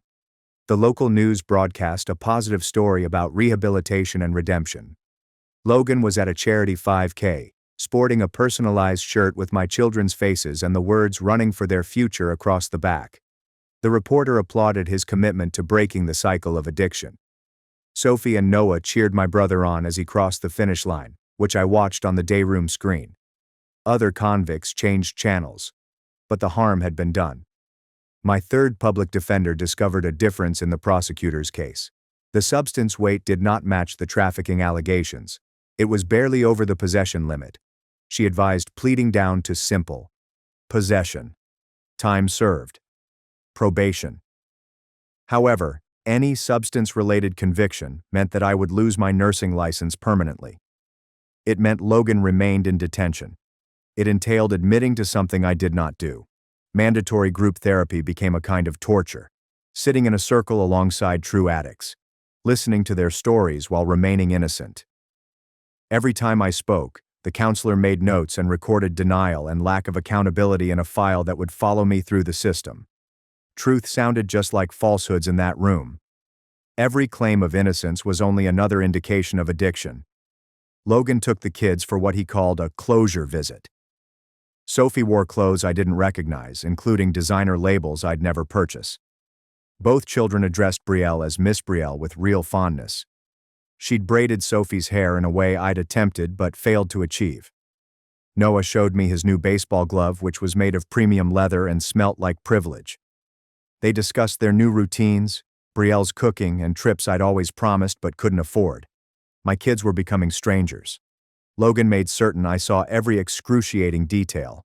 My father paid a visit alone the next week. He appeared shattered and old beyond his years. He admitted knowing Logan was using again, finding needles in the bathroom, and discovered money stolen from his wallet. But Logan was functional, he reasoned. At least the children had stability. He begged me to accept a plea deal. Stop fighting what everyone already believes. The man who had punched through walls to defend me now urged me to submit. Even my commissary account became a war. Renee's deposited funds mysteriously disappeared. Logan had marked himself as an approved visitor and family member, allowing him access to my account. He had systematically emptied everything, leaving me unable to purchase basic hygiene supplies. The jail responded with a shrug. Family members had these rights. The foreclosure letter came as a final insult. Logan was interviewed by local TV at the sale of my house about his efforts to save the family home despite his sister's choices. He stood on my front lawn, appearing appropriately sad, telling how addiction has devastated families. Behind him, I could see my rose bushes wilting due to carelessness. Kara, a former colleague, risked her career to visit with distressing news. Logan was employed by the hospital to serve as a night custodian. He now had access to medical records, controlled substance disposal facilities, and the halls where I had spent my whole career. She had spotted him asking questions about ketamine disposal processes, anesthesia cart codes. The ramifications horrified both of us. Tamara revealed that she had filmed Logan buying from her dealer 6 weeks prior to my arrest. The footage was crisp, including his face, voice, and transaction. However, it also revealed Tamara's dealings, rendering it legally inadmissible. The evidence that may set me free would cage her. She offered it nevertheless, knowing what it could cost her. I couldn't accept that sacrifice. A private investigator hired by Renee's husband discovered something significant. Logan had been calling in medicines under my nursing license number. The DEA database revealed unusual patterns of controlled medications prescribed to people I had never treated. Identity theft, on top of everything else. However, revealing it risked launching a federal probe that may last years. My uncle paid me a visit after hours, alone. He appeared older, his shoulders hunched with guilt. He suspected Logan from the start, but was unable to probe his family. Now, he offered to pay for a private attorney provided I agreed to leave town following a swift acquittal. To save our reputation, the good apple of the family tree would have to perish. I agreed. What options did I have? Sophie's teacher phoned CPS, raising concerns that made my heart race. During art class, my daughter drew rough images of Uncle Logan's secret box in Mommy's car. However, the investigator rejected these as traumatic responses. Children use art to process tough emotions. Adults who thought they knew better dismissed the truth from the mouths of children. The private attorney my uncle hired provided both optimism and harsh reality. Logan's public sympathy campaign tainted the jury pool. Everyone has heard the story about the courageous recovering addict who saved his sister's children. She advised pursuing a bench trial before a judge with discretion over mandated minimums. It meant putting my fate in the hands of just one person rather than 12. I violated ethical boundaries I never imagined I would. During the literacy program, I became friends with the coordinator, whose daughter attended Sophie's class. Technically, this violated the no-contact order, but I needed information on my children. Sophie had completely ceased singing, I discovered from her. No more tomorrow. Nothing more. The music had died with her mother's arrest. During transportation for attorney meetings, I recognized the bailiff. Jordan Wells was Logan's dealer in high school. Courthouse security has been clean and operational for the past decade. He pulled me aside in the holding room and whispered that Logan had attempted to buy from him last month. Logan knew his background. He knew his triggers. I attempted to exploit them. Jordan couldn't testify because it would jeopardize his career, but he wanted me to know the facts.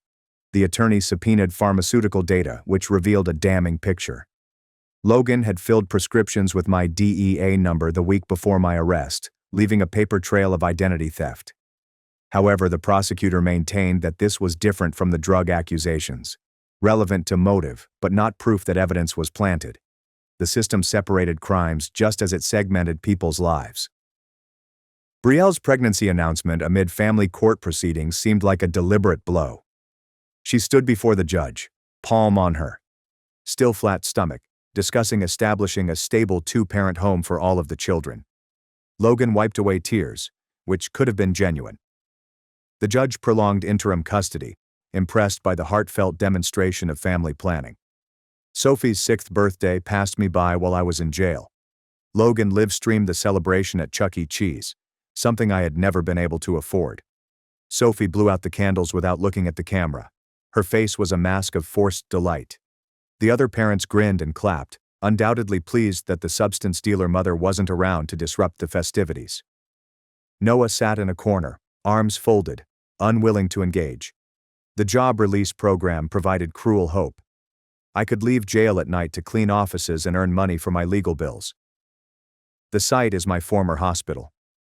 The universe's nasty joke meant I'd be mopping floors in the pediatric hospital where I'd previously rescued lives, scrubbing toilets in the break room where co-workers had given me a baby shower for Noah. My supervisor was Sophie's school parent who regarded me as if I were something scraped off her shoe. She assigned me the harshest jobs. I was made to clean the same spots repeatedly, always found fault. One night, she made me clean the trauma bay, where I had once led a code that saved a child's life. The plaque on the wall still acknowledged the nursing staff. My name had been taped. Kara gave me notes during my shifts, risking everything to keep me informed. Logan had inquired about restricted substance disposal, specifically ketamine and fentanyl.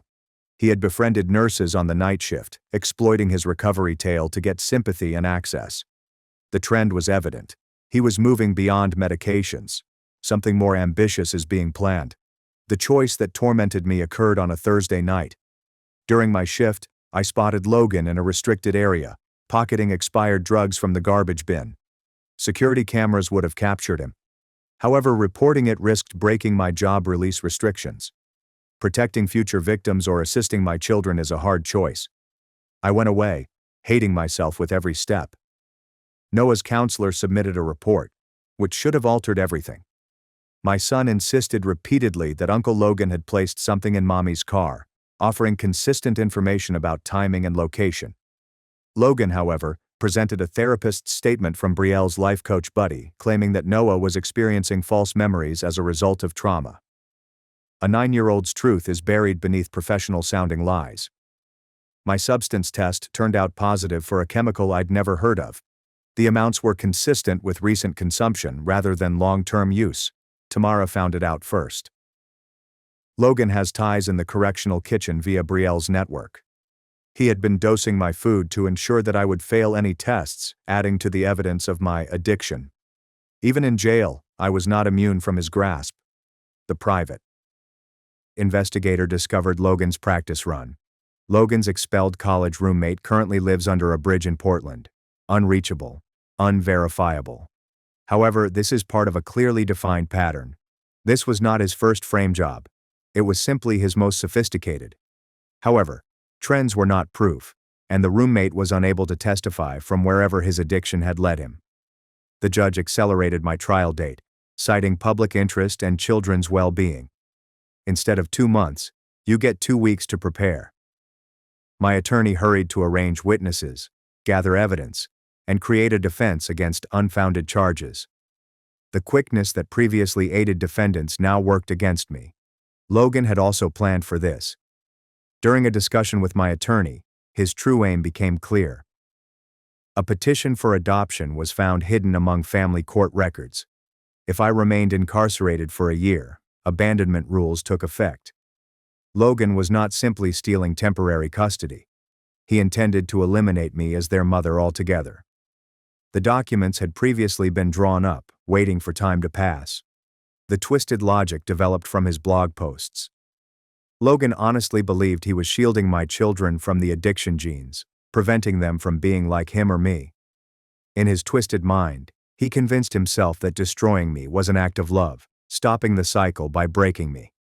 What is the scariest part? His cries during court appearances were genuine. I took a desperate decision that crossed every ethical line I had remaining.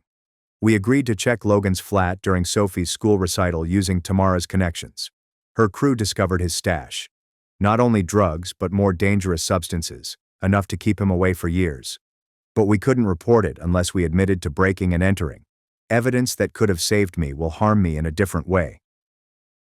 To build an alibi for the apartment hunt, I had to miss my video conversation with the kids. Sophie waited by the computer for 2 hours. According to the guard who eventually unplugged the unused session, she had prepared a song to sing for me. Not tomorrow, but something new from school. I sacrificed potential evidence for unmistakable pain. The inquiry turned up receipts for the compartment installation in my car. Logan recognized the business owner's name. He was Logan's previous dealer, someone who would do anything for the proper price. But he refused to testify without immunity, and the prosecutor was not interested in deals that complicated their straightforward case. Substance dealer mother was a simpler narrative than sophisticated frame job. Character witnesses formed their own battlefield. 3 hospital colleagues agreed to speak on my professional reputation, diligence, and complete lack of a drug background. But the 4th backed out after Logan hinted he was aware of her previous prescription discrepancy, which she had only revealed to me during a vulnerable moment. He had weaponized every trust I had ever established. The judge ordered hair follicle tests for all parties involved in the custody issue. The results corroborated what I already knew. I showed no evidence of long-term substance abuse. However, the judge observed that single use was still prohibited. That nice individuals can make awful decisions. Legal innocence and true innocence were not the same thing, and I was painfully discovering the difference. My attorney requested a favor from a DEA contact who confirmed that the prescription fraud pattern matched Logan's time frame exactly. However, testifying would trigger a government probe that may last years, during which my children would grow up without me. Help that was unable to help. The truth couldn't be spoken. The system's brutal math. Off the record, the DEA contact said something scary. Logan's fake prescriptions were given to elderly hospice patients, who died before anybody noticed. He'd been exploiting dead people's identities for months, effectively making him a serial killer of convenience. However, establishing it required resources that I did not have, and relationships that I could not create while in jail. Sophie has a breakdown during her forensic interview. She said that Uncle Logan had shown her the box in Mommy's car before the play. For a minute, the truth shone through. She instantly recanted, claiming she made it up for attention. The investigator noted both statements, but emphasized the recantation. Even my daughter's honesty had been turned into a lie. The compartment installer spoke up following his own incarceration on other offenses. He admitted Logan paid cash for the installation a week before my arrest and provided receipts and extensive testimony. But his collaboration came with a price. He had to testify about all of his unlawful alterations, which implicated dozens of other clients who now wanted me dead for revealing their secrets. I made the most difficult decision of my life. During a strategy discussion with my attorney, I agreed to speak about discovering Logan stealing from the hospital. I knew it violated my work release conditions. Truth had become more vital than strategy. If I had to go down, I'd do so with a fight, telling the jury everything I knew. Logan went to jail the night before the trial. He presented a letter of forgiveness and power of attorney documents. He promised to halt the adoption pursuit if I accepted a plea deal. 18 months, out of 12 with good behavior. His hands shook as he pushed the papers into the slot. The security camera clearly revealed his dilated pupils and tremble in his fingers. He started using heavily again, but no one noticed the apparent indicators. I looked him in the eyes and spoke honestly to the cameras. I would rather lose my children forever as an innocent woman than keep them through a lie. His face crumbled, not with victory, but rather with real confusion. He never dreamed I would not break, would not fold. He refused to follow the simple way that verified his narrative. The prosecutor began the trial by presenting me as a nurse who used her medical skills to steal substances. Logan sat immediately behind the prosecutor's table, dressed in a suit I knew from my father's closet, and played the victim advocate role perfectly. The gallery was divided down the middle. My supporters on the left. Logan's army of rehabilitation activists and worried parents are on the right. Both of us displayed our war scars. I'd shed 30 pounds. I hadn't noticed any gray in my hair previously. Logan had gained weight. He developed a tremor and attempted to hide it by clasping his hands. We were destroying each other in slow motion, and everyone seemed to enjoy it. The installer testified that Logan expressly requested an undetectable chamber to store his girlfriend's birthday present. The falsehood was so clear that several jurors shifted uneasily. Yet obvious lying did not constitute proof beyond reasonable doubt. Then came the bailiff, Jordan Wells, whom I recognized. He defied courtroom protocol by standing up in the gallery to speak without being summoned. He couldn't stay silent any longer, he said. Logan attempted to drag him back down after 10 years of sobriety. The judge threatened contempt, but Jordan persisted. Logan was familiar with every dealer in town, as well as their weaknesses and triggers. He was a predator disguised as prey. The judge ordered hair follicle tests for all parties involved in the family court case, including Logan. His stress was obvious in his sweating, squirming, and unexpected need for a restroom break. He was fully aware that the test would reveal everything.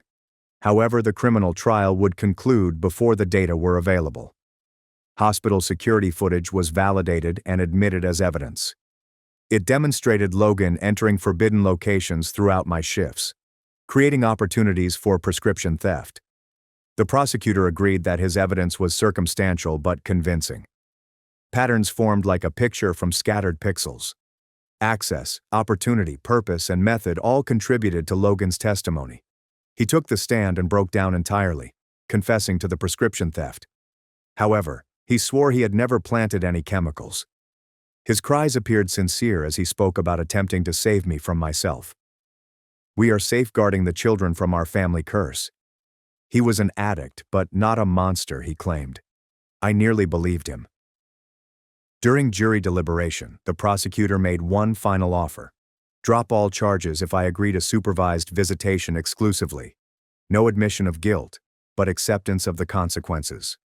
My attorney encouraged me to take it. Juries were unpredictable, and we had provided reasonable doubt but not assurance. I refused. My children deserve a mother who fought for the truth until the very end. Either I'd walk out feeling vindicated, or I'd go to prison knowing I had never compromised. The jury returned after a 2-hour deliberation. The verdict was split, just as my life had. Not guilty of trafficking. The evidence was too flimsy. The compartment seemed strange, but guilty of possession, since the narcotics were in my car, and constructive possession constituted possession. Time served, plus 2 years probation. A partial win that felt like defeat. The family court proceeded promptly. Logan's custody was revoked after he failed a drug test and admitted prescription stealing. But the kids went to my parents, not me. The judge referred to my criminal record, my need to rebuild, and the children's need for stability. No one won cleanly. I moved in with Renee, whose husband abandoned her for supporting me. We rebuilt together 2 ladies whose devotion to the truth had cost them everything. My nursing license was suspended pending review, which could take years. I found employment as a medical clerk, processing paperwork where I had previously saved lives. Supervised Sunday visits became my lifeline. Sophie spoke again but shuddered at the sirens. Noah refused to visit Logan at all, using wrath as armor.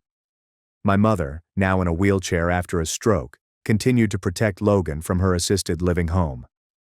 We were all so proud of our family tree, but it was nothing more than broken branches. 6 months later, I sat in another courtroom for the final custody proceeding. Logan was back in rehab, this time on court order. His partner Brielle had left him when the baby tested positive for drugs at birth.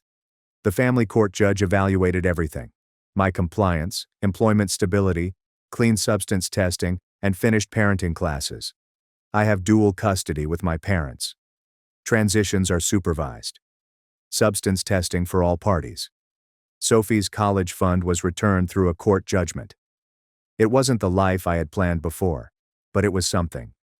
Logan would be granted supervised visits once he completed therapy again.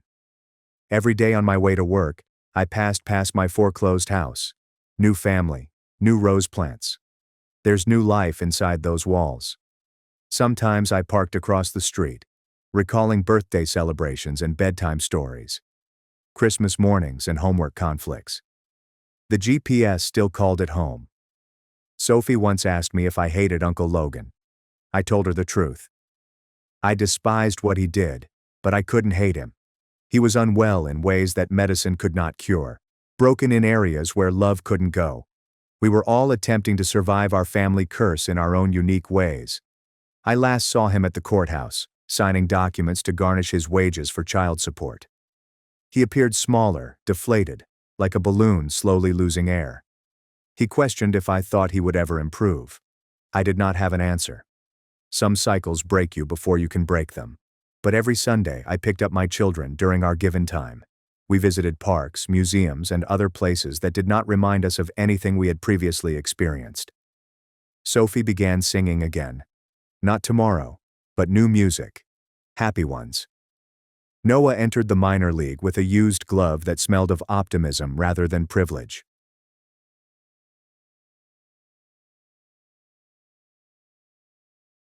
My sister brought wine to my boyfriend's apartment, put her hand on his knee, and whispered she'd treat him better. He kicked her out in rage.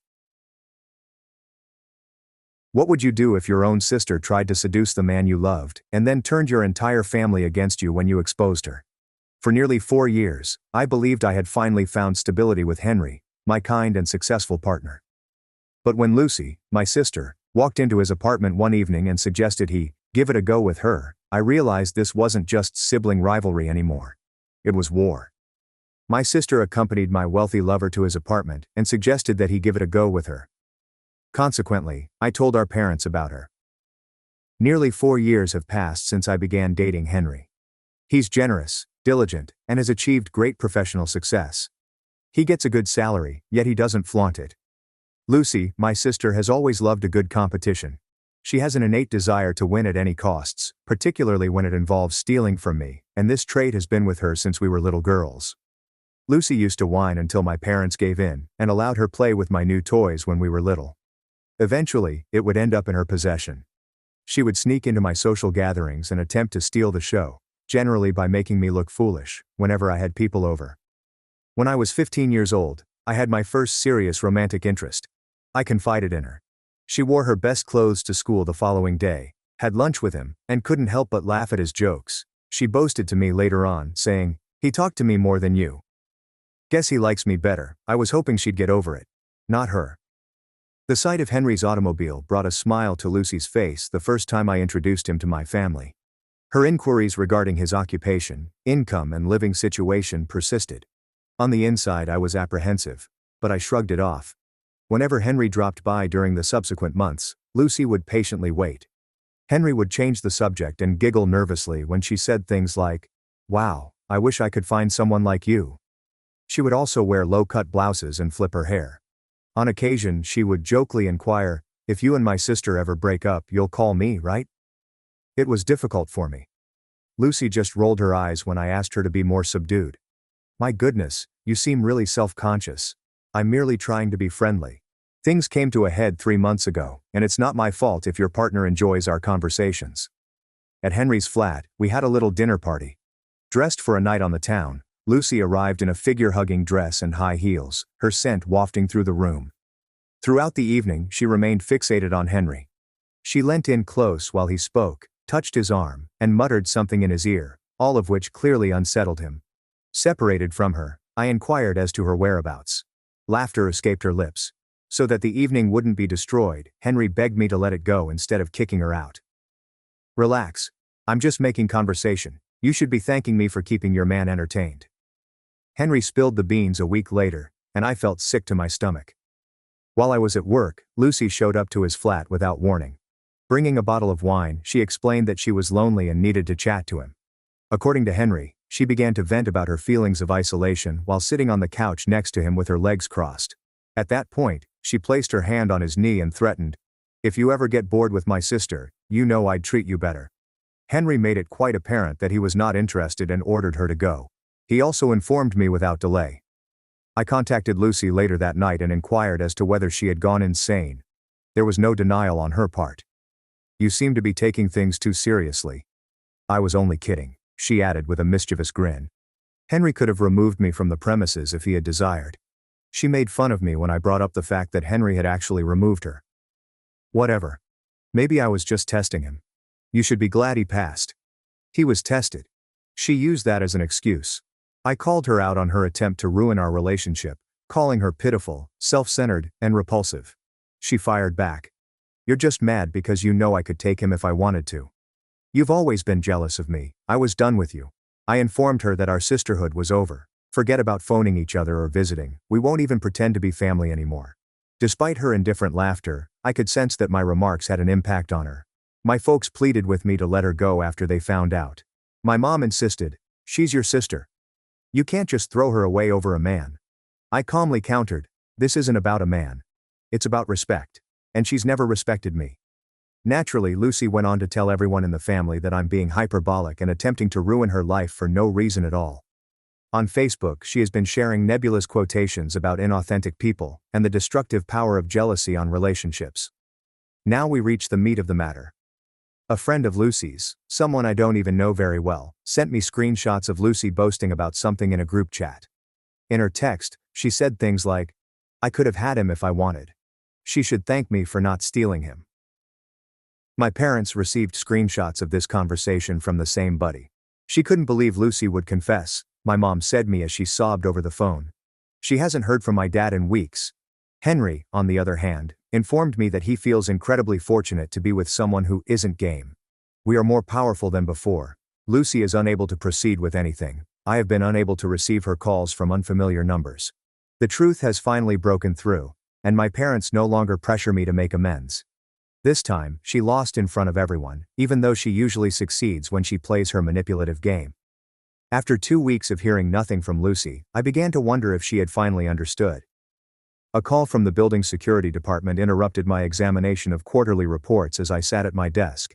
The guard's voice was tight as he described a stranger in the lobby who claimed to be my sister and wanted to see me. The realization that Lucy had located my office and was actually present sent a shiver down my spine. No matter what, I urged security to keep her down.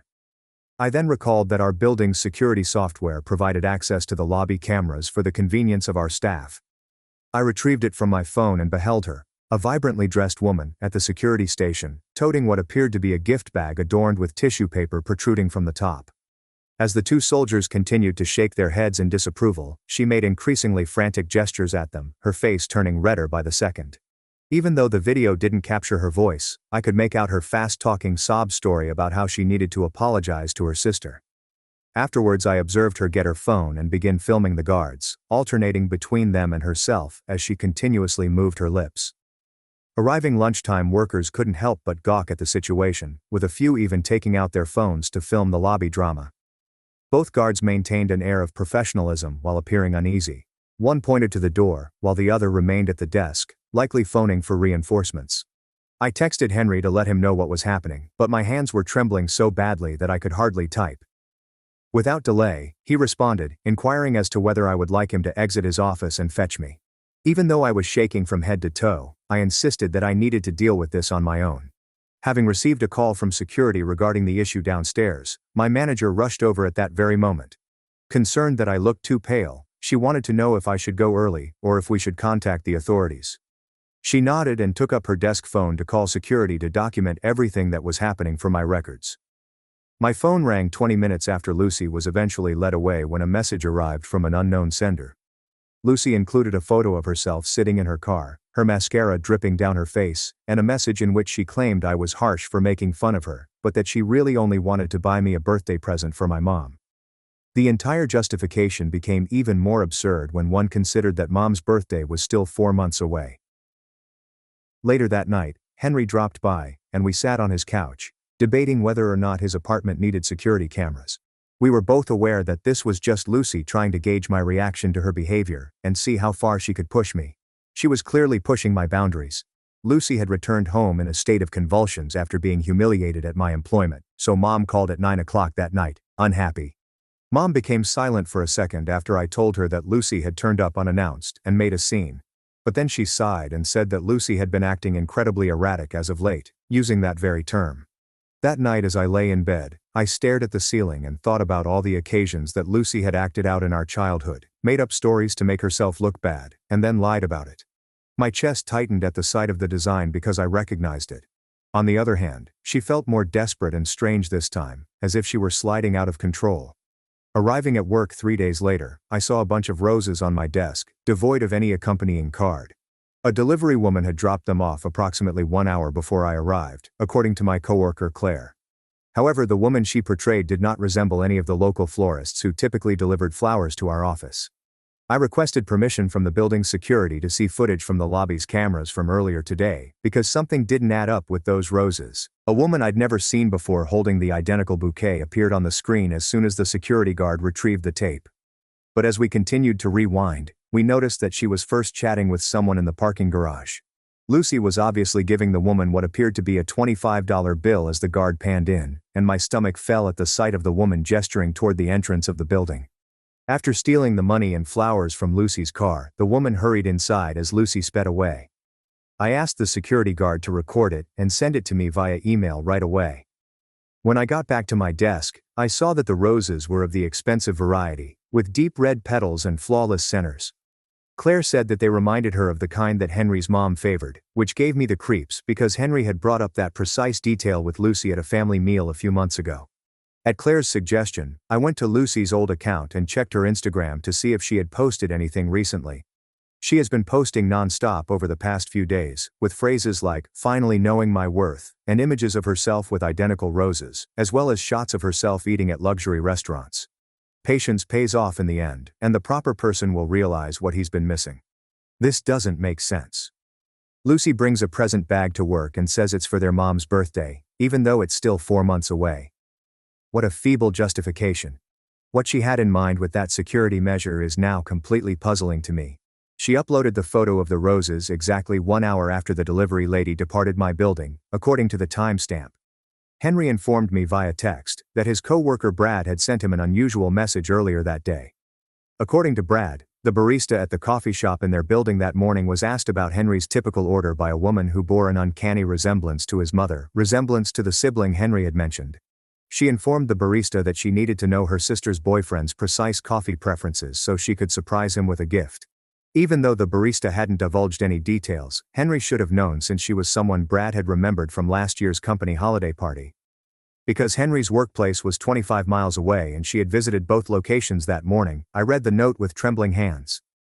Later that night, Dad gave Mom a weary-sounding call when she was at her book group. According to him, Lucy had been requesting little amounts of money from them recently, stating that she needed it for treatment sessions in order to address her concerns. She became defensive and insisted that they should have faith in her to manage her own mental health when he demanded documentation or the name of the therapist. Over the last month, he had handed her about $2,000.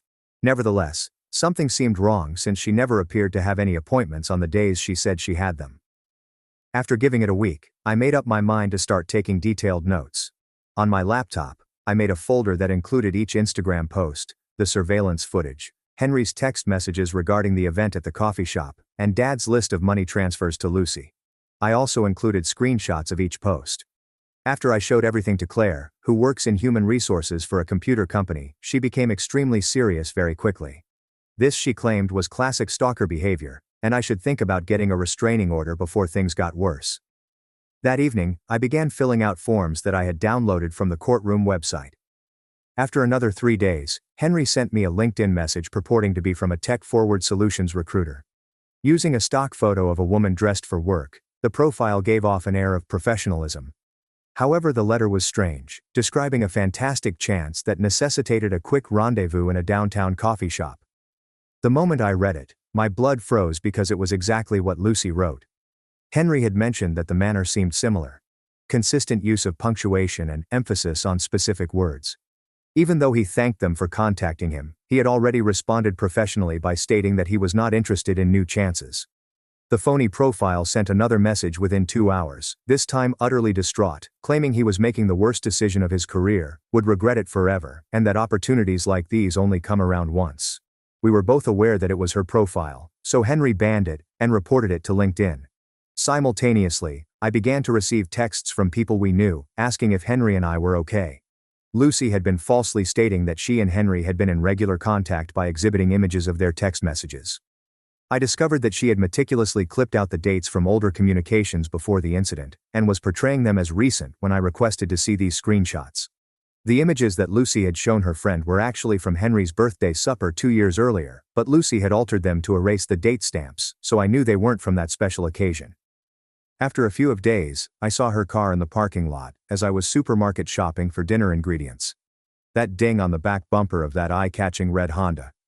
I felt a chill run down my spine, and I gave up on my optimistic cereal aisle cart. I hurried to my car, my heart racing as I pondered whether she was really trailing behind me, or if it was all a coincidence.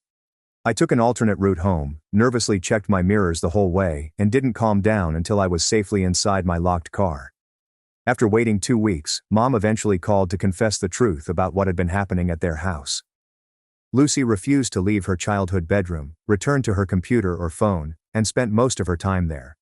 Several times a day, Lucy would reload Henry's profile page and stare at his professional headshot, which Mom had seen she did obsessively. Additionally, she had printed out listings for flats within a 3-block radius of his building after doing research on his neighborhood. I received a Facebook message from someone whose name I initially didn't know 2 days after my mom informed me about the apartment printouts. After dating for 8 months during college, Marcus Matthews and Lucy had a messy breakup that Lucy refused to discuss. I felt sick to my stomach after hearing his brief message. He wanted to forewarn me since he had read posts from our mutual acquaintances regarding me and Lucy's relationship, and she had done something similar after they broke up. She began calling his company with false complaints about him, showing up at his new girlfriend's workplace, and even creating a phony dating site using his images to message random women nasty things after he rejected her for infidelity. What he said next just served to exacerbate the situation, so I contacted him immediately.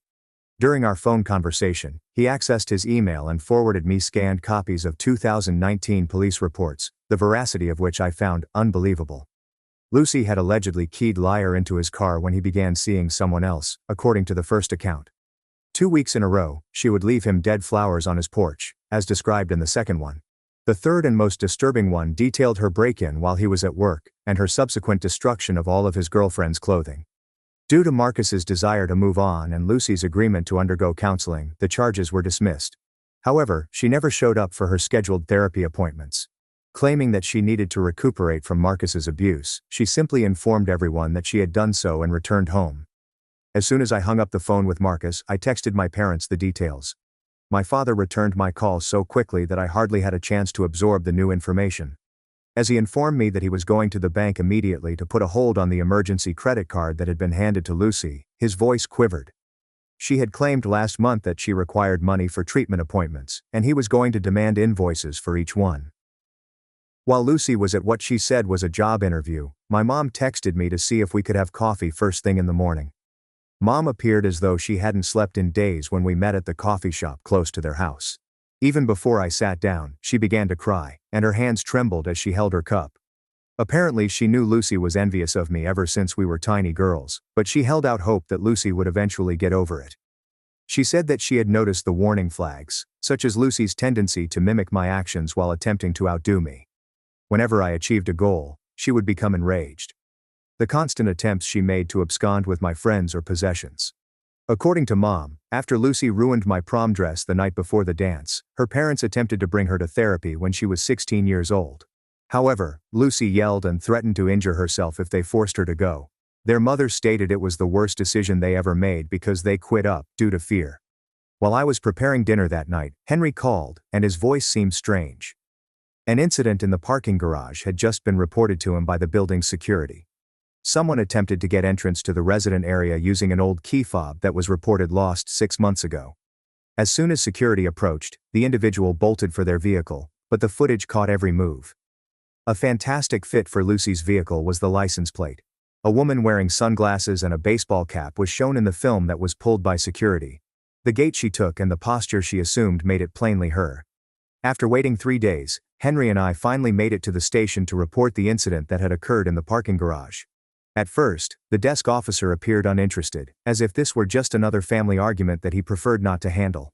However, I retrieved the folder that contained all the documentation, the old police reports from Marcus, the screenshots from Julia, the security footage from Henry's building, and printed copies of all the threatening texts from unknown numbers. The documents were organized chronologically with the dates and times highlighted. As he turned the pages, the officer's expression transformed entirely. He summoned his boss, who double-checked everything, and requested that we be patient while they created duplicates. We were provided with a case number, and informed that a detective will contact us within the next week. In order to manage all the stress, I chose to seek expert assistance. My doctor suggested a therapist, so I scheduled an appointment with her.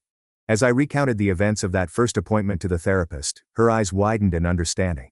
She informed me that Lucy's actions were following a worrying trend, and that we should make preparations for potential dangers.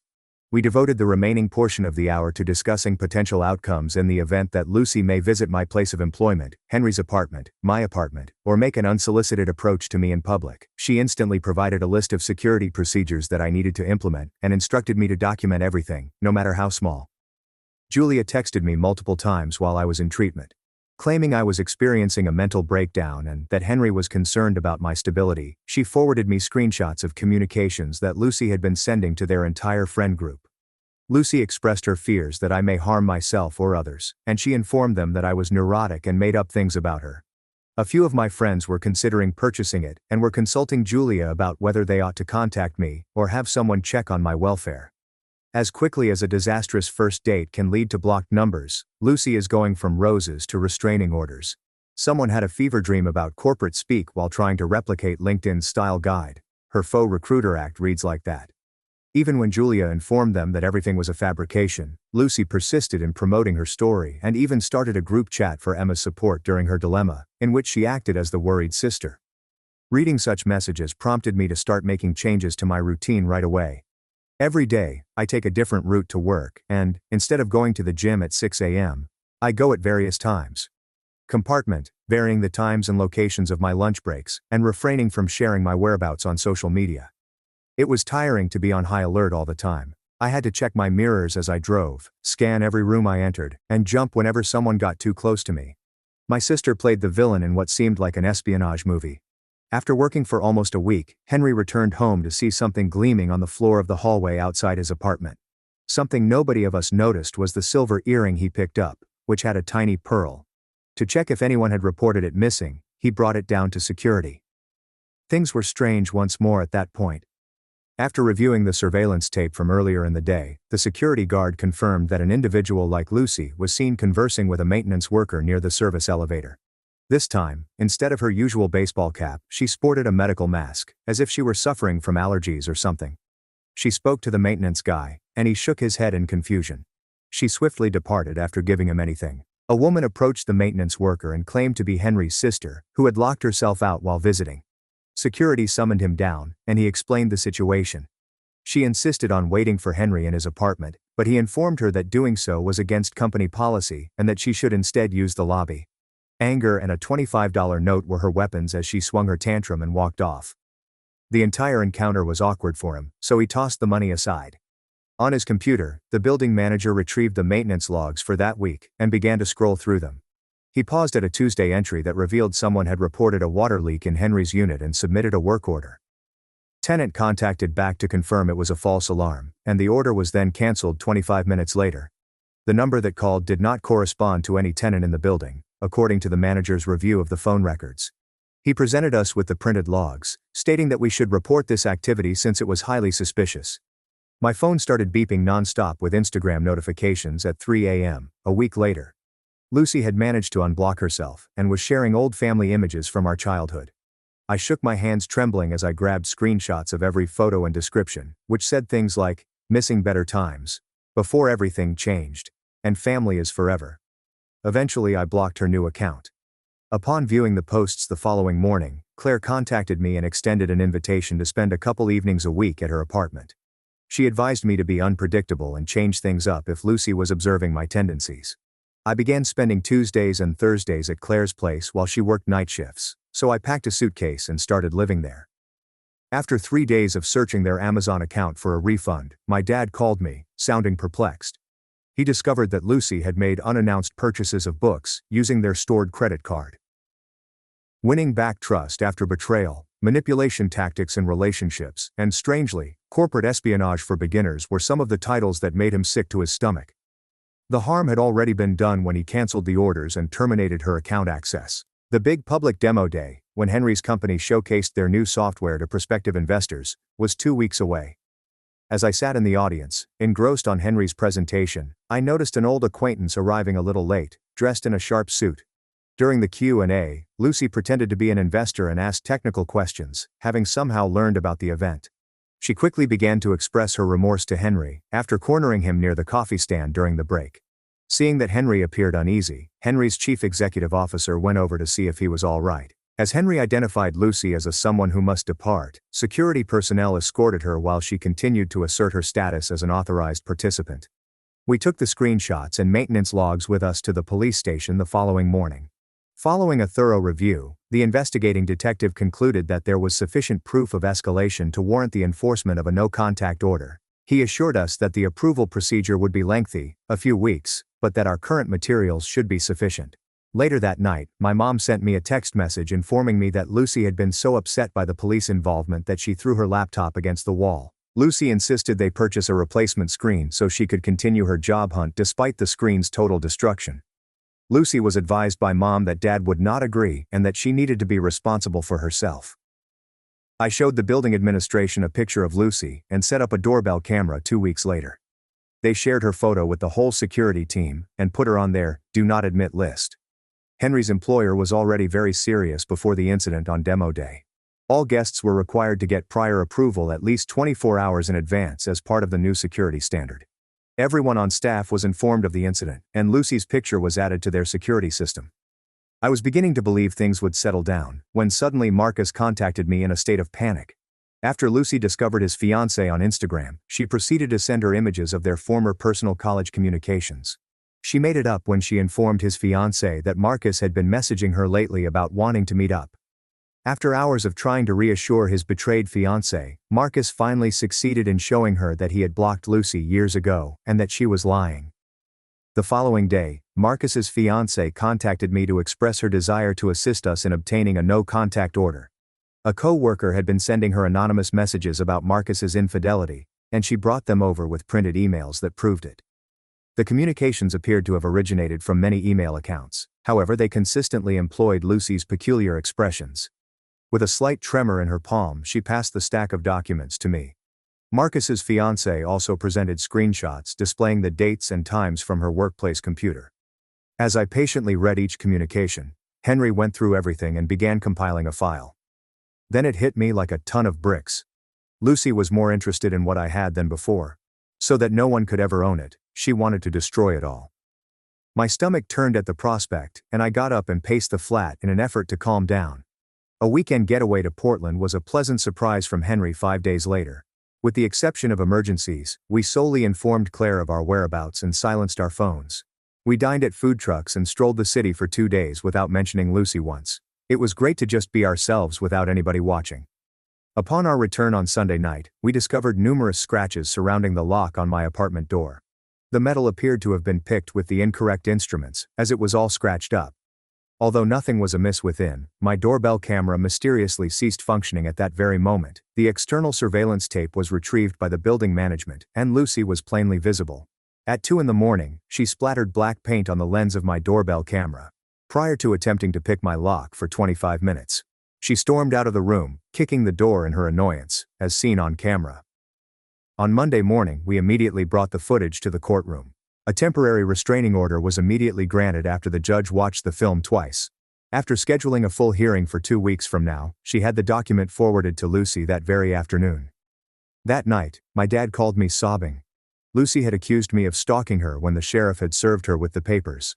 According to her, I had been harassing her by creating false social media identities and following her. No one could tell me what to believe, so I had to explain everything to my dad. Bringing a laptop and a box of old photos, I made my way to my parents' house. There was a 3-hour session at the kitchen table where I showed them the date stamps on all of the items. While Lucy boasted about her attempts to take Henry in old postings, I found images of myself from the same period that showed a very different side of my personality. After gaining a thorough understanding, Dad buried his head in his hands. A week after that, I got a Facebook friend request from an unknown sender along with a message.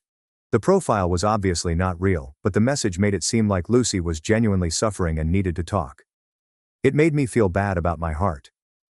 As soon as I saw it, I took a screenshot, and Henry contacted our attorney to discuss the obvious breach of the restraining order. After 3 days, I saw a rental car, this one silver, parked across from my building of employment. From the time I arrived until the time I departed, it remained in the same spot every day. Upon inspection, security discovered rental documents bearing Lucy's name on the dashboard, in addition to receipts from a coffee shop located close to my workplace. Our attorney advised us to take pictures of the scene and record the details of each infraction in order to secure a permanent restraining order. That same afternoon, I photographed the vehicle, rental documents and receipts and sent them all to our attorney via email. My building's security guard began recording the arrival and departure times of the vehicle. Henry was up all night that night worrying about who might be breaking into the house and why he kept checking the locks. After much prodding, he confessed that he had been dreaming that Lucy was breaking into our house while we were sleeping.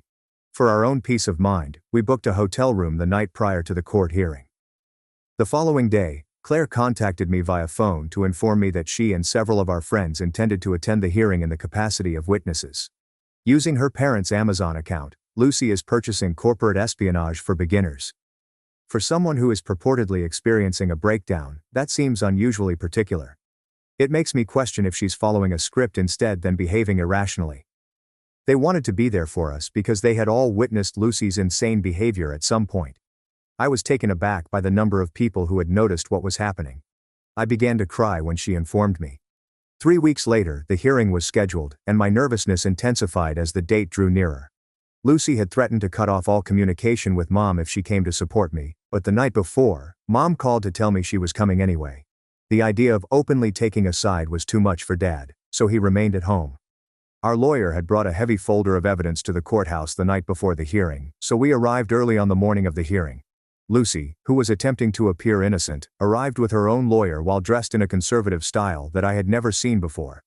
Things were looking great for us when the hearing began until Lucy's attorney presented what appeared to be printed text messages from Henry, claiming that he was interested in her. Even though my stomach churned, our lawyer wasted no time in requesting to see the images and quickly established that they were heavily edited. Metadata indicated they were made during the past 2 days, and the font didn't even correspond to actual iPhone messages. A visibly irate judge questioned Lucy's attorney about his knowledge of the messages' falsity. Because he had only gotten them that morning from his customer, he insisted he couldn't verify their accuracy. The judge devoted an additional hour to going over all of our proof, which included the surveillance footage from the rental car, the online postings, and the testimony of our witnesses. He issued a restraining order prohibiting any form of communication, including electronic or otherwise, for a period of 2 years. After Lucy leaped to her feet and yelled loudly, "We ruined her life!" Her attorney seized her arm and escorted her from the courtroom. Mom wanted to have a serious conversation with us after the hearing, so she invited us over to her house. She appeared weary when we arrived, and she informed us that she and Dad had given Lucy 30 days to locate a new place to live. The level of drama in the family home had reached an unsafe point, and Mom was unable to cope with the stress. After returning to Henry's apartment that night, he became silent and revealed that we were capable of overcoming any obstacle as a team. He formally asked whether I would like to live with him.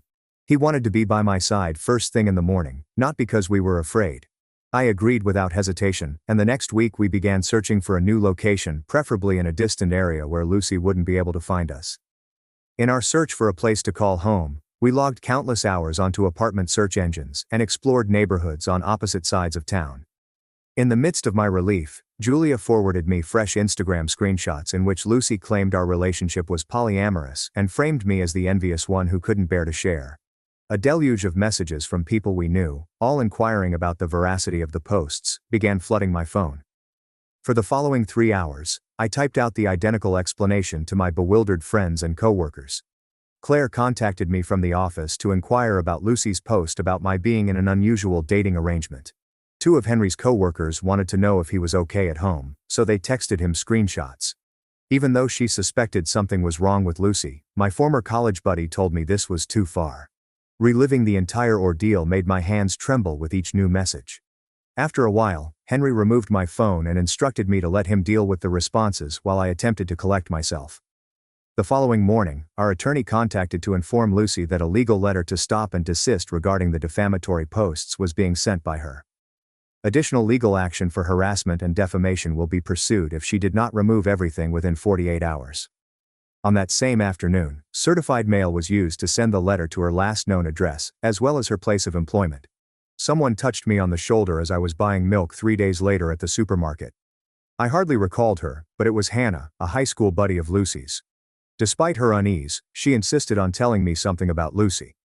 While we waited at the dairy department, she went into detail about how Lucy had done the same thing to her college roommate back in the day. After spreading rumors about them having threesomes, Lucy managed to get her roommate's boyfriend to break up with her, humiliated by the claims. Hannah claimed she never stopped wondering if there was more going on, even though everyone else just saw it as a girl or sister issue. In case I wanted confirmation that this was typical behavior from Lucy, she provided me with her contact information. We spent another 2 weeks looking for the perfect apartment and making security plans before we finally found one. With key fob admission at each door and security guards on duty around the clock, the building featured all the amenities we required. That afternoon, we began packing as soon as we signed the lease. The following day, Mom cried on the phone because she had an epiphany while assisting Lucy with her online apartment search. When applying for housing, Lucy had been concealing the restraining order by using her mother's maiden name. Mom was surprised by how much the deceit upset her. She insisted that she had not raised Lucy to be dishonest. Tech Vision Solutions emailed Henry a week later with a fantastic job offer, 2 times Henry's present salary, and all the details about the opportunity. Upon sensing something amiss, he sent it on to his IT buddy, who proceeded to trace the email headers. A coffee shop located 2 streets away from Lucy's friend's apartment provided the IP address. We included it in our ever-expanding record of restraining order violations, and our attorney assured us that we now had sufficient evidence to pursue criminal harassment charges. She suggested keeping detailed records, but that Lucy should wait to see if the letter of cease and desist had any effect before acting. Unexpectedly, that week's treatment session became a turning point in my progress. My therapist wanted me to recall particular memories as I was describing how much I missed playing with my younger sister. No matter how hard I looked, Lucy always managed to contaminate them with her attempts to steal my friends, toys, or attention. It then hit me. All this time I had been grieving for a sister who was never really here. My longing for a different Lucy was an attempt to escape the truth about her. After 3 weeks of packing, we finally loaded up the moving truck and made the crosstown trek to our new digs. Before granting us access to the parking garage, the security guard verified our identities by checking our IDs and key fobs. We spent the day arranging our new home security system and relocking the doors after we moved in. I slept for 8 hours straight that night without waking up in a panic, which had not happened to me in months. The following morning my dad sent me a text message informing me that Lucy had moved in with a man she had met online, a man she had known for precisely 1 week. She was making such careless choices, and he was troubled about it, but he knew he couldn't stop her. Now that her family has pulled back, he claimed, she seems to be in an urgent need of a caregiver. After 3 days, Claire finally called me at work, and her voice was so trembling that I could hardly make out what she was saying. Someone had contacted her employer's human resources department, saying they were checking my history for a government position. Strange queries on my mental health, and a history of false accusations against family members were among the many that they probed. The caller wanted to know if Claire had ever witnessed me being emotionally unstable or violent, so her boss summoned her to a meeting to answer their questions. The HR manager became concerned when the caller began asking very intimate questions about my relationships and couldn't produce any formal documents. A prepaid phone purchased with cash at a gas station 25 miles outside of Seattle was the one that was ultimately linked to the call. The caller was familiar with details such as my college and my first job upon graduation. The Human Resources Department at Claire's company reported the incident to the authorities because it is a federal crime to impersonate a government official. Adding this to our ever-expanding harassment file against Lucy, I made a beeline for the police station. She could be facing real jail time, according to the investigator who reviewed everything, including the restraining order infractions and this new item. That afternoon, he assisted us in formally charging someone with harassment. That evening, my mom broke down and called me sobbing. Lucy had stormed up to their house, yelling that she needed money to hire an attorney. She insisted we were out to ruin her life by spreading false information, and that she was innocent of any wrongdoing. Lucy escaped before the authorities could arrive, forcing Dad to physically barricade the door while Mom dialed 911. I received a call from the prosecutor's office 3 weeks later, informing me of case developments. If Lucy admitted to the harassment, they would accept her plea deal and give her 6 months of probation with therapy as a condition. She faced a possible 18-month prison sentence if she declined and went to trial. A woman approaching me at Pike Place Market the following Saturday had Lucy's identical hairdo. As my pulse raced, I dove behind a flower stand, my body numb with fear. I shook uncontrollably for an hour, even though it was only some random woman purchasing vegetables. I was so distraught over being afraid of my own shadow that Henry came running over to comfort me as I sat on a bench trying to collect myself. 2 days subsequently, the prosecutor contacted to inform Lucy that she had declined the plea bargain and was now seeking a trial. She insisted we were all plotting against her and that she was innocent. We were cautioned by the judge that any contact with us would lead to instant arrest, and the trial date was set for 3 months in the future. Marcus, via his attorney, made contact, stating that he would be willing to testify regarding Lucy's history of harassment and aggressive behavior. His fiancée has also consented to testify regarding Lucy's recent communications with them, including texts and phone calls. They had recorded everything, even the voicemails in which Lucy threatened to call off their wedding unless Derek helped her. It would be like presenting crayon-written evidence to court, the phony texts with the incorrect font. That was such a clumsy effort that even Judge Judy would have found it funny. In an effort to alleviate the emotional and mental strain this situation was putting on Henry and me, we enrolled in couples therapy. With the therapist's support, we were able to overcome our crippling worry that Lucy may reappear at any moment. We practiced skills for controlling trauma responses and re-establishing a feeling of safety through these exercises. I was informed by Mom that Lucy's new roommate had ejected her 2 weeks into treatment. She was discovered by him as she rummaged through his desk, attempting to get his financial records and credit card details. She started claiming to be a victim of circumstances on social media and began sleeping on people's sofas. For the first time in weeks, I returned to work full-time the following Monday. In addition to staffing the main entrance with additional security guards who now verify identities, the corporation has upgraded key card readers on each floor. While I was working, Claire brought me coffee and demonstrated the panic button that had been placed beneath my desk. Coming back was strange, but it was nice to get back into a pattern. Henry contacted me 3 days subsequently via his office, his voice betraying his confusion. While he was in the middle of a discussion, someone dropped an unreturned envelope on his desk. There was a prepared letter inside that warned him to get the hell out of here, because I was exactly like my sister. Just like Lucy annihilated everyone in her path, the letter warned that I will reveal my true colors and ruin his life at some point.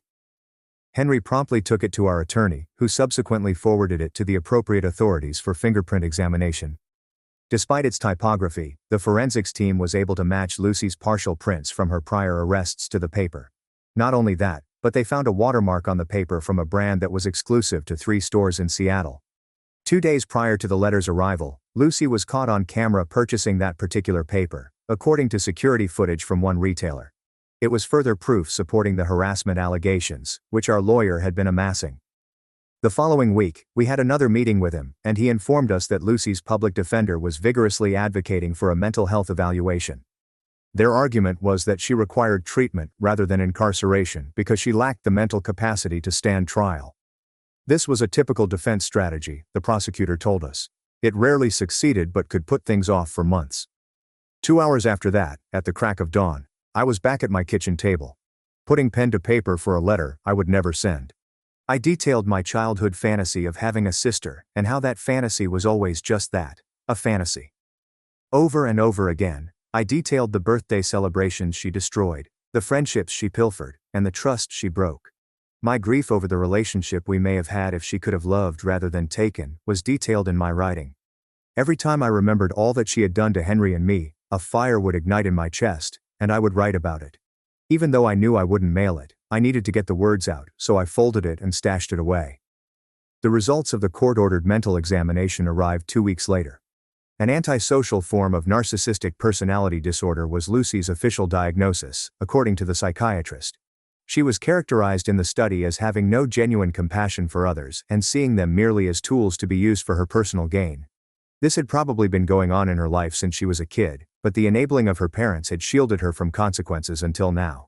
According to the assessment, she was morally aware but unconcerned about the harm she inflicted on others. Therefore, the insanity defense was unsuccessful, and she could stand trial because of her mental competency. Mother contacted me in tears after reading the report, expressing her disbelief at having failed to see the warning signals for such a long time. Although he spoke more quietly, I could detect the remorse in his voice as he admitted that they should have sought assistance for her many years ago. They began attending treatment sessions jointly the next week in an effort to confront their joint responsibility for Lucy's transformation into a monster. Lucy learned that she could do anything without actual consequences from her parents' habit of giving her second opportunities and endless justifications, which the therapist helped them comprehend. We did not receive our trial date until 3 months following the filing of the criminal charges. Henry had to assist me in getting ready that morning as my hands were trembling so badly from stress. I felt like throwing up. Entering the courts had a surreal quality. It was as if I were observing the daily lives of someone else on television. Then, after all these days at the flat, I finally laid eyes on her. Lucy, dressed in a simple gray suit, appeared smaller than I recalled when she sat at the defendant's table. She had lost weight, and her hair was pushed back, giving her a hollow, pointed face. I was expecting to feel terrified when our gazes locked across the courtroom, but all I felt was emptiness. Putting on my sister's face made her appear like an alien. On day 2 of the trial, the prosecutor summoned me to testify. I was able to prove the harassment that had gone on for years with 3 binders full of screenshots, emails, and texts. I presented the jury with her Facebook posts confessing to attempting to abduct Henry and her threatening texts delivered after we severed communication. I detailed the phone calls to my office, the letter she had sent to Henry's office, and the false dating profiles. Lucy stood across the room from me the entire time I was speaking, her icy anger evident in her eyes, as if she were about to strangle me. Despite her lawyer's best efforts, the facts proved that I was not exaggerating my reaction to typical sibling rivalry. Henry was composed and knew exactly what had transpired when he took the stand the following day. He gave testimony regarding Lucy's attempt at seduction when she showed up unannounced at his residence.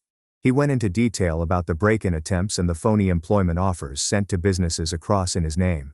Records from the bank showed that shortly after Lucy's release on bond, someone had attempted to open credit cards using his Social Security information.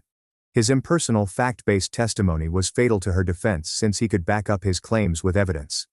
The courtroom fell silent as Marcus took the stand. 5 years previously, Lucy had done the same thing with his brother, and he had the invoices to prove it. Claiming to need assistance with her automobile, she had come up at his brother's workplace. Her next move was to begin messaging and sending him images, claiming she could take better care of him than Marcus could.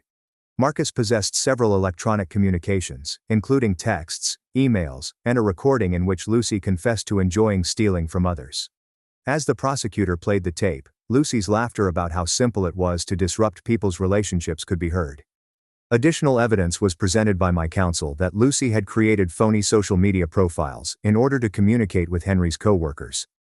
Her story was that he was unmarried and interested in dating someone from his workplace. According to 3 separate women's testimony, they had all received messages from accounts utilizing photographs of Henry, but with different identities. The gallery began whispering, prompting the court to issue 2 orders for silence.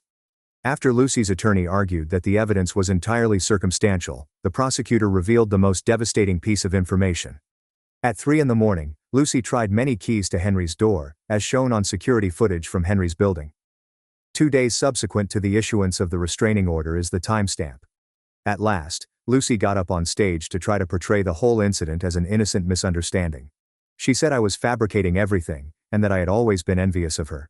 Prosecutors presented her with screenshots in which she boasted to her friends about her attempt to steal Henry, and she fell mute. Message after message detailing her plans was shown. She was going to put Henry through his paces until he realized I was his mistaken sister, according to one message. Yet another claimed to have already decided on the location of their nuptials. Her explanation of Henry's credit card applications was requested by the prosecutor.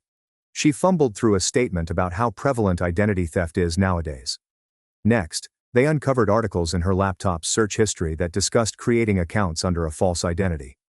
Deliberation by the jury was a mere 40 minutes.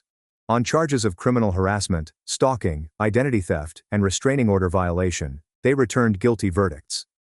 Upon hearing the judge's decision, Lucy shook uncontrollably. A residential mental health facility for 6 months, 18 months of probation, and mandatory psychiatric therapy were her punishments.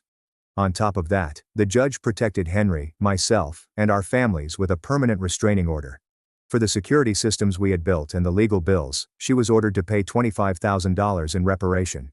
The judge ruled that Lucy had a concerning pattern of escalation, despite her lawyer's efforts to secure a reduced sentence.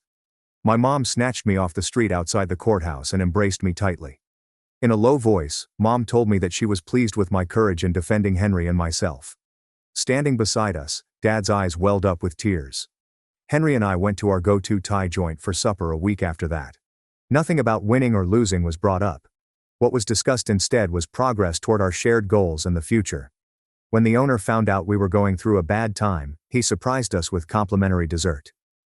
Lucy checked into the rehab facility that the court had ordered 3 days later, according to a text message from my dad. A halfway home for those struggling with OCD and other related conditions was her current residence.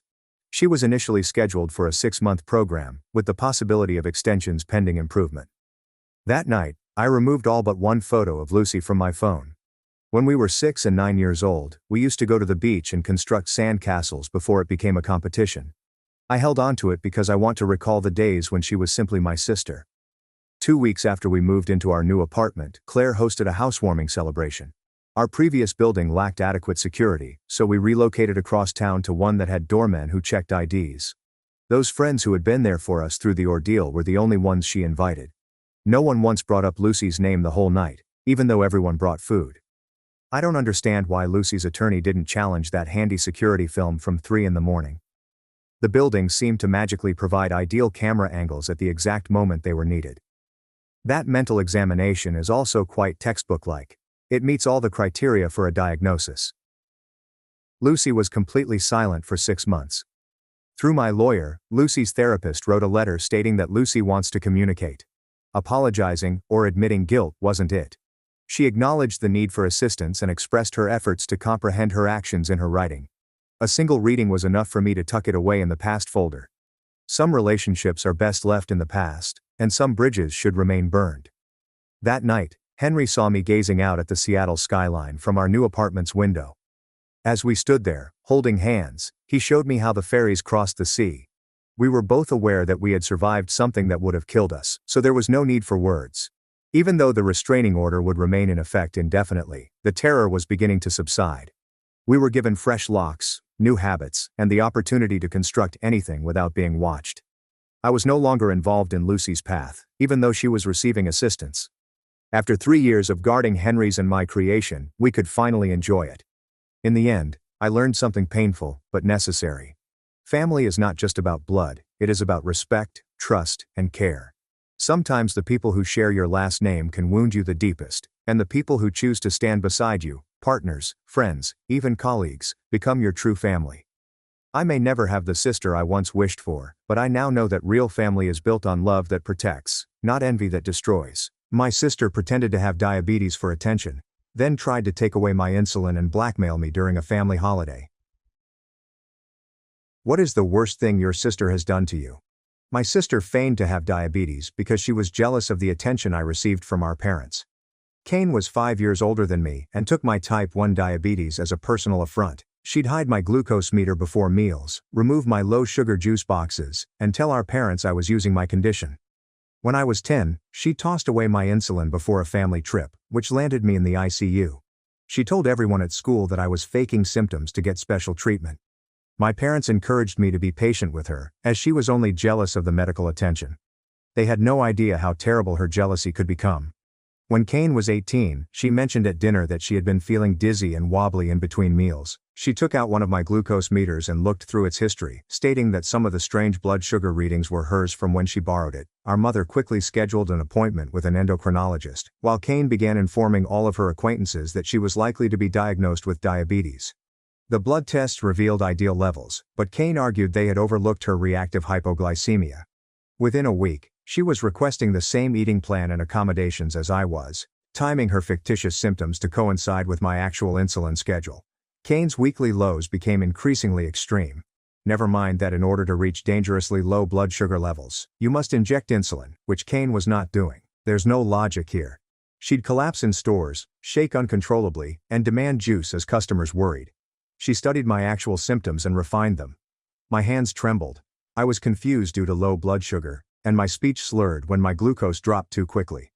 She'd timing her phony episodes for maximum attention, even feigning a major crash at my birthday party, convulsing on the floor until someone handed her cake.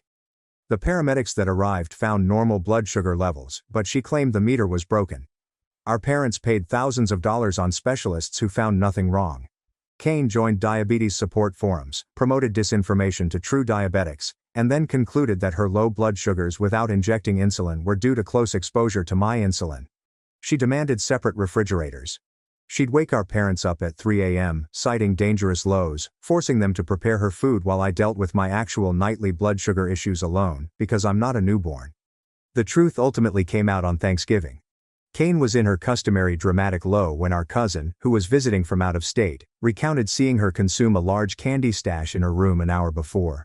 Kane froze mid-shake. Our aunt, who was a nurse, took Kane's diabetes meter and tested her right away.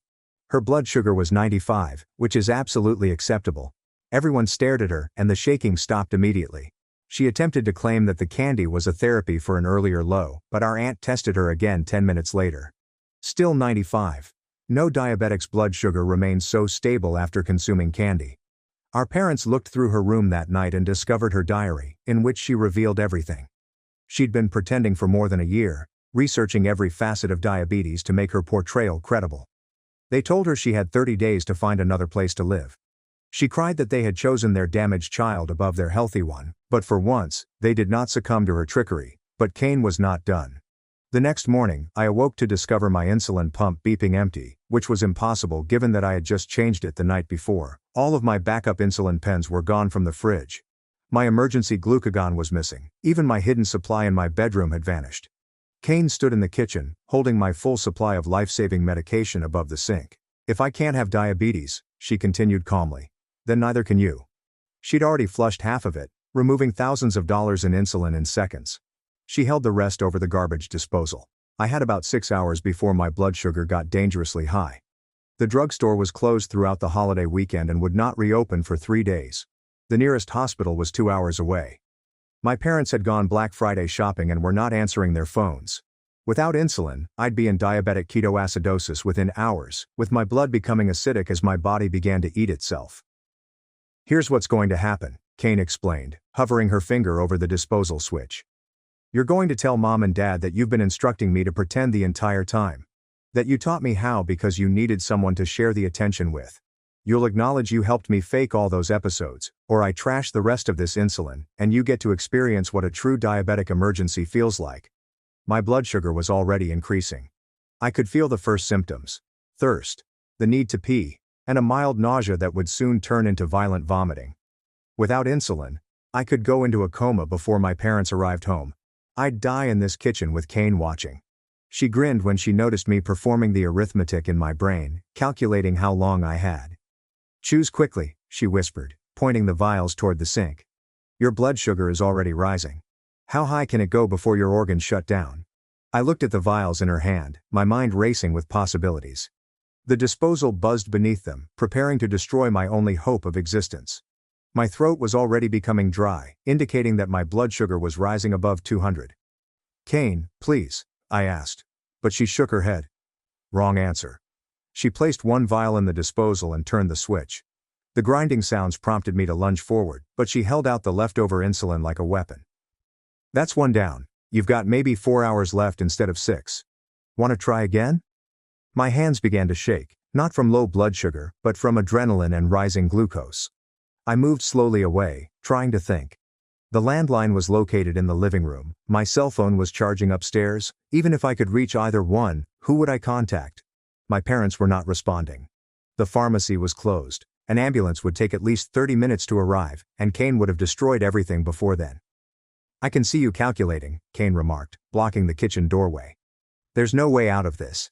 Just tell them what I want you to say, and I'll give you back your insulin. It's a simple trade." I looked out the kitchen window. It was little, but maybe I could go through. Kane must have noticed my eyes move because she grabbed a kitchen knife from the block. "Don't even think about it. I'm not going to stab you or anything dramatic, but I will use this to puncture every single vial if you try to leave this room." The nausea was intensifying. My body had already begun to break down fat for energy, releasing ketones that would eventually poison my bloodstream. I could detect the metallic tang in my mouth. "You know what the funny part is?" Kane asked, placing the knife in easy reach. "I actually learned so much about diabetes from watching you. I know exactly what's happening to your body right now. Your cells are starving because they can't use the glucose in your blood without insulin. Your liver is dumping more sugar, trying to give you energy, but it's just making things worse." She was correct. My blood sugar was probably close to 300 by now. The thirst was becoming terrible. I wanted water, but I couldn't move without jeopardizing the remainder of my insulin. "In about an hour, you'll start vomiting," she replied casually. "Then comes the confusion, the weakness. Your breathing will get rapid and shallow as your body tries to compensate for the acid building up. I've seen you in DKA before. Remember when I threw away your insulin before the trip?" The remembrance enraged me enough to get through the increasing head fog. That almost killed me, but didn't. Mom and Dad hurried me to the hospital, held my hand, and remained by my bedside for days. Where was Kane? I was sent to stay with Aunt Margaret, as if she were the problem. She grabbed the vials more tightly. This time they'll have to choose, their precious sick child or their healthy one who just wanted to be seen. I put my palms against the counter, attempting to steady myself. The room began to seem too warm. My skin was feeling dry and flushed, which is a sign of high blood sugar. What happens when I'm in a coma? I inquired. When they find me unconscious on this floor, you think they'll believe I coached you after you've literally murdered me. You're being dramatic. You won't die. You'll just get sick enough that when I find you and save you with this insulin, you'll be grateful enough to say whatever I want. She cracked a joke. I've thought this through. I'll be the hero who found her poor diabetic sibling in crisis and saved the day. Finally, I'll be the one taking care of you instead of the other way around. My vision was beginning to blur slightly. Not enough to be harmful, but enough to realize I was running out of time. I needed those vials, but Kane had already positioned herself perfectly. The disposal was immediately behind her, the knife was within reach, and she was watching everything I did. You want some water? She inquired mockingly. Your mouth must be so dry by now. That's what, 350? Nuda. How high does your meter even read? I didn't respond. I was trying to recall if there was any other insulin in the house. I occasionally left old pens in jacket pockets, but Kane had been meticulous. She must have looked everywhere while I slept. You know what I hated the most? Kane asked. The way everyone always asked about you first. How's your sister doing? Is her blood sugar okay? Does she need anything?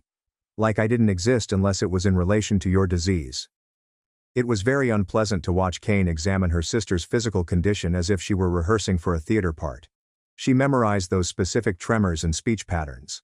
That amount of attention to lying makes me wonder what else is going on in her head, except jealousy. The room leaned slightly. I held the counter tighter. And the special meals, the counting carbs, the constant checking, everything revolved around keeping you alive while I just had to be grateful I was healthy. She laughed cruelly. Do you know how invisible that makes you feel? To watch your parents panic over every number on your meter while your straight A's meant nothing. I wanted to protest, to tell her she was mistaken, but my energy was dwindling. The ketones were accumulating faster now. My breathing was becoming heavier. That's why I had to do it, she explained. I had to show them what it felt like to worry about me for once, to rush me to appointments, to check on me in the night, to put my needs first. But it was all made up, I managed to say. So what? The attention was real. The concern was real. For once, I mattered as much as you. She held out the vials again. And now I'm going to matter more, because when you tell them you helped me, they'll realize you're not the perfect sick child they thought you were. You're just as capable of manipulation as anyone else. My legs were becoming unsteady. I needed to sit down, but I couldn't demonstrate weakness. Not yet. The thing is, Kane went on, I actually got pretty good at faking lows.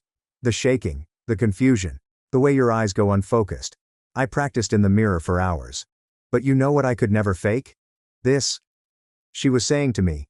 The way your skin gets that weird dry flush, the fruity smell on your breath, the way you keep swallowing because your mouth is so dry.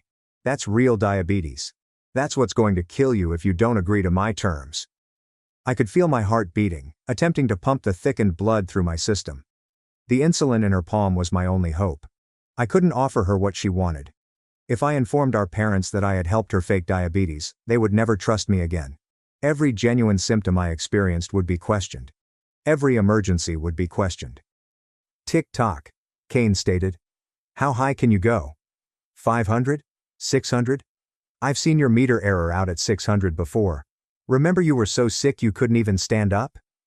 The memory made me sway. That was one of the worst days of my life. And now I was headed back there. But this time, the insulin was right in front of me, held hostage by my sister. You're sweating, she noted. That's new. Usually you get all dry and flushed. Must be the adrenaline mixing with the high blood sugar. Your body doesn't know whether to panic or shut down. She was correct. I was torn between the fight-or-flight instinct and the rising lethargy of DKA. My muscles were weak yet stiff, ready to jump if I saw an opportunity. I'll make it easy for you, Kane said.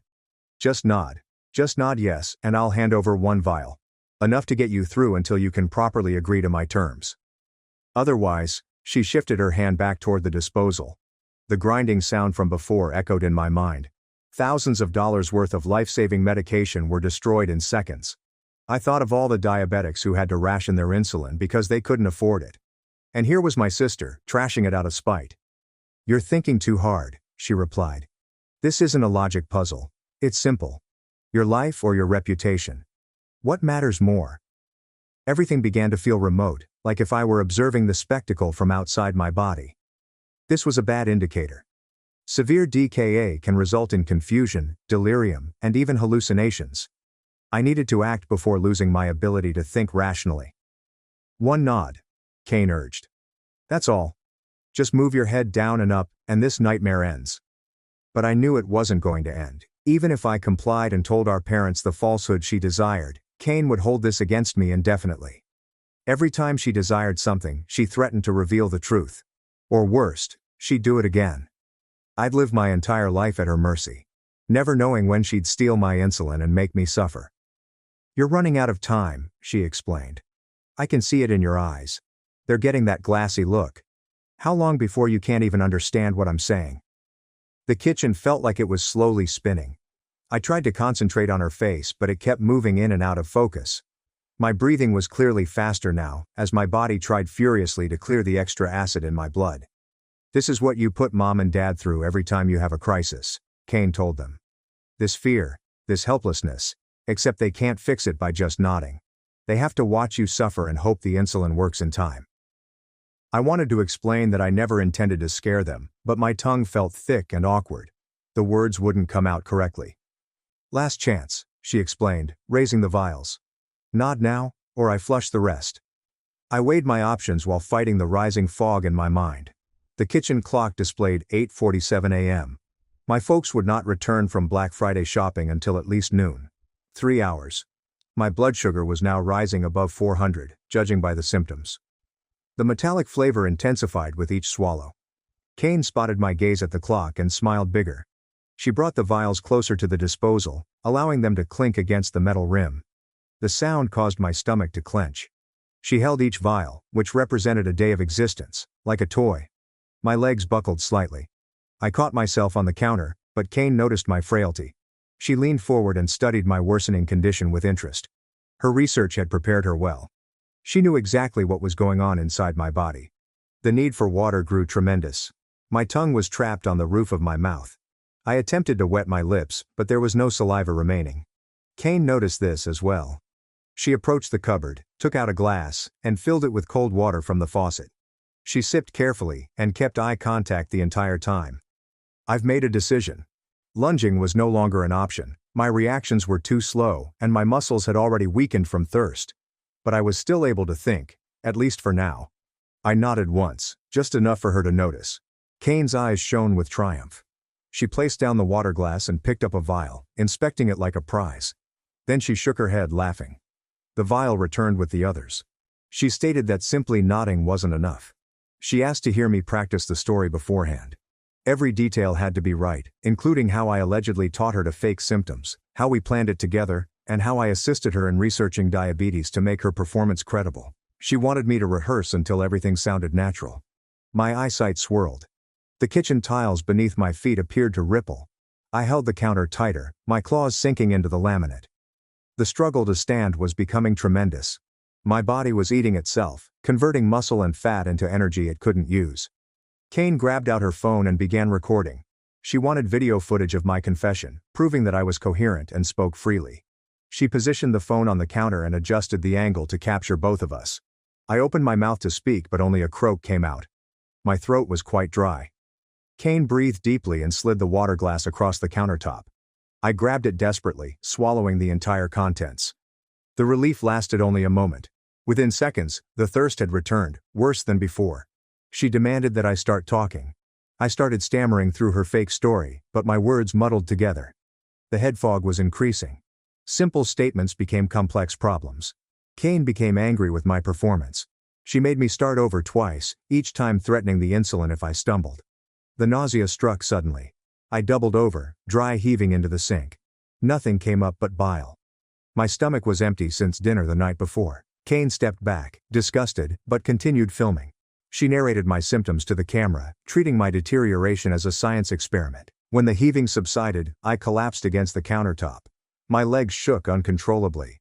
Not the trained shaking of hypoglycemia, but the weakness caused by the body shutting down. I slid to the floor and backed up against the cabinets. The cool tiles felt lovely on my hot skin. Kane crouched down to my level, leaving the insulin vials visible. She reminded me that we were not finished. The confession had to be comprehensive and persuasive, but thinking coherently was becoming impossible. Words flew away before I could comprehend them. She became annoyed with my faltering speech. She stood up and paced the kitchen, grumbling about timing. She needed me to be functional enough to confess while also being sick enough to be appreciative. The window was narrowing. She checked her phone, estimating when our parents would return. I attempted to stand, but my legs would not cooperate. The room whirled violently. I closed my eyes, but the sickness intensified. My breathing had become fast and shallow as my body attempted to release the accumulating acid through my lungs. Every breath felt insufficient. Kane recognized my breathing rhythm and nodded understanding. She had also researched this. 2 small respirations, she joyfully stated. Deep, laborious breathing indicated that the acid levels were approaching critical. She calculated that I had about an hour before my consciousness became doubtful. The confessional attempt resumed. She helped me through the words, but my responses became increasingly unintelligible. Frustration crossed her face. Her ideal plan required my cooperation, but my body was weakening faster than she had expected. She decided to try something new. She grabbed a notepad from the cabinet and scribbled the confession herself. All I needed to do was reproduce it in my own handwriting. She thrust the pen at me, but my hands were too shaky to hold it correctly. The pen clattered to the ground. My vision tunneled. Dark dots danced over the edges. Kane's transition from jealous sister to part-time doctor was quite the professional change. Studying symptoms as if she were preparing for medical school rather than just plain blackmail. I blinked quickly, hoping to dispel them, but they multiplied. Kane's face faded into an unclear shape. Her voice seemed distant, as if she were speaking from another room. She slapped my face lightly, attempting to regain attention. The interaction felt odd and distant from my body. She was losing her window. If I passed out before admitting, she would lose her leverage. She'd have to administer the insulin or risk my death, which would destroy everything. The subsequent wave of nausea was intense. This time, my stomach had something to expel. The bile scorched my throat. Kane jumped back and cursed. She grabbed some paper towels and threw them at me in disgust. The smell exacerbated the nausea. She announced a fresh plan. If I was unable to talk or write, she would accept a video of me nodding along while she delivered the story. Simple affirmative responses to her inquiries. She moved the phone and resumed filming, but nodding was becoming harder. My neck muscles felt weak and unable to support my head properly. It leaned to one side. Kane grabbed my chin and forced me to look at the camera. Her touch felt scorching on my damp skin. The questioning started. Did you help me fake diabetes? A faint nod. Did you teach me about the symptoms? Another nod. But my movements were so little and unsure that even Kane could tell they wouldn't persuade anyone. She needed me to be more coherent. She made a decision. Opening one bottle, she drew a tiny amount of insulin into a syringe. Not enough to save me, but enough to keep me stable momentarily. She would administer little dosages, keeping me functional yet reliant. Control is achieved by chemistry. The needle reached my arm. I attempted to pull away but lacked the strength. Then a sound made us both freeze. The automobile door banged outside. Kane hurried to the window and peered through the blinds. Mrs. Callahan, our elderly neighbor, was grabbing her daily newspaper. Kane waited until Mrs. Callahan went back inside. The interruption had upset her. She had not considered the possibility that others would notice something incorrect. The neighborhood was normally peaceful, but everyone was home for the holiday weekend. She returned and found me slumped lower down the cabinets. My breathing was more difficult, with each inhale requiring deliberate effort. The insulin in her hand symbolized salvation, but she paused. If she gave me some, she'd lose some control. Instead, she tried another approach. She reminded me of all the times I'd received attention for my diabetes, including hospital visits, concerned teachers, and special accommodations. She enumerated them as if they were crimes, arguing that she deserved to feign the same condition.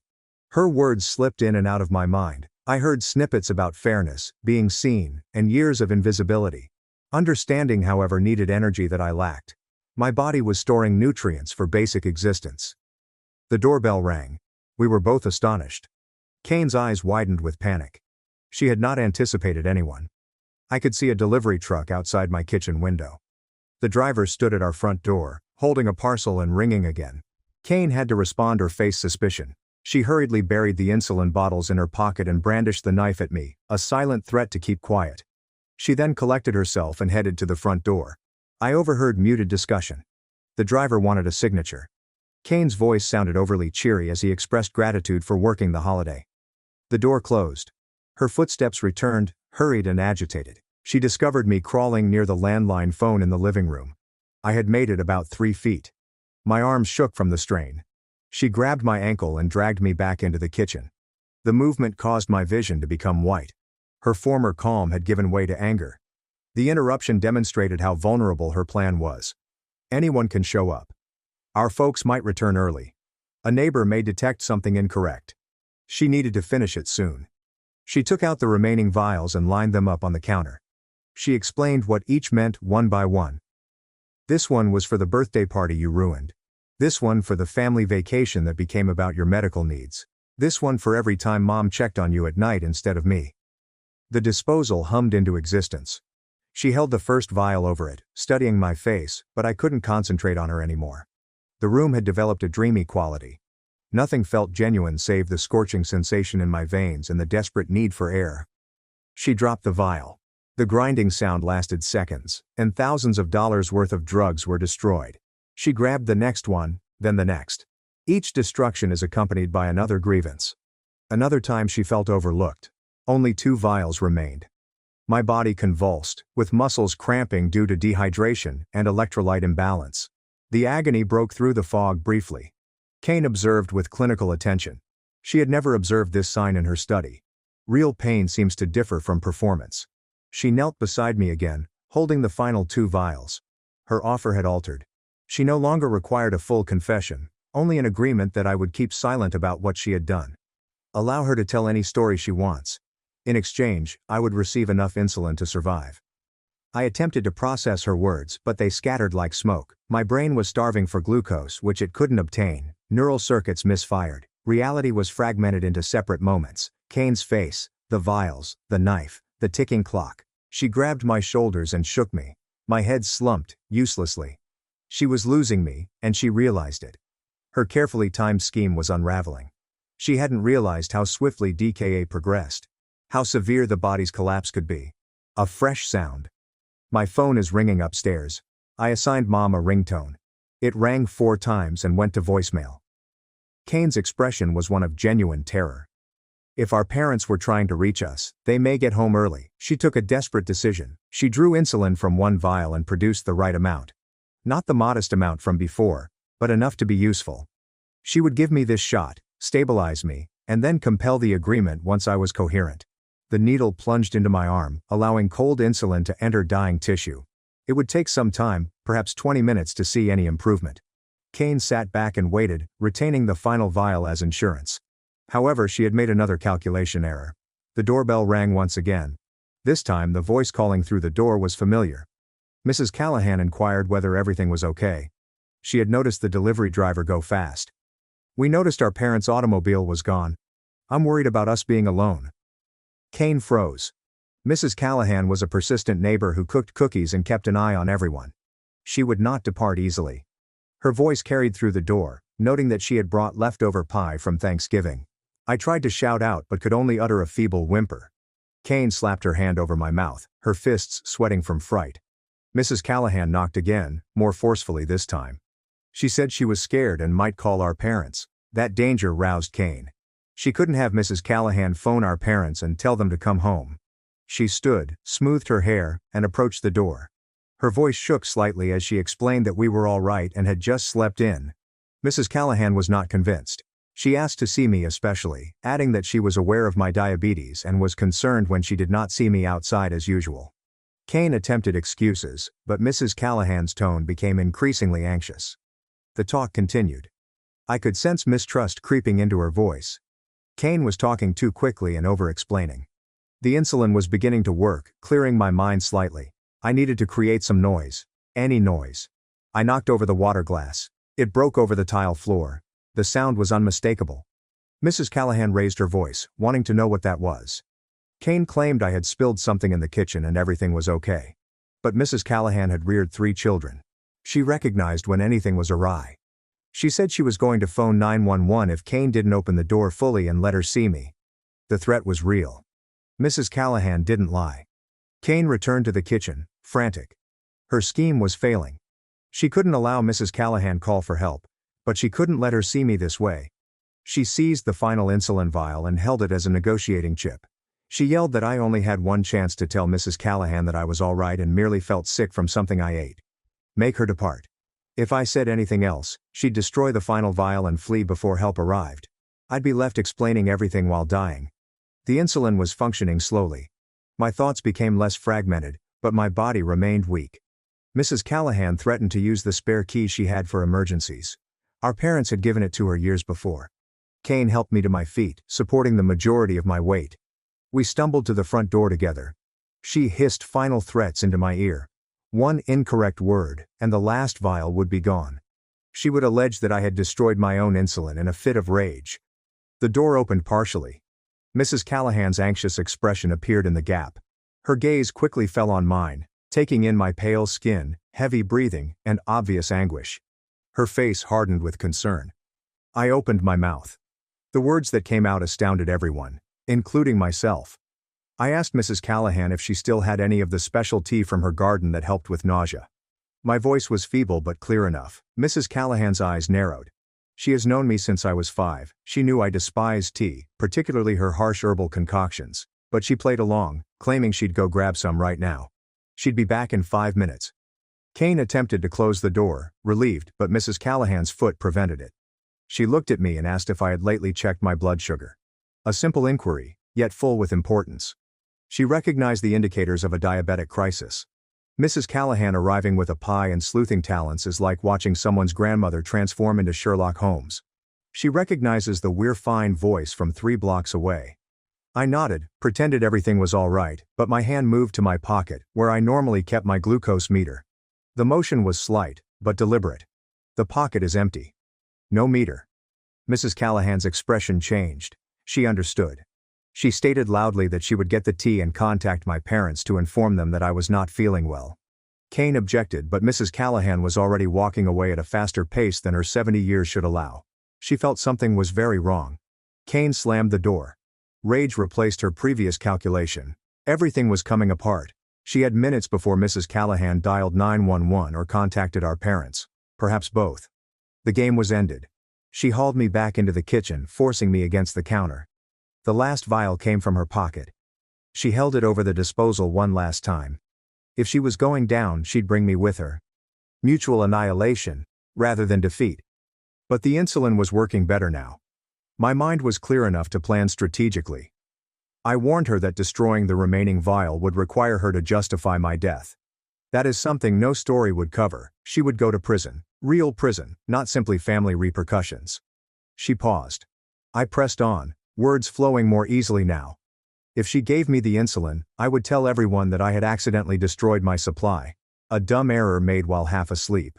She could confirm the story. Be the hero who helps me get through the situation. Our parents would forgive her past lies in light of her assistance. The offer lingered between us. Kane calculated quickly. She could hear Mrs. Callahan's voice outside, most likely on her phone. Time was running out. Either she decided to fully ruin me or she salvaged everything she could. Sirens in the distance, faint but increasing louder. Mrs. Callahan had not waited. Help was on the way. Kane's decision-making window was narrowing by the second. She looked at the vial, then at me, and finally at the door. She made her decision. The vial flew across the room and smashed into the wall. Glass pieces and valuable insulin spilled across the floor. The last vestige of my salvation was shattered in an act of spite. Kane smiled coldly. If she couldn't win, neither would we. But I grinned back. Because during our tussle, while she was preoccupied by Mrs. Callahan, I did something she didn't notice. The syringe she had used earlier, the one with a partial dose, had rolled beneath the counter. I grabbed it as she tugged me towards the door. There was still insulin within it. Not much, perhaps 2 units, but enough to keep me going till aid arrived. I'd hidden it in my waistband and waited. As the sirens grew louder, I pulled it out and injected the remaining amount. Kane's face turned white. She had not wrecked everything after all. Her last act of cruelty had failed. She rushed for the rear door, but it was too late. Red and blue lights were already flashing in the windows. Mrs. Callahan gave them our address. Mrs. Callahan followed the paramedics through the front door, holding her spare key. They discovered me on the kitchen floor, conscious but weak, surrounded by broken glass and ruined medical supplies. Kane stood motionless near the back door, torn between running and facing punishment. The following few minutes passed quickly, paramedics checking vital signs, establishing IV lines, and delivering emergency dextrose. Police officers arrive and take in the scene. Mrs. Callahan explained what she had witnessed. Kane attempted to spin stories that collapsed upon basic examination. My blood sugar levels gradually returned to normal. The immediate danger was past, but I would still need hospital supervision. As they carried me onto a gurney, I overheard Kane inform detectives that I had destroyed my own insulin during an argument. But the facts revealed a different story. The knife she'd threatened me with was still on the counter. She'd shot a video on her phone of my deteriorating state and her demands. The wreckage in the kitchen, including glass shards with insulin residue, presented a clear picture of what had happened. Our parents arrived as the ambulance was about to leave. Mom's countenance changed from surprise to fear as the officers revealed what they had seen. Dad remained silent, pondering how terribly they had misjudged the situation. They'd fueled Kane's envy until it nearly killed me. The hospital room smelled like disinfectant and stale coffee. I watched the IV drip steadily into my arm, each drop containing the insulin that my body sorely required.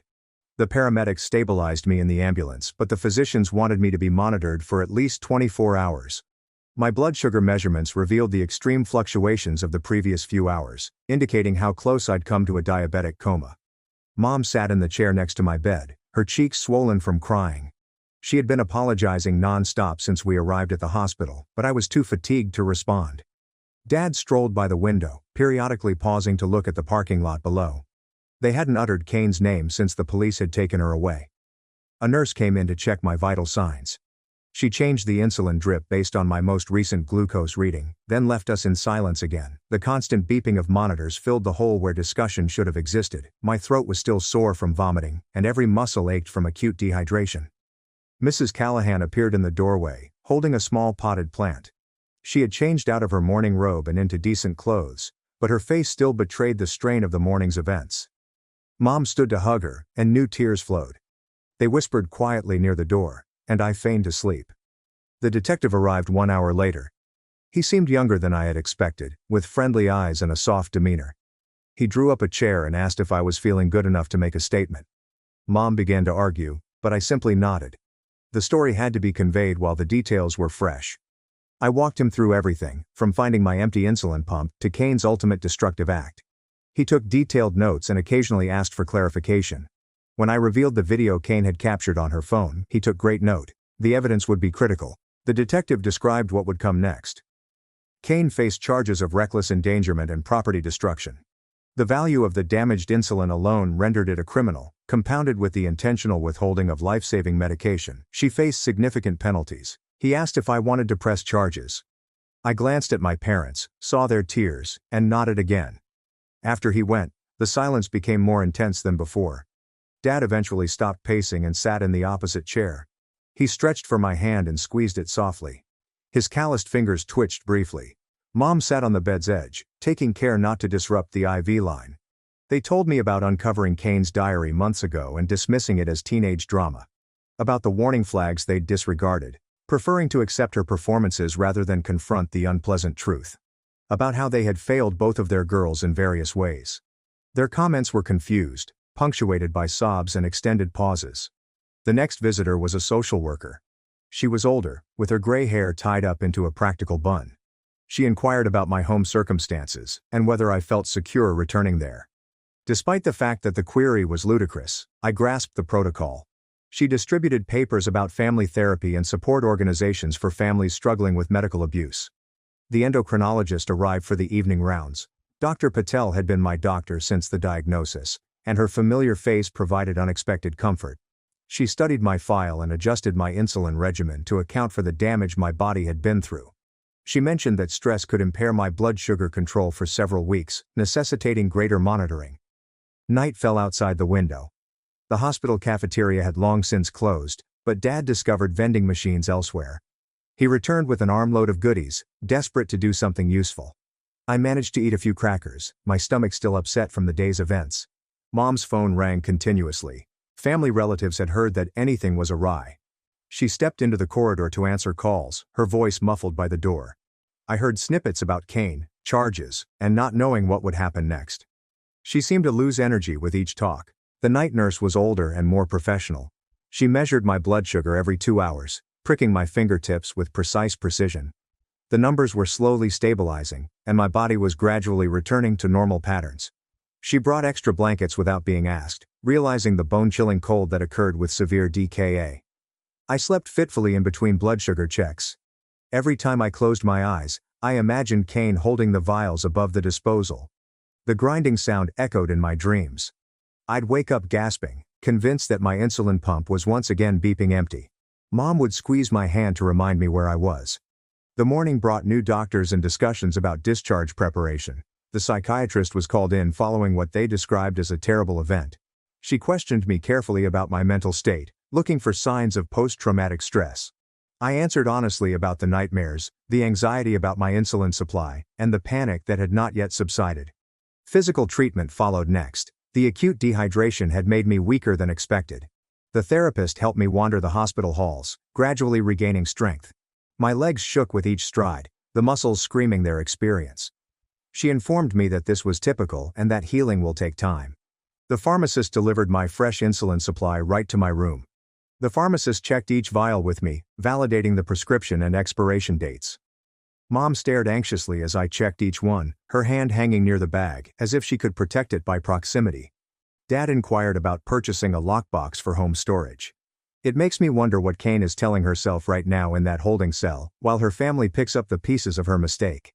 The fact that she simply ran as the siren sounded demonstrates how meticulously planned this entire operation was. Discharge planning began following lunch. The case manager talked about follow-up appointments, emergency measures, and safety planning. She added that Kane would not be permitted near me once he was released on bond and that a restraining order was already being processed. The statements felt weird, as if we were talking a stranger rather than my sister.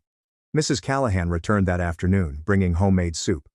She'd been cooking all morning, she explained, having to do something with her hands. She sat with Mom while I sipped the broth, the two women finding solace in their shared stillness.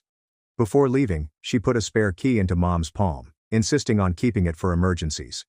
The insurance coordinator appeared carrying documentation. The destroyed insulin would be covered by our policy's emergency replacement clause. She led us through the paperwork, clarifying the coverage for the hospital stay and follow-up care. Dad inquired about therapy coverage, his tone carefully neutral. My normal insulin pump required replacement following the trauma. The diabetes educator brought a new one and went over the setup procedure systematically. My hands shook as I primed the tube, muscle memory clashing with recent trauma. She was patient, allowing me to complete each step at my own time. The evening brought additional visitors. My aunt came from 2 states distant, having driven all day after Mom's call. She hugged me gently, keeping the IV in mind, before turning to my parents. I overheard furious whispers in the hallway. Accusations of helping Kane and ignoring warning flags. The night shift arrived again, with different nurses but the same blood sugar tests and vital signs.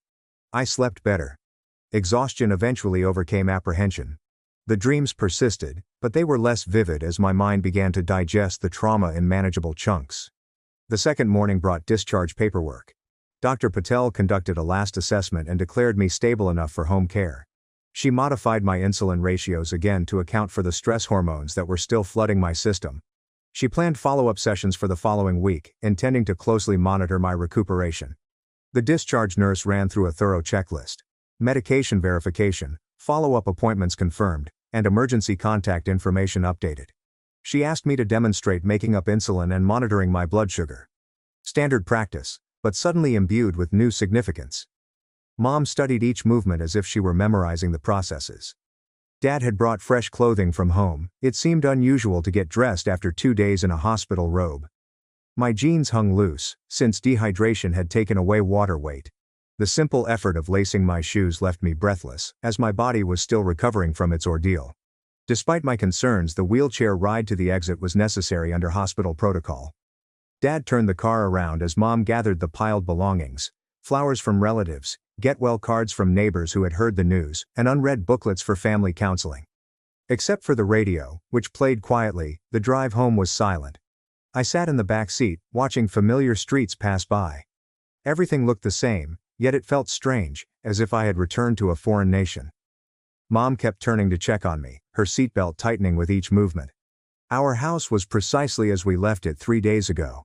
The Black Friday sale paper was still on the kitchen table. Kane's coffee mug sat in the sink unwashed. Normalcy felt disgusting after everything that had occurred. Dad quickly began gathering Kane's possessions from common places and placing them in boxes. I hesitated in the kitchen's doorway, unable to enter. The broken glass had been cleaned up, and the insulin residue had been mopped away, but I could still see everything: the counter where I'd grasped for support, the sink where I'd vomited, and the spot where I fainted. Mom gently led me to the living room instead. The lockbox was delivered that afternoon. Dad promptly installed it in my bedroom closet, including a combination lock for further security. We packed my insulin supplies inside, counting each vial twice. He gave me the combination and had me practice opening it numerous times. Mom jotted it down and hid the paper in her jewelry box. My bedroom seemed like both a sanctuary and a jail. Everything was precisely as I had left it, yet Kane's presence remained. I found one of my old glucose meters in my desk drawer, which she must have overlooked during her search. The finding caused me to quiver uncontrollably, until Mom held me still. Nobody felt like preparing dinner, so we had takeout. We ate in the living room rather than at the dining table, where so many family dramas had taken place. The food tasted like cardboard, but I forced it down since I knew my blood sugar needed to be stable. Dad constantly reviewed the nutrition information, calculating carbs with renewed zeal. The doorbell rang after dark. We all froze, the sound causing additional concern. It was just another neighbor handing off a casserole and showing care. Mom gladly received it, while Dad and I stayed hidden in the living room. The routine of suburban kindness felt foreign to our new life. Bedtime introduced new challenges. I checked my insulin supply 3 times before attempting to sleep. Mom offered to remain in my room, but I declined. I needed to face this alone to start rebuilding my sense of security. She compromised by leaving both of our doors open and pledging to listen for any distress. Sleep came in bits. I awoke every few hours to check my blood sugar, a ritual tinted with paranoia. Each reading was normal, but I double-checked nevertheless. The insulin pump buzzed softly on my bedside, its familiar sound both soothing and disturbing. Morning arrived, and Mom was already in the kitchen preparing breakfast. She'd spent the night researching low-glycemic meals, trying to help me better control my diabetes. Dad sat at the table with a notebook, jotting out questions for the lawyer he had contacted. The facade of a typical family meal felt strained, yet necessary. The pharmacy contacted to check that my medication refills were ready. Mom insisted on picking them up right away, despite having just gotten the hospital supply. She returned with bags of goods including enough insulin for a month. We added it all to the lockbox, and the accumulating stockpile provided palpable reassurance. Dr. Patel's office called to confirm my follow-up visit. The receptionist indicated that they had scheduled extra time to the appointment because they knew this would be more than just standard diabetes control. Mom marked it on 3 different calendars, her anxiousness manifested as over-preparation. I spent the afternoon incessantly checking my blood sugar. Every minor indication caused panic. Was I thirsty due to elevated blood sugar or dehydration? Did my hands shake due to low blood sugar or leftover trauma? Mom eventually buried my additional test strips, confining me to the specified checking schedule. The detective called with updates. Kane had posted bail but was living with a friend across town. The restraining order was officially in effect. He stated that the prosecution was taking the matter seriously due to the life-threatening nature of her activities. Court dates would be scheduled shortly. Dinner was another quiet occasion. We've already created a new routine, dining in the living room to avoid the kitchen's recollections. Dad had begun looking at home security systems, giving us options on his tablet: motion sensors, cameras, alarm systems, anything to restore our sense of security. The counselor called to set up our first family session. Mom contacted several before settling on one who specializes in medical trauma and family dysfunction. The first appointment was scheduled for next week, allowing us to digest the immediate problem before delving into more serious topics. Night fell, bringing with it the same fears. I checked the insulin supply twice more, despite the fact that nothing had changed. Mom had kept a note of every vial's location and expiration date. Dad installed a baby monitor in my room, explaining it was only temporary, until everything felt normal again. The second night home was slightly better. I only awoke twice to check blood glucose and once to verify my insulin supplies. Mom arrived at my doorway during one check, wordlessly verifying that she was still keeping vigil. We nodded at each other in the dark, silently acknowledging our new reality. Morning signaled the start of routine. Breakfast, blood sugar check, insulin dose, and everything in the diary. Mom observed but did not hover as much. Dad went to work grudgingly, calling twice before lunch to check in. The place felt lighter without his nervous presence. I entered the kitchen for the first time since getting home. The familiar area felt strange, with each surface containing invisible memories. Mom found me standing motionless by the sink, unable to move forward or backward. She guided me gently through the process of preparing tea, recovering the room one small step at a time. The mail included medical bills and insurance papers. Mom went through them systematically, making files for everything connected to the tragedy. She had already begun the appeals procedure for the damaged insulin, determined to have Kane's acts documented in every system available. Mrs. Callahan came by with more food and a listening ear. She told us about her own family's hardships, normalizing, but not reducing our sorrow. Before she left, she made us pledge to use the spare key whenever we needed it, day or night. Her strong protectiveness moved Mom to tears once more. I spent the afternoon reorganizing my diabetes supplies. We placed many emergency kits strategically throughout the house. Each included glucose pills, a backup meter, and ketone test strips. Dad branded each one with bright red tape, making them easy to spot. Dad becomes a security system specialist, while Mom becomes a meal prep champion, demonstrating how tragedy causes everyone to suddenly pick up new hobbies they never asked for. Dr. Patel's follow-up consultation indicated that my physical rehabilitation was going nicely. My blood sugar levels were normalizing, albeit they still showed stress-related increases. She changed my insulin ratios again and suggested continuous glucose monitoring for further peace of mind. The technology would alert us to potentially dangerous tendencies before they escalated. Mom broke down totally throughout the drive home. She pulled over, weeping for failing to protect me, condoning Kane's actions, and ignoring 1,000 minor warning signs. I held her hand while she grieved, and we both realized that healing would come in waves. Dad had dinner ready, having left work early to cook.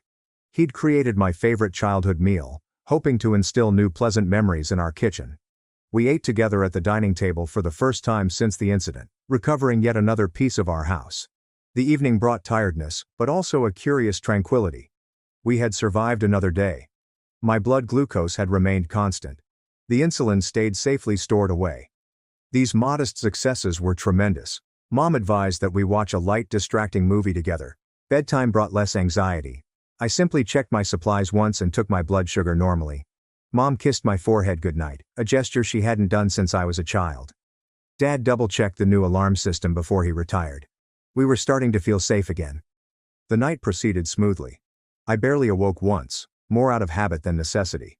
My blood sugar was excellent, and my insulin pump was humming continuously. I lay in the dark, listening to the familiar noises of home, and felt something inside begin to unwind. The morning dawned with possibilities. The trauma would always be present, ingrained into our family's fabric. But we were learning to live with the wounds, creating new habits around them. Mom prepared breakfast without hovering. Dad departed for work with only one check-in call scheduled. I sat at the kitchen table, the exact place where it began, and took my morning insulin without hesitation. The simple action felt like recovering power. Mom looked at me across the table, hope returning to her eyes.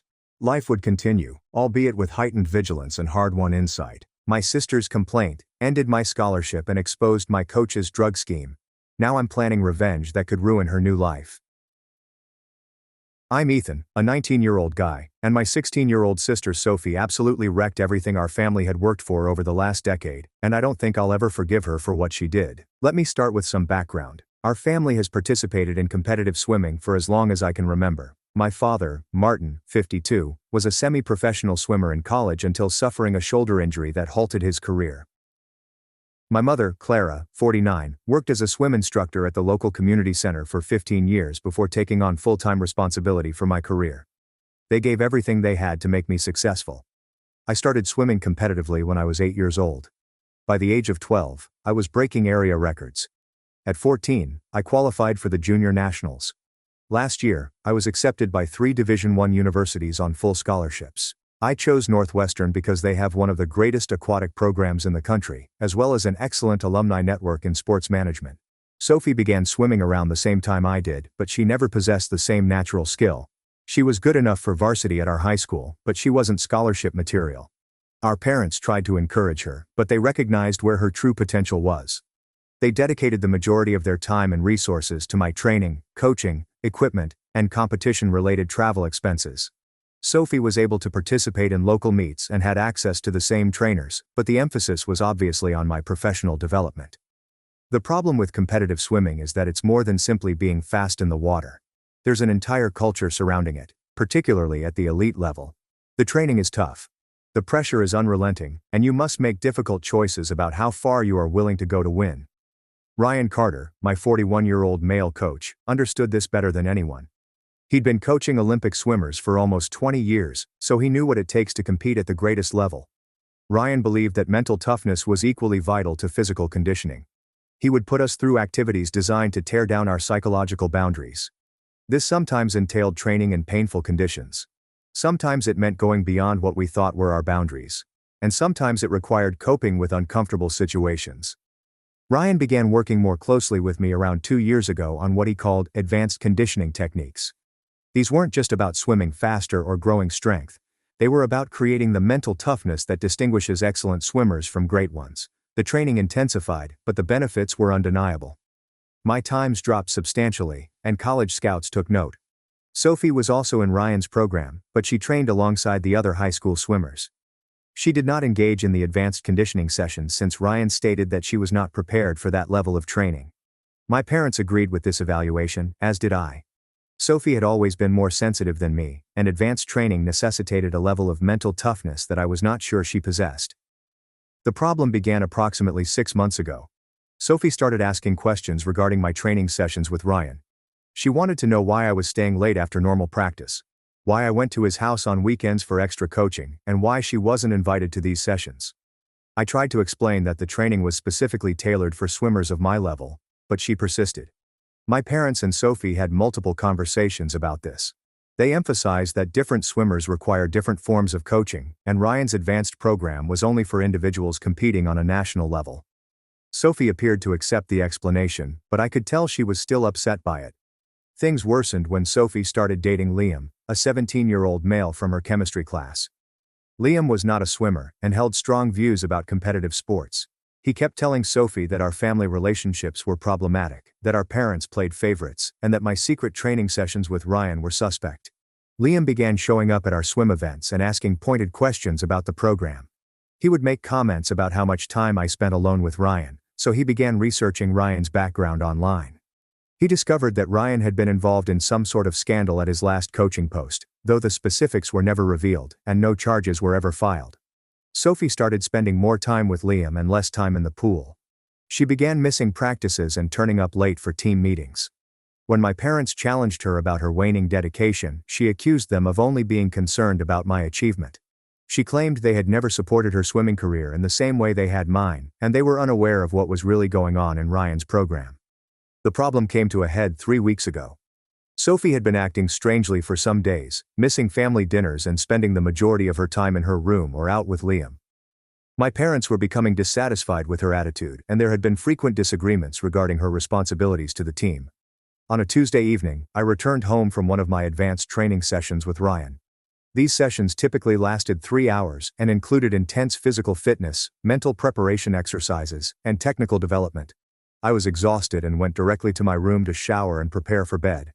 Around an hour later, I heard shouts from downstairs. Sophie was disputing with our parents about something, and her voice became increasingly aggressive. I could hear my mother attempting to calm her down, but Sophie insisted that she couldn't keep quiet any longer, and that someone needed to know the truth. I walked downstairs to see what was going on. Sophie was standing in the living room, holding her phone, while my parents tried to persuade her to sit down and chat calmly. When she saw me, she pointed at me and began ranting about how I was a victim and that our parents were allowing something terrible to happen. My father asked Sophie what she was talking about, and she said that she had been documenting things for weeks. She took out her phone and showed them photographs of text messages between Ryan and me. The texts were about training schedules and technique adjustments, but Sophie saw them as evidence of something wrong. She also had images of Ryan's house, which she had snapped while following me there for weekend training sessions. She claimed that the fact that I was traveling to his house alone was evidence that something was wrong, despite the fact that these sessions were common procedure for competitive swimmers and that our parents were well aware of them. My mother tried to explain that Sophie was misinterpreting the issue, but Sophie insisted she had already made up her mind. She informed us that she had spoken with someone from the State Athletic Commission and had filed a formal complaint against Ryan's coaching practices and the framework of his training program. At this moment, my father lost his fury and warned Sophie that she was risking my entire future because of her jealousy and misunderstanding. He claimed she was being duped by Liam, who didn't understand competitive swimming and was flooding her mind with questionable thoughts. Sophie stated that she didn't care about my swimming career if it meant remaining silent about what she thought was going on. She claimed she had an obligation to speak out, regardless of the implications for me or our family. The next morning, I awoke to see my parents loading my possessions into luggage. They informed me that Sophie had carried out her threat and that Ryan's initiative would be investigated. They told me I needed to go reside with my uncle Robert, a 47-year-old male, in another state until the problem was settled. My mother was crying as she helped me pack. She kept repeating that Sophie had wrecked all we had worked for and that my college scholarship would most likely be cancelled once the probe became public. My father was mainly silent, but I could tell he was angry. They drove me to the airport on the same day. Before I departed, my father informed me that Sophie was no longer welcome in their home and that they were investigating legal alternatives to deal with the damage she had done to my reputation and profession. I've been staying with my uncle for the past 3 weeks. He's been helpful, but he doesn't understand competitive swimming, so it's difficult to express the whole extent of what Sophie has done. My college coach contacted last week to let me know that Northwestern is reconsidering my scholarship offer awaiting the conclusion of the investigation.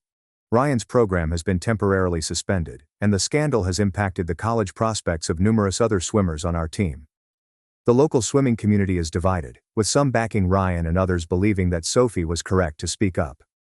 My parents have been keeping me informed on the situation back home. Sophie appears to continue live with Liam's family and has been cooperating with investigators. She has given them access to all of her documents and lengthy remarks about her issues with Ryan's coaching practices. What upsets me the most about this whole affair is that Sophie never approached me directly with her concerns. If she had any questions about my training or suspected something inappropriate was going on, she could have asked me. Instead, she acted behind everyone's back, making assumptions based on inadequate facts. I understand that she may have felt excluded or jealous of the attention I was receiving, but damaging my profession and our family's reputation was not the appropriate way to deal with those sentiments. Our parents made significant sacrifices to support my swimming, and Sophie understood how important it was to all of us.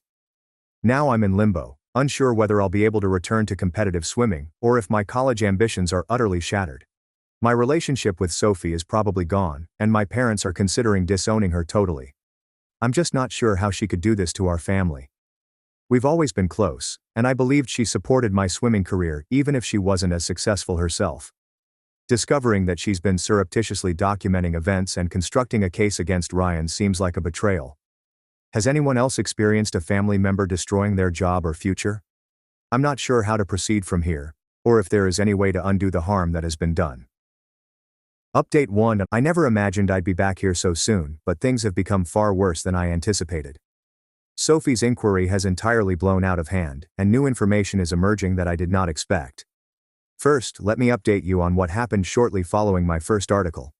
I was still staying with my uncle Robert when the State Athletic Commission finished its preliminary inquiry of Ryan's coaching program. They interviewed Sophie and several other swimmers from our squad, as well as reviewing all of the paperwork she submitted. What they discovered appeared to be far more problematic than simply inadequate teaching practices. The investigators determined that Ryan had been giving numerous swimmers, including myself, substances that were not properly disclosed to our parents or the athletic commission.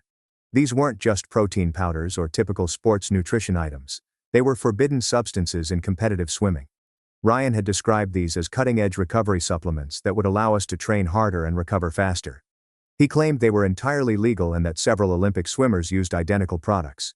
He made us pledge not to discuss the supplements with our parents or other coaches, since he claimed the compositions were unique and he didn't want other programs to mimic his methods. I'd been taking these vitamins for over 18 months without questioning them. Ryan would deliver them to me during our private training sessions, and I absolutely trusted his knowledge.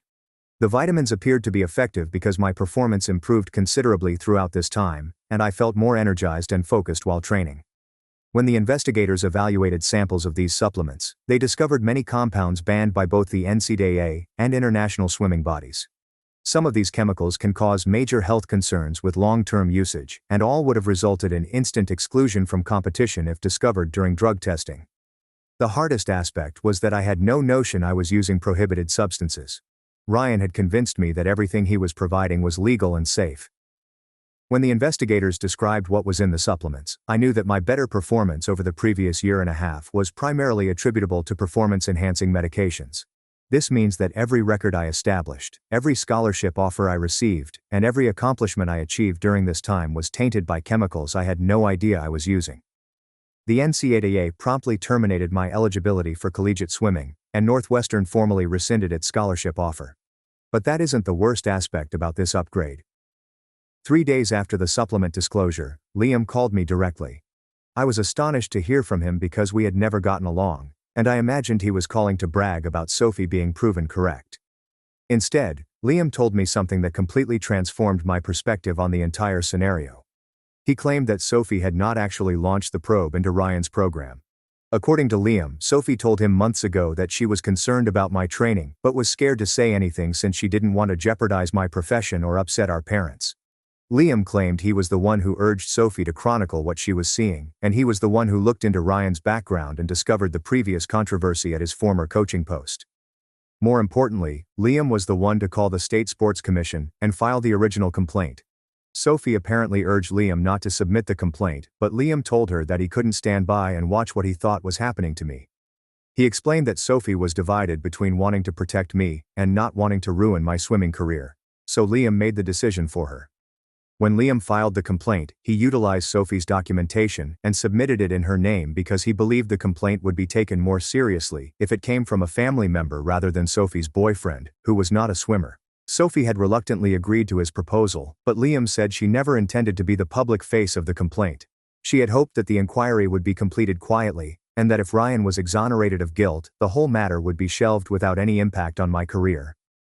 This discovery significantly impacted my perspective on Sophie's actions. She hadn't betrayed our family out of envy or hate. Rather, she was trying to protect me while simultaneously preserving my swimming career. Liam had twisted the circumstances so that it appeared Sophie was leading the probe. I immediately called Sophie to confront her with what Liam had told me. We hadn't spoken since the night she argued with our parents, and I wasn't sure if she'd answer my call. When she responded, she began crying before I could say anything. Sophie verified Liam's version of events. She stated that she had been concerned about my training for months, particularly after noticing changes in my behavior and physical appearance that she suspected were due to the supplements Ryan was providing me. She had tried to raise her concerns with our parents, but they disregarded them as envy. She told me she never wanted to file a complaint against Ryan, but Liam persuaded her that I was in danger and that someone needed to step in. When Liam filed the complaint in her name, Sophie felt compelled to publicly support it, despite her fear of the implications for our family. Sophie frequently apologized for not contacting me directly with her worries. She stated she was terrified I wouldn't trust her, and she was concerned Ryan had persuaded me to keep secrets from our family. She stated that she had no intention of making the probe public or affecting my scholarship. After speaking with Sophie, I realized that our parents had responded to the incident without fully knowing the circumstances. They imagined Sophie was acting out of jealousy and spite, while in fact she was attempting to shield me from something she truly believed was dangerous. I called my folks to tell them about my conversation with Liam and Sophie. My father was angry with Liam for manipulating the issue, but my mother was curious as to why Sophie had not felt safe approaching them with her concerns. My parents drove to Liam's house the same day to confront Sophie and hear her side of the tale. According to Sophie, they had a lengthy talk during which she expressed how alienated she had felt from our family and how concerned she had been about my training with Ryan. My mother stated that they had been so preoccupied with my swimming career that they had failed to address Sophie's worries or make her feel as if her thoughts were valued. My father said that they had ignored Sophie's concerns too quickly and that they should have examined them instead of presuming she was acting out of envy. Sophie agreed to return home, but the harm to our family bonds had already occurred. The investigation revealed that Ryan had been administering prohibited chemicals to many swimmers without their knowledge, and several families were now dealing with the fallout from their children's tainted achievements. The local swimming community was in disarray. Parents were outraged by the supplements, swimmers were distraught by their destroyed careers, and there were suspicions that Ryan could face criminal charges for giving illegal chemicals to youngsters without sufficient medical supervision. My personal situation remained unaltered. Even though I realized Sophie was trying to protect me, my swimming career was over. The pills had irreversibly tarnished my eligibility for college competition, forcing me to take a completely new road forward. The most difficult thing was recognizing that my better performance over the previous year and a half was not the result of my own hard effort and inherent skill. I had been unintentionally cheating, and whatever accomplishment I was proud of during that time was practically pointless. Sophie and I were gradually mending our relationship, but things with our parents remained tricky. They were torn between guilt about disregarding Sophie's worries and fury over the demise of my swimming career. Our family relations had been utterly upended, and neither of us knew how to proceed. The inquiry was still underway, and there were speculations that Ryan could face more serious charges. Several other families were contemplating legal action, and the State Sports Commission was investigating all of Ryan's former swimmers to establish the scope of the supplement scheme.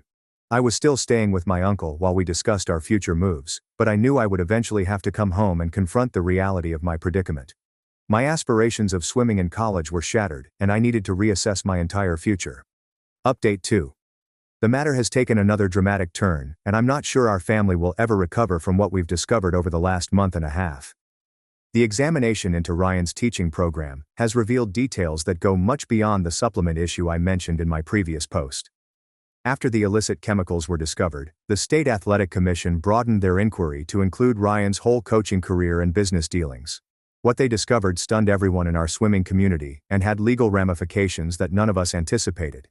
Ryan had been running what authorities describe as a systematic fraud scam involving many swimmers and their families for the past 5 years. The pills were only one component of a much wider scheme that included forged training records, manipulated competition results, and financial fraud. Ryan had been charging families a premium for his advanced coaching program, saying that he had connections with Olympic training facilities and college scouts who would promise athletic scholarships to swimmers who exceeded specific performance thresholds. He provided families with elaborate training plans and progress reports that made it appear that their children were making outstanding development. What families didn't realize was that Ryan was changing training data and competition statistics to make swimmers appear more successful than they were. He would report phony times to college scouts, make fake training videos of swimmers performing better than they could, and even bribe officials at smaller contests to record inaccurate results. The illegal substances were part of this scam because they allowed swimmers to briefly achieve the performance levels Ryan claimed they had attained naturally. When swimmers raced at higher-level competitions where drug testing was more common, Ryan would modify their supplement regimens or find ways to escape testing entirely. My parents had paid Ryan more than $40,000 for my advanced coaching program over the previous 3 years.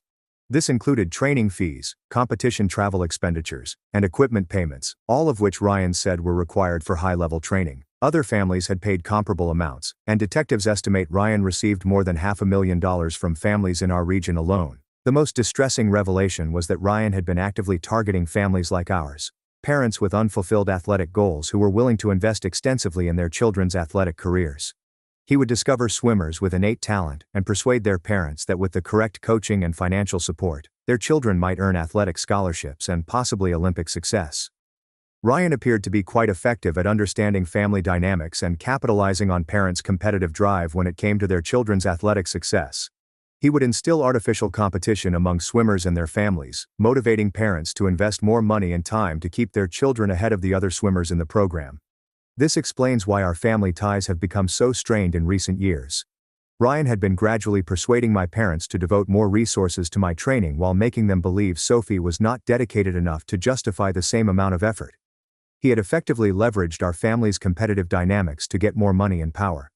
Investigators questioned other families in Ryan's program and discovered similar patterns of dysfunction and financial distress. Parents had taken out loans, depleted college savings accounts, and even refinanced their homes to pay for Ryan's coaching program. Several families faced major financial troubles as a result of their investments in what turned out to be a fraudulent operation. The emotional impact on the swimmers has been severe. Aside from me, there were 12 other swimmers who had been using the illegal supplements without their awareness. All of these swimmers have lost their college sports eligibility, and several had already enrolled in institutions on swimming scholarships that have since been withdrawn. 3 swimmers from Ryan's program had already begun their freshman year of college when the probe conclusions were released. They were promptly suspended from their respective teams, and their scholarships were withdrawn. 2 of them had to drop out of school completely because they couldn't afford tuition without their athletic scholarships. Sophie has been plagued with intense remorse about her involvement in revealing Ryan's scheme, despite the fact that she eventually saved myself and other swimmers from years of further mistreatment. She continues repeating she wishes she had spoken up sooner, but she also worries that if she hadn't acted so quickly, additional families would have been dragged into Ryan's plan. Our parents have been battling with personal shame and financial difficulties. Aside from losing the money they put in Ryan's program, they must also confront the fact that they grew so preoccupied with my swimming career that they disregarded Sophie and harmed our family connections. They have been attending counseling sessions to focus on their parenting style and relationship concerns. The financial impact on our family has been substantial. My parents had planned to utilize some of their retirement assets to augment my college fees, even though I had a full scholarship, but they now need to reassess their financial strategy. They are also considering filing a class action lawsuit against Ryan to recoup some of the money they spent for his coaching program.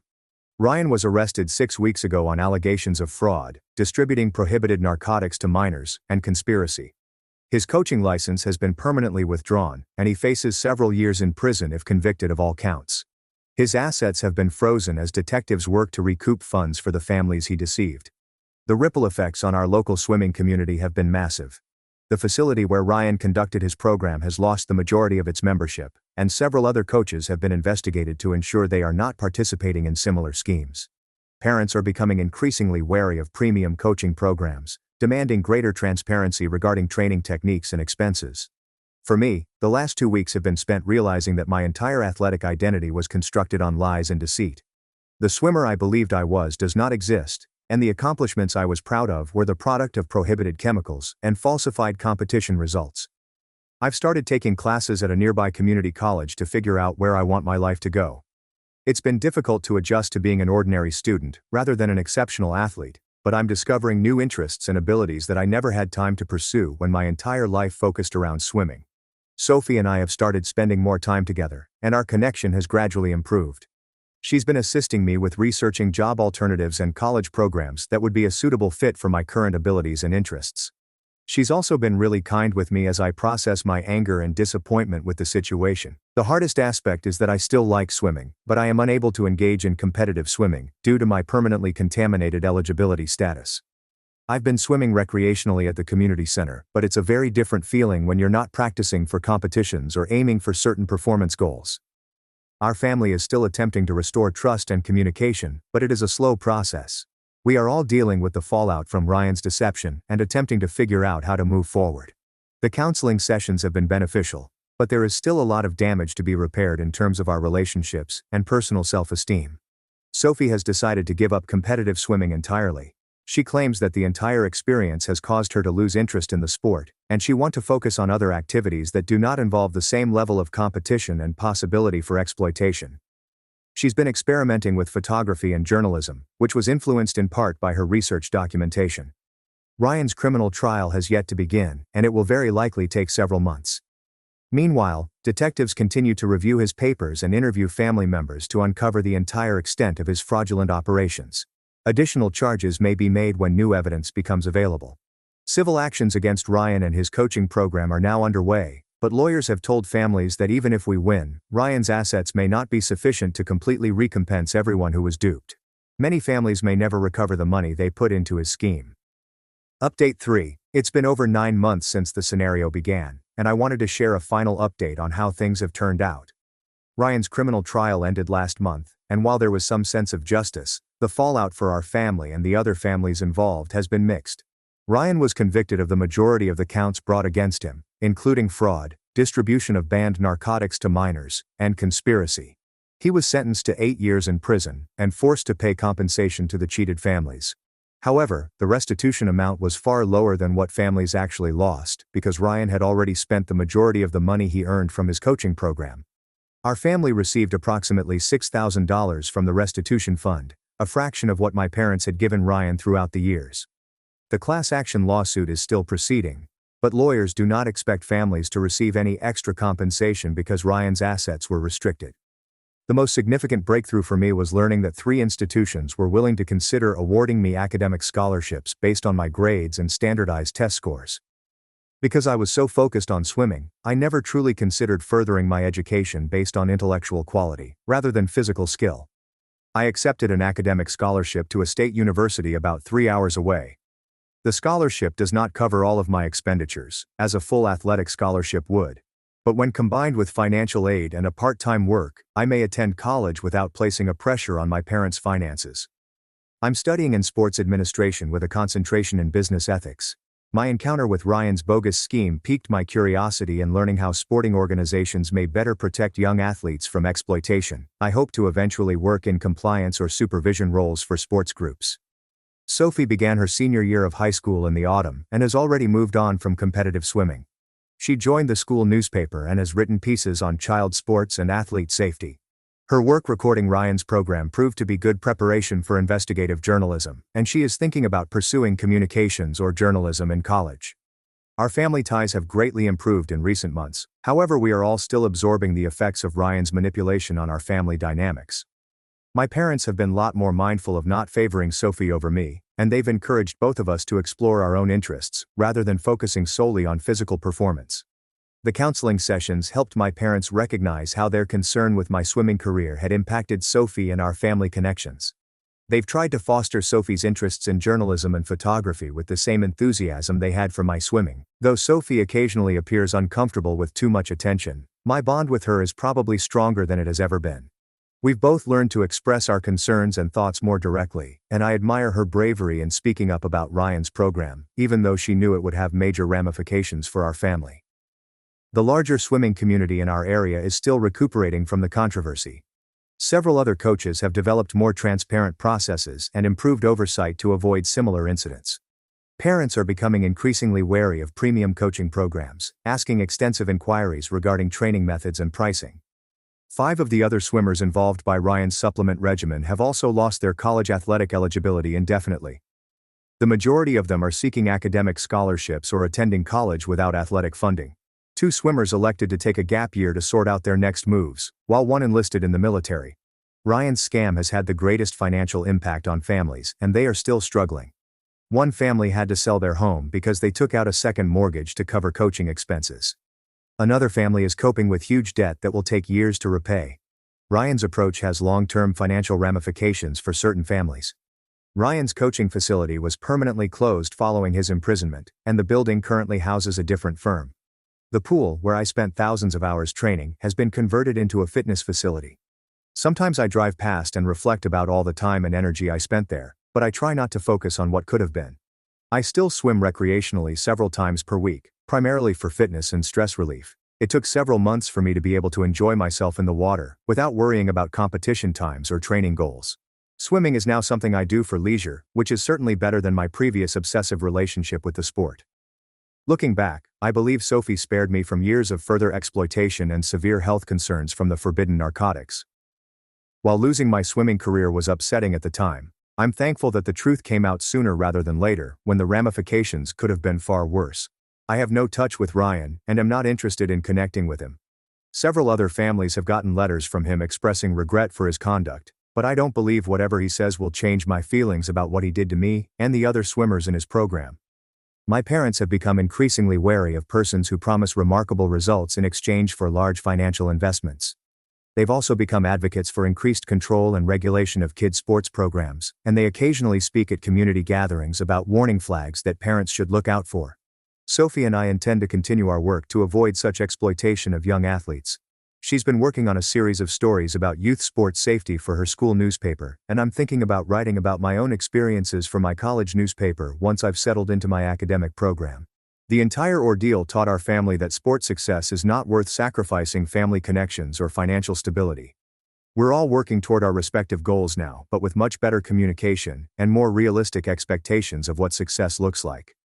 I'm not sure I'll ever totally recover from losing my swimming career, but I'm creating a new identity that isn't just based on athletic achievement. College has been difficult but gratifying, and I'm discovering skills and interests that I never had time to cultivate when my entire life was centered on training and performance. This will be my final update on the matter. Our family is moving forward, and while Ryan's manipulation will always have an influence on us, we will not let it define our future. Sophie and I are doing fine.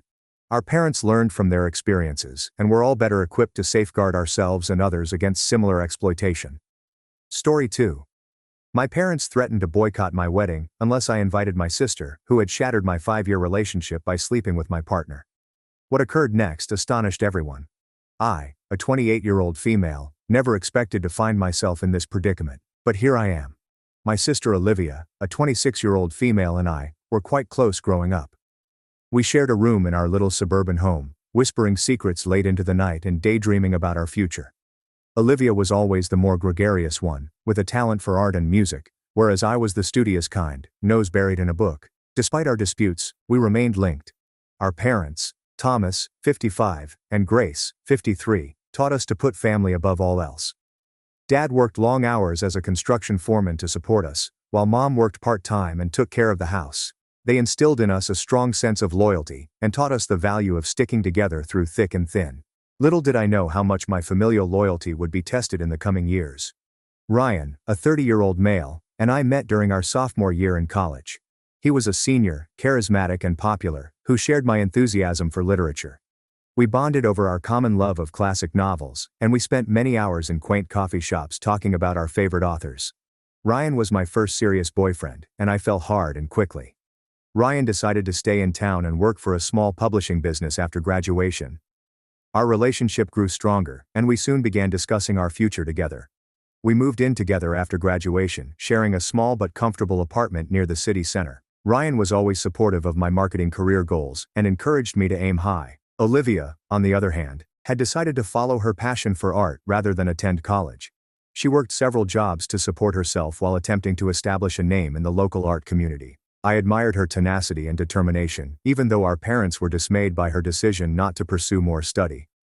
Ryan and Olivia hit it off from the start. They shared an interest in indie music and abstract art, frequently engaged in passionate debates about the newest gallery openings or underground bands. I was overjoyed that my boyfriend and sister got along so well, never suspecting that their relationship would develop into something more sinister. Ryan and I were doing well 5 years into our partnership. We'd weathered the storms of early adulthood together, including job changes, financial difficulties, and the death of our beloved childhood dog. We had even begun casually researching engagement rings online, fantasizing about a future wedding and the family we would create together. In contrast, Olivia's life was more turbulent. She moved from job to job, trying to make ends meet while pursuing her art. There were times when she'd crash on our couch, and Ryan and I would assist her financially. I didn't mind. After all, she was my sister, and I wanted to support her aspirations. Everything changed on a wet Tuesday in April. I had a large presentation at work and discovered I had left some important data on my home laptop. Knowing Olivia was staying with us that week, I contacted and requested her to send the files to me. She agreed, and I didn't think anything more about it. Hours later, after nailing my presentation, I checked my inbox to find Olivia's files. But there was something else. Olivia had mistakenly left an email thread open when she transmitted the files. My heart stopped as I read the letters between her and Ryan, which contained intimate details and arrangements for their secret rendezvous. I felt as if the ground had vanished beneath me. The two individuals I trusted the most in the world had deceived me in the worst way. I left work early, my thoughts reeling, and confronted Ryan in our apartment. He attempted to downplay it at first, stating it was simply a few innocent flirtations. However, as I shared more of what I had read, his excuses disintegrated. Ryan eventually disclosed to Olivia that he had been having an affair for 6 months. He claimed it began innocently. Late-night conversations while I was sleeping or working late. A common interest for art that grew into something more. He stated he never wanted to hurt me, that he was confused about his emotions. I couldn't endure hearing it any longer and urged him to go. Confronting Olivia was even more challenging. I approached her modest studio apartment, my hands trembling as I knocked on the door. When she opened it, her expression sank. She realized I'd found out. Unlike Ryan, Olivia did not try to offer excuses. She looked me in the eyes and told me she had fallen in love with Ryan, that they hadn't planned it, but couldn't resist their feelings. The following several months were a haze of agony and hatred. I moved out of the apartment I shared with Ryan and stayed on a friend's couch until I could locate my own place. I put myself into work, picking up extra assignments to keep my mind occupied. I cut off all contact with Ryan and Olivia, blocking their phone numbers and social media profiles. My parents were devastated by the news. They attempted to mediate at first, encouraging me to hear Olivia out and contemplate forgiveness, but I couldn't handle the thought of being in the same room with her. The treachery was too new, too deep. They eventually stopped pushing, but I could see the sadness in their eyes every time the subject came up. After nearly a year of treatment and self-reflection, I felt ready to date again. That's when I met Lucas, 32, at a charity auction for the local animal shelter. He was tall, with nice eyes, and a soft grin that put me at ease right away. We bonded over our mutual love of dogs and our volunteer experiences at the shelter. Lucas was kind and compassionate as I discussed my past. He never pushed me to go faster than I felt comfortable with, always respecting my limits. Slowly but steadily, I found myself falling in love again. This time with a man who actually cherished and respected me. 2 years into our relationship, Lucas proposed on a morning trek to our favorite viewing point.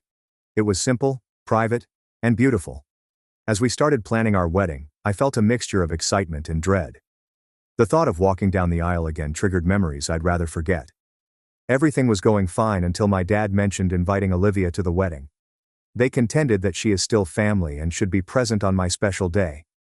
The very suggestion made my stomach turn. How could I celebrate the most joyful day of my life with someone who had given me so much pain? I firmly refused, informing my parents that Olivia's presence would just bring up sad memories and could ruin the day. Lucas agreed with me, saying that our wedding should be about our love and happiness, not attempting to patch relationships that may be beyond repair. My parents did not take it well. They accused me of being petty and unwilling to move forward. They even threatened not to go if Olivia was not invited.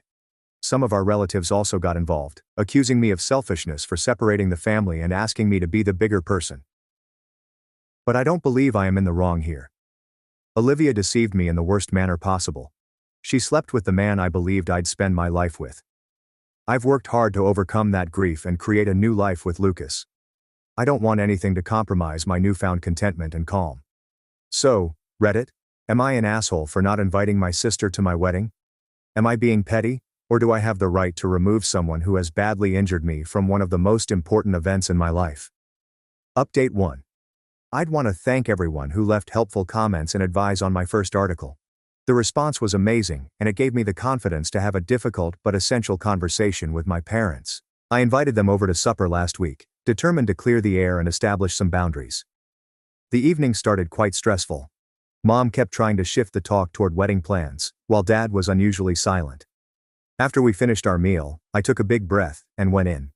I went into depth about how Olivia's actions had affected me, including the sleepless nights, trust issues that nearly ruined my relationship with Lucas, and the therapy sessions I required to get through my anguish. I told them about the panic attacks I used to get anytime I saw a pair resembling Ryan and Olivia, how I'd lost weight because food lost its flavor, and how I'd poured myself into work to avoid dealing with my feelings.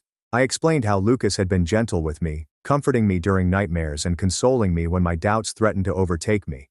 To my amazement, Mom burst into tears midway through my explanation. Between sobbing, she revealed that they had pushed for Olivia's inclusion out of remorse. Olivia's life had spiraled downward after the tragedy. Olivia, according to my parents, had lost her job at the gallery where she had previously worked. Her drinking, which had previously been sociable, had progressed to the point that she was rarely sober. She'd been in a number of short-lived, destructive relationships, including one that left her in the hospital with a fractured arm. Mom and Dad felt responsible for not seeing Olivia's problems sooner. They scolded themselves for applauding her free spirit without acknowledging that she may have required more guidance and assistance. In their thoughts, bringing Olivia to the wedding was a chance to reintegrate her into the group and possibly help her get her life back on track. While I sympathized with Olivia's hardships, I made it clear that this did not excuse her behavior or erase the anguish she caused me. I reminded them of all the instances they had assisted Olivia financially and emotionally over the years, emphasizing how supportive they had always been as parents. I highlighted that I am not responsible for Olivia's well-being, and I should not have to give up my peace of mind for her. Dad, who had kept silent for the majority of the conversation, suddenly piped out. He told me a story about his own background that I had never heard before. Apparently his older brother had done something similar when they were younger, betraying Dad's trust significantly. They had never really reconciled, and I could see sadness in Dad's eyes as he recounted decades of stressful family reunions and squandered possibilities. He stated that he did not want the same for Olivia and me, which is why he has been pushing for reconciliation. But he also admitted that he couldn't compel forgiveness, and that healing had to happen on my own terms. Dad apologized for pressuring me and promised that he and Mom would respect my decision regarding the wedding. He also told me that they would attend, with or without Olivia. My parents agreed to speak with the relatives who had been causing me problems and explain the issue. They vowed to stop any future attempts to guilt-trip me into inviting Olivia. After this emotional chat, I felt as if a weight had been lifted from my shoulders.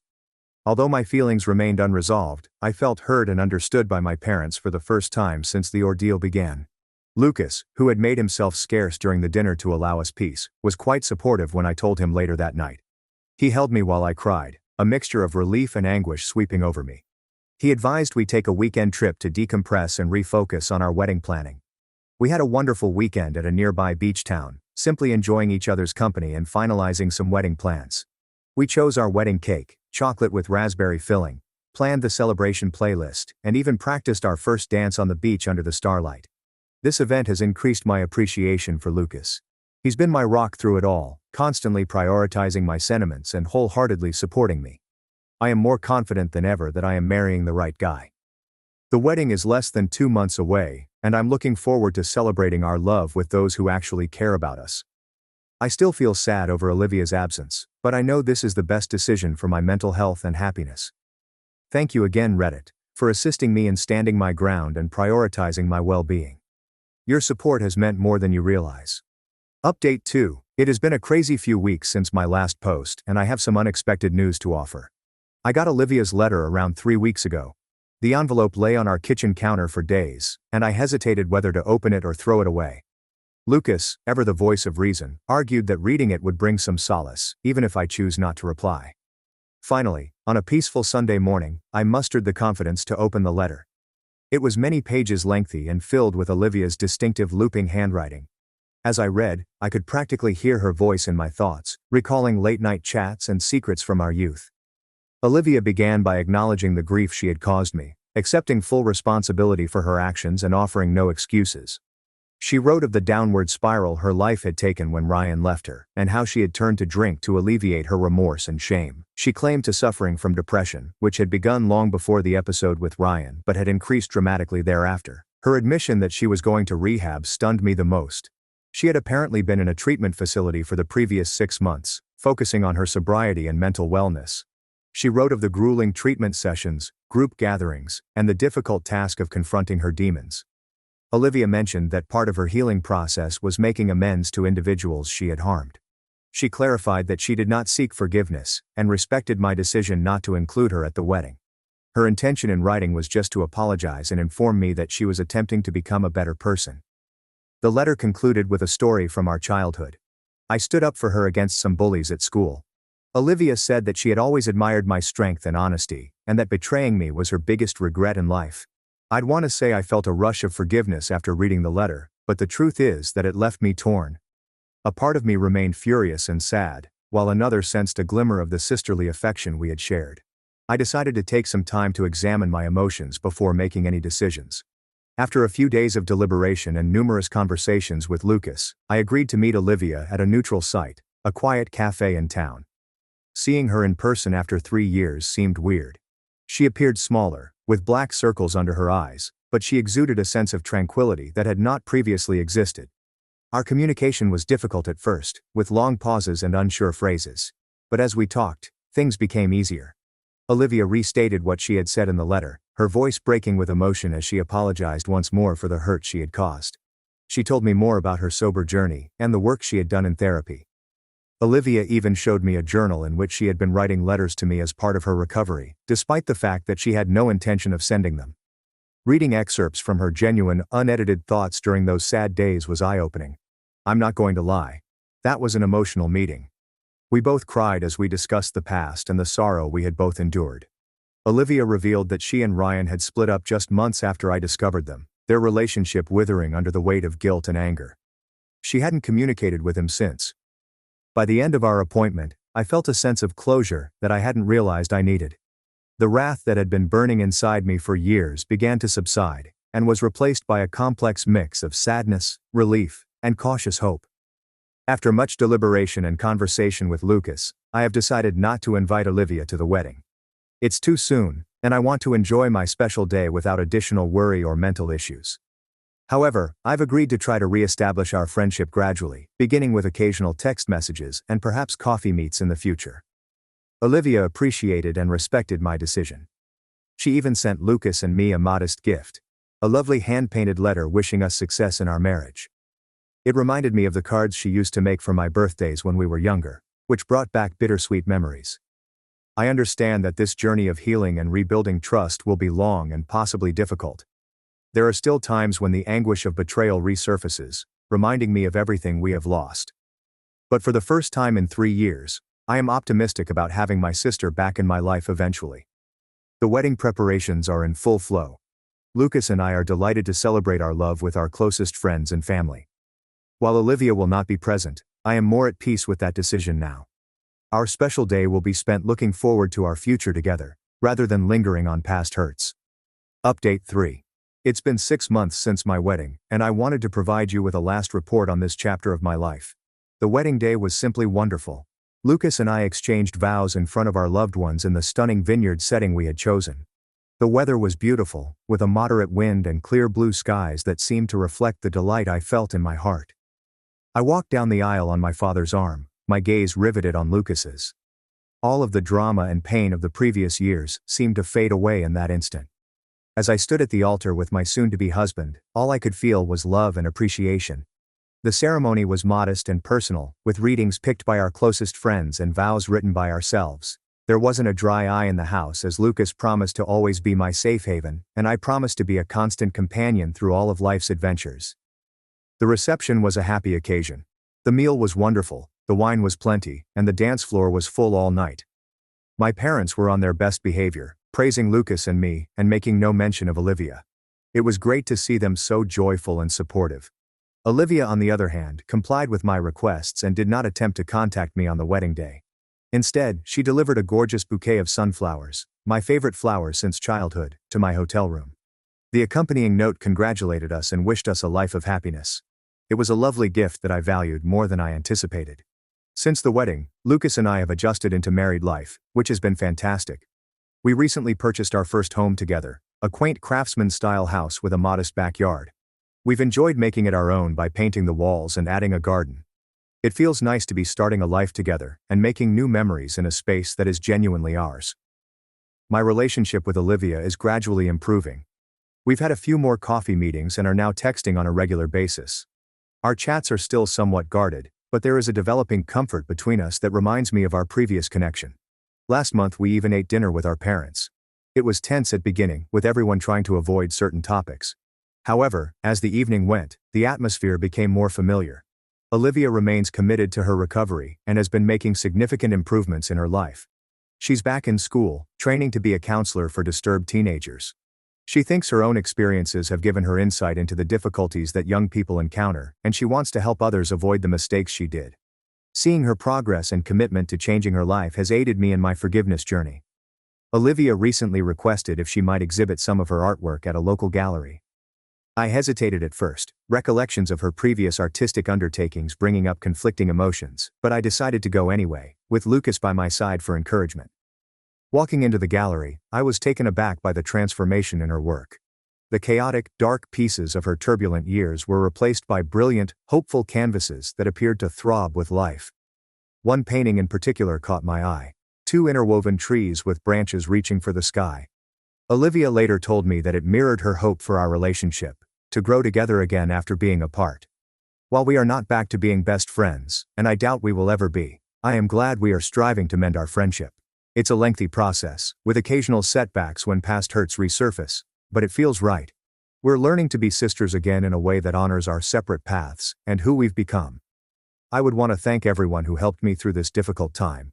Your guidance and encouragement helped me stay strong and make the best decisions for myself. I've learned a lot about setting boundaries, self-care, and the power of forgiveness, not for the benefit of the other person, but for my own peace of mind. Looking back, I learned that the healing process isn't linear. There are good and bad days, periods of growth and moments of uncertainty. But I'm pleased of how far I've come, and I'm enthusiastic about the future with Lucas.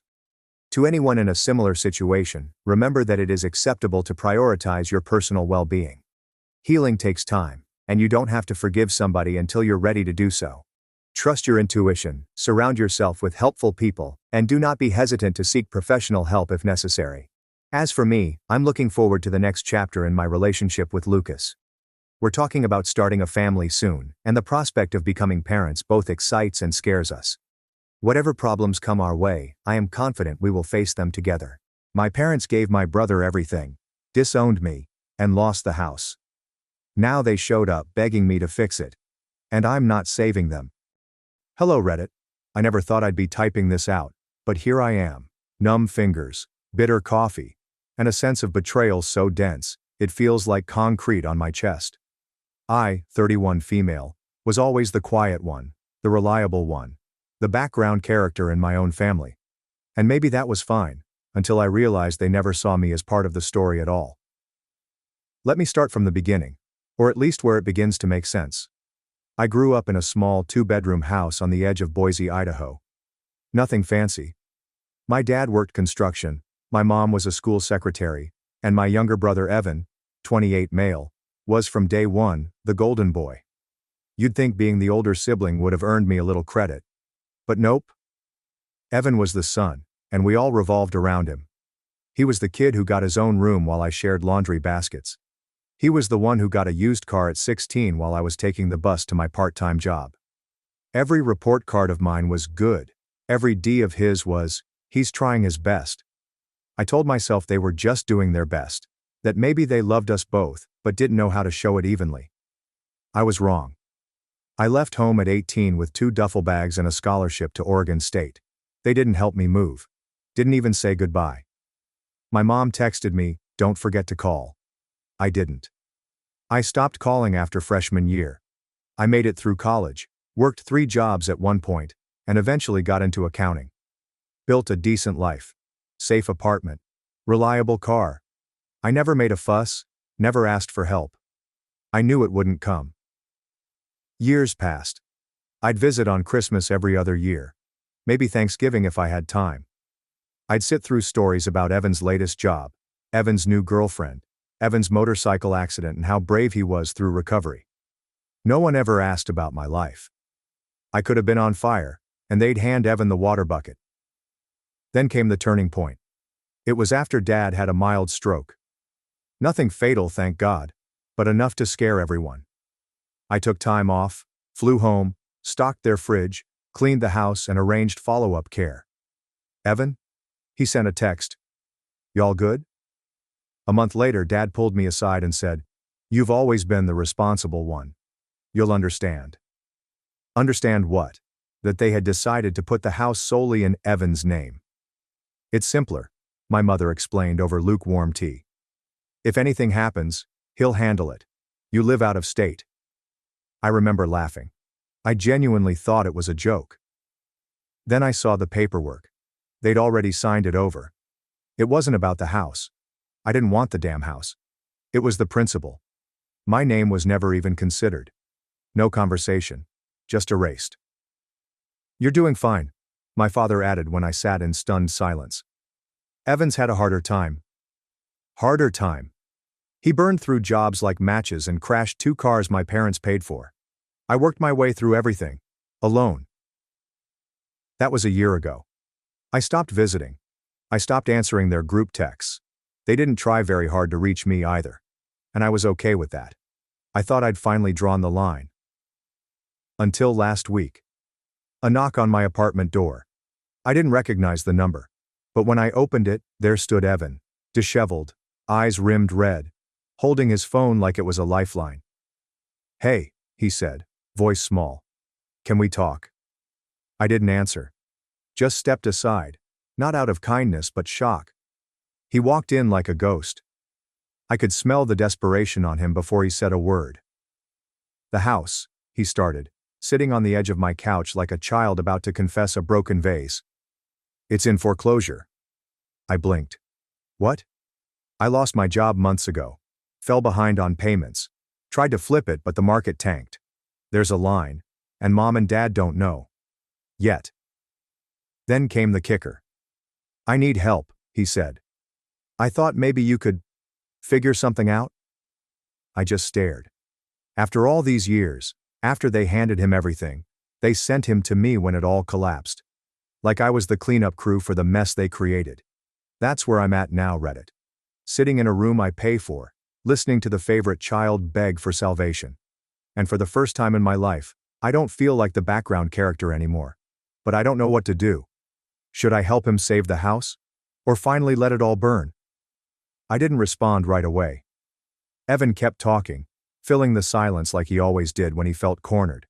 Words spilled out of him. Phrases like, just a loan. You're good with numbers. I'll pay you back. You're my sister. I watched him, letting the noise blur. It was like listening through water. When he finally stopped, I asked one question. Why me? He flinched. Just slightly, but I caught it. Because you've always been the one who fixes things. That line hit harder than I expected. Because yeah, I have been. Fixing Mom's mistakes, smoothing over Dad's temper, patching up Evan's messes since he was in middle school. I was the invisible glue. And like all invisible things, I was taken for granted. I'm not your fixer anymore, I said quietly. Evan opened his mouth, maybe to argue, maybe to beg again. I stood up before he could. You need to leave. I'll think about it. To my surprise, he did. No fight.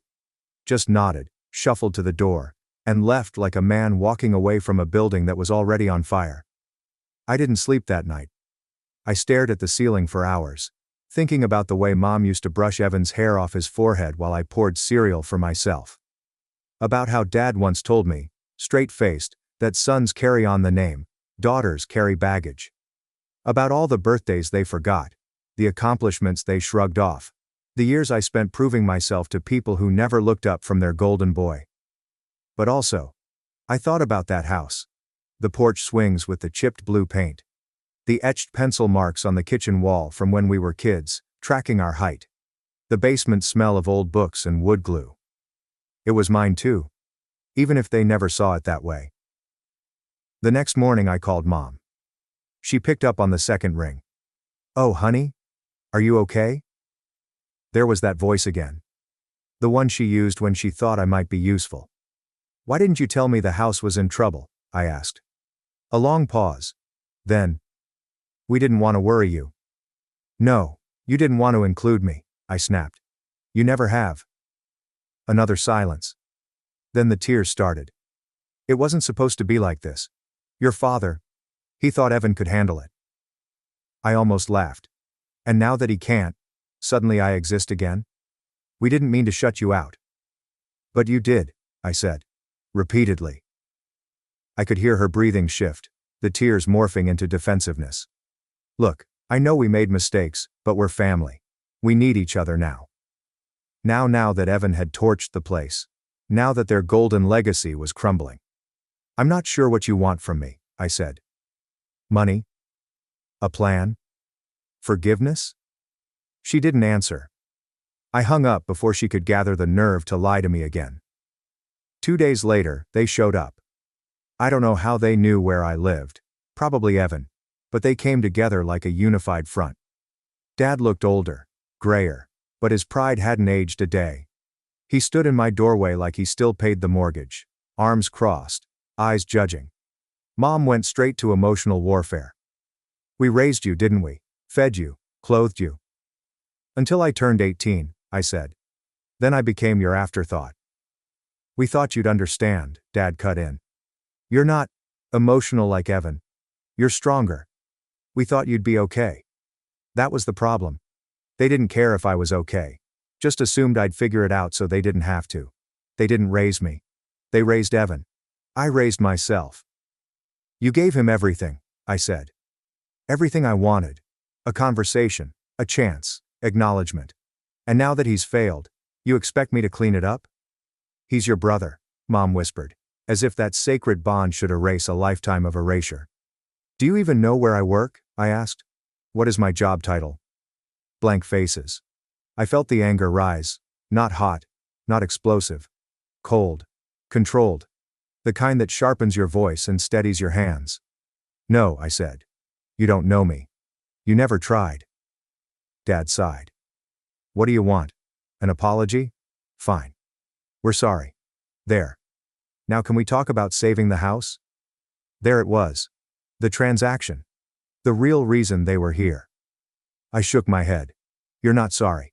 You're desperate. I closed the door. Later that night I pulled out the envelope. It was something I'd received years ago from my grandmother, Dad's mom. She passed away when I was 25, and in her will, she left me a letter. A personal one. And a bank account. It wasn't much, but enough to make a dent in my student loans back then. I never told my parents she left me anything. Evan got the car. I got the truth. In the letter she wrote, "I see you. I always did. Don't let them erase you." Now I'm standing at the edge of that decision. Do I use what I've built, my skills, my savings, my hard-earned peace, to salvage the wreckage of their bad choices? Or do I finally walk away for good? I didn't answer any of their calls after that. For days, my phone lit up with a familiar parade of names. Mom's cell, Evan, home. I didn't block them. I let them ring. Let them feel, even for a second, what silence really means. What it feels like to scream into a void and get nothing back. The same thing I lived with for years. I told my friend Jess everything. She's been my closest friend since college, the kind of person who doesn't flinch when you lay your mess out in pieces on the floor. We sat across from each other at a late-night diner, both picking at fries we weren't hungry for. "So what are you going to do?" she asked gently. "I don't know," I said. "There's this part of me that just wants to be done. Close the book. Never look back." "And the other part?" I sighed. "I want them to see me. Really see me. Not because they need something. Just because they finally realize what they threw away." Jess nodded slowly, chewing on the thought. "They won't," she said after a moment. "People like that don't wake up. They just switch targets." That stuck with me. Later that week I got an email. Not from Evan. Not from my parents. It was from the bank. Evan must have listed me as a potential co-signer at some point, maybe hoping to guilt me later. And now the bank was notifying me that the house would enter final foreclosure in 30 days. No options left. I could have ignored it. But instead, I printed it out and stared at it under the kitchen light, like it was a puzzle I could solve. And here's the part I'm not proud of. I thought about swooping in, quietly paying off the balance, rescuing the house without telling them, letting them think some miracle bailed them out while I kept my distance. But that would still be letting them win. They'd never learn. They'd just feel saved. So I did something else. I set up a meeting. Not at my apartment. Not at their house. A neutral spot. A library conference room. Public enough to avoid drama. Private enough to have it, if needed. They showed up, the three of them, all looking like they'd aged 10 years in the last 2 weeks. Evan spoke first. "Thanks for meeting." I didn't answer, just slid the foreclosure notice across the table. "This is real," I said. "And it's final." Mom began to tear up. Dad just clenched his jaw like if he held it tight enough. This would all go away. "You came here for an answer," I continued. "Here it is. I'm not going to save the house." Evan's face dropped. "But, you have the money, don't you? You work for that finance firm?" "Yes," I said. "I have the money. I also have boundaries." My father scoffed, an old familiar sound. "So that's it? You're going to let the home you grew up in be taken?" I turned to him. "I grew up in a house. I didn't grow up in a home." That shut him up.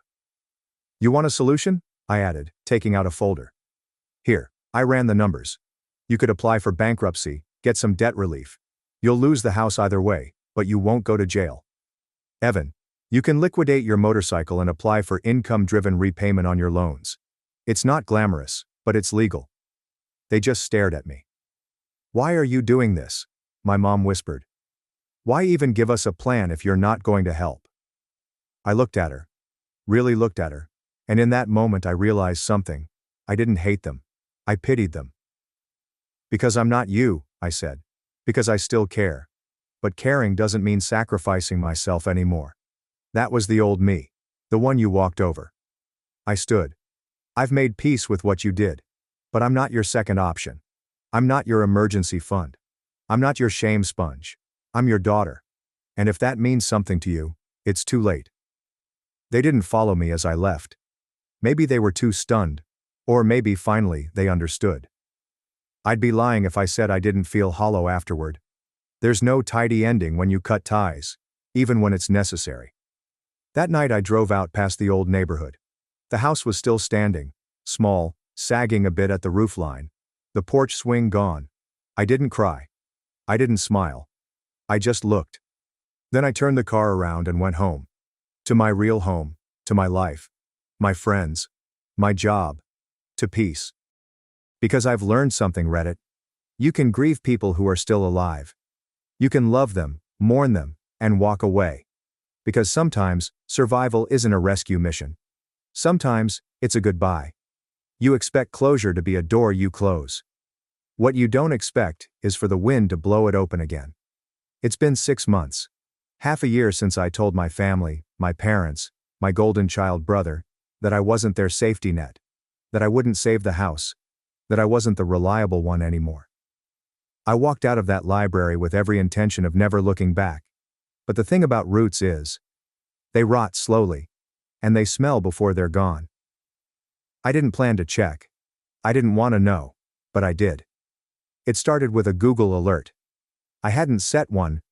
I think I searched Evan's name one night in a moment of weakness, then forgot about it. But 3 months later, it popped up. Boise man arrested for fraud in real estate scheme. My stomach turned. I clicked. Evan had tried to pull one last rabbit out of the crumbling hat. A flipping company he set up with a friend, supposedly to turn distressed homes into investments. It was a shell. A lie. He took upfront money from 3 clients and never touched a single house. When the money dried up, he bailed. They caught him trying to book a one-way flight to Arizona. The arrest photo? He looked like a boy who finally realized he wasn't magic. That same week, I got a letter. From prison. No return address, but I knew the handwriting. Evans. It wasn't long. I know I messed up. Again. I never learned how to be someone without being helped. You were right. I'm sorry for everything. If you ever want to write back, I'm here for at least 2 years. If not, I get it. I stared at the paper like it might catch fire. I almost tore it up. Almost threw it in the garbage. Instead, I slid it into a drawer. And then, God help me, I drove home. Not to my apartment. Not to my job or to Aunt Marianne's for dinner. I drove to the house. You wouldn't recognize it now. The bank sold it to an out-of-state company that turned it into a rental. New siding, painted shutters, a fresh lawn that looked fake. The porch swing was gone, replaced by metal patio chairs. A young couple lived there now. A child's tricycle sat by the steps. I didn't stop. Just drove by slowly once, like a ghost circling a grave. My phone buzzed. It was a number I didn't know. I answered before thinking. Hello? Hi, is this Elise? The voice was cracked, dry, and instantly familiar. It was my mother. I pulled the car over. She told me Dad had been diagnosed with early onset dementia, that it had advanced faster than expected. He didn't remember where the house went. He kept asking for Evan, though he was still 10. Thought I was his secretary once, when she played him one of my old voicemails. He forgets the things we did, she whispered. But I remember. I remember everything. I didn't speak. Elise, she said after a pause. I wanted to say I'm sorry. Not because we need anything. There's nothing left. I finally saw it. What we did. How you lived in the shadows of our pride and fear. I waited. Let the silence thicken. She added, you're the only thing I got right. And I didn't even see it. Tears didn't come. Just a strange, sad clarity. I didn't tell her I forgave her. I didn't hang up either. I just let her talk. That's the twist, I guess. The one people never want. Sometimes the villain doesn't get punished. Sometimes they just grow old and realize they were the villain far too late. Sometimes justice isn't loud. It's slow. It's someone remembering your silence long after you stopped speaking. I didn't write back to Evan. Not yet. I'm still thinking about it. Sometimes healing isn't about rebuilding a bridge. Sometimes healing is about sitting on your own shore, watching the water, knowing you'll never cross it again, and being okay with that. You want a revenge story? I don't have one. I have a resurrection story. I buried who I was in that family. The invisible daughter. The fixer. The afterthought. And now I read books in a sunlit kitchen I pay for with my own name. I teach workshops on financial literacy for girls from broken homes. I sleep soundly. I laugh like I mean it. I still carry the scar. But I don't wear the wound. If you're reading this, and you've been the forgotten one, the backup plan, the invisible child, here's what I'll tell you. Sometimes the family you lose is the first breath of the life you gain. And sometimes, the most powerful thing you can say, isn't "I forgive you." It's "I see you. And I choose me." That's not a happy ending. It's better. It's real.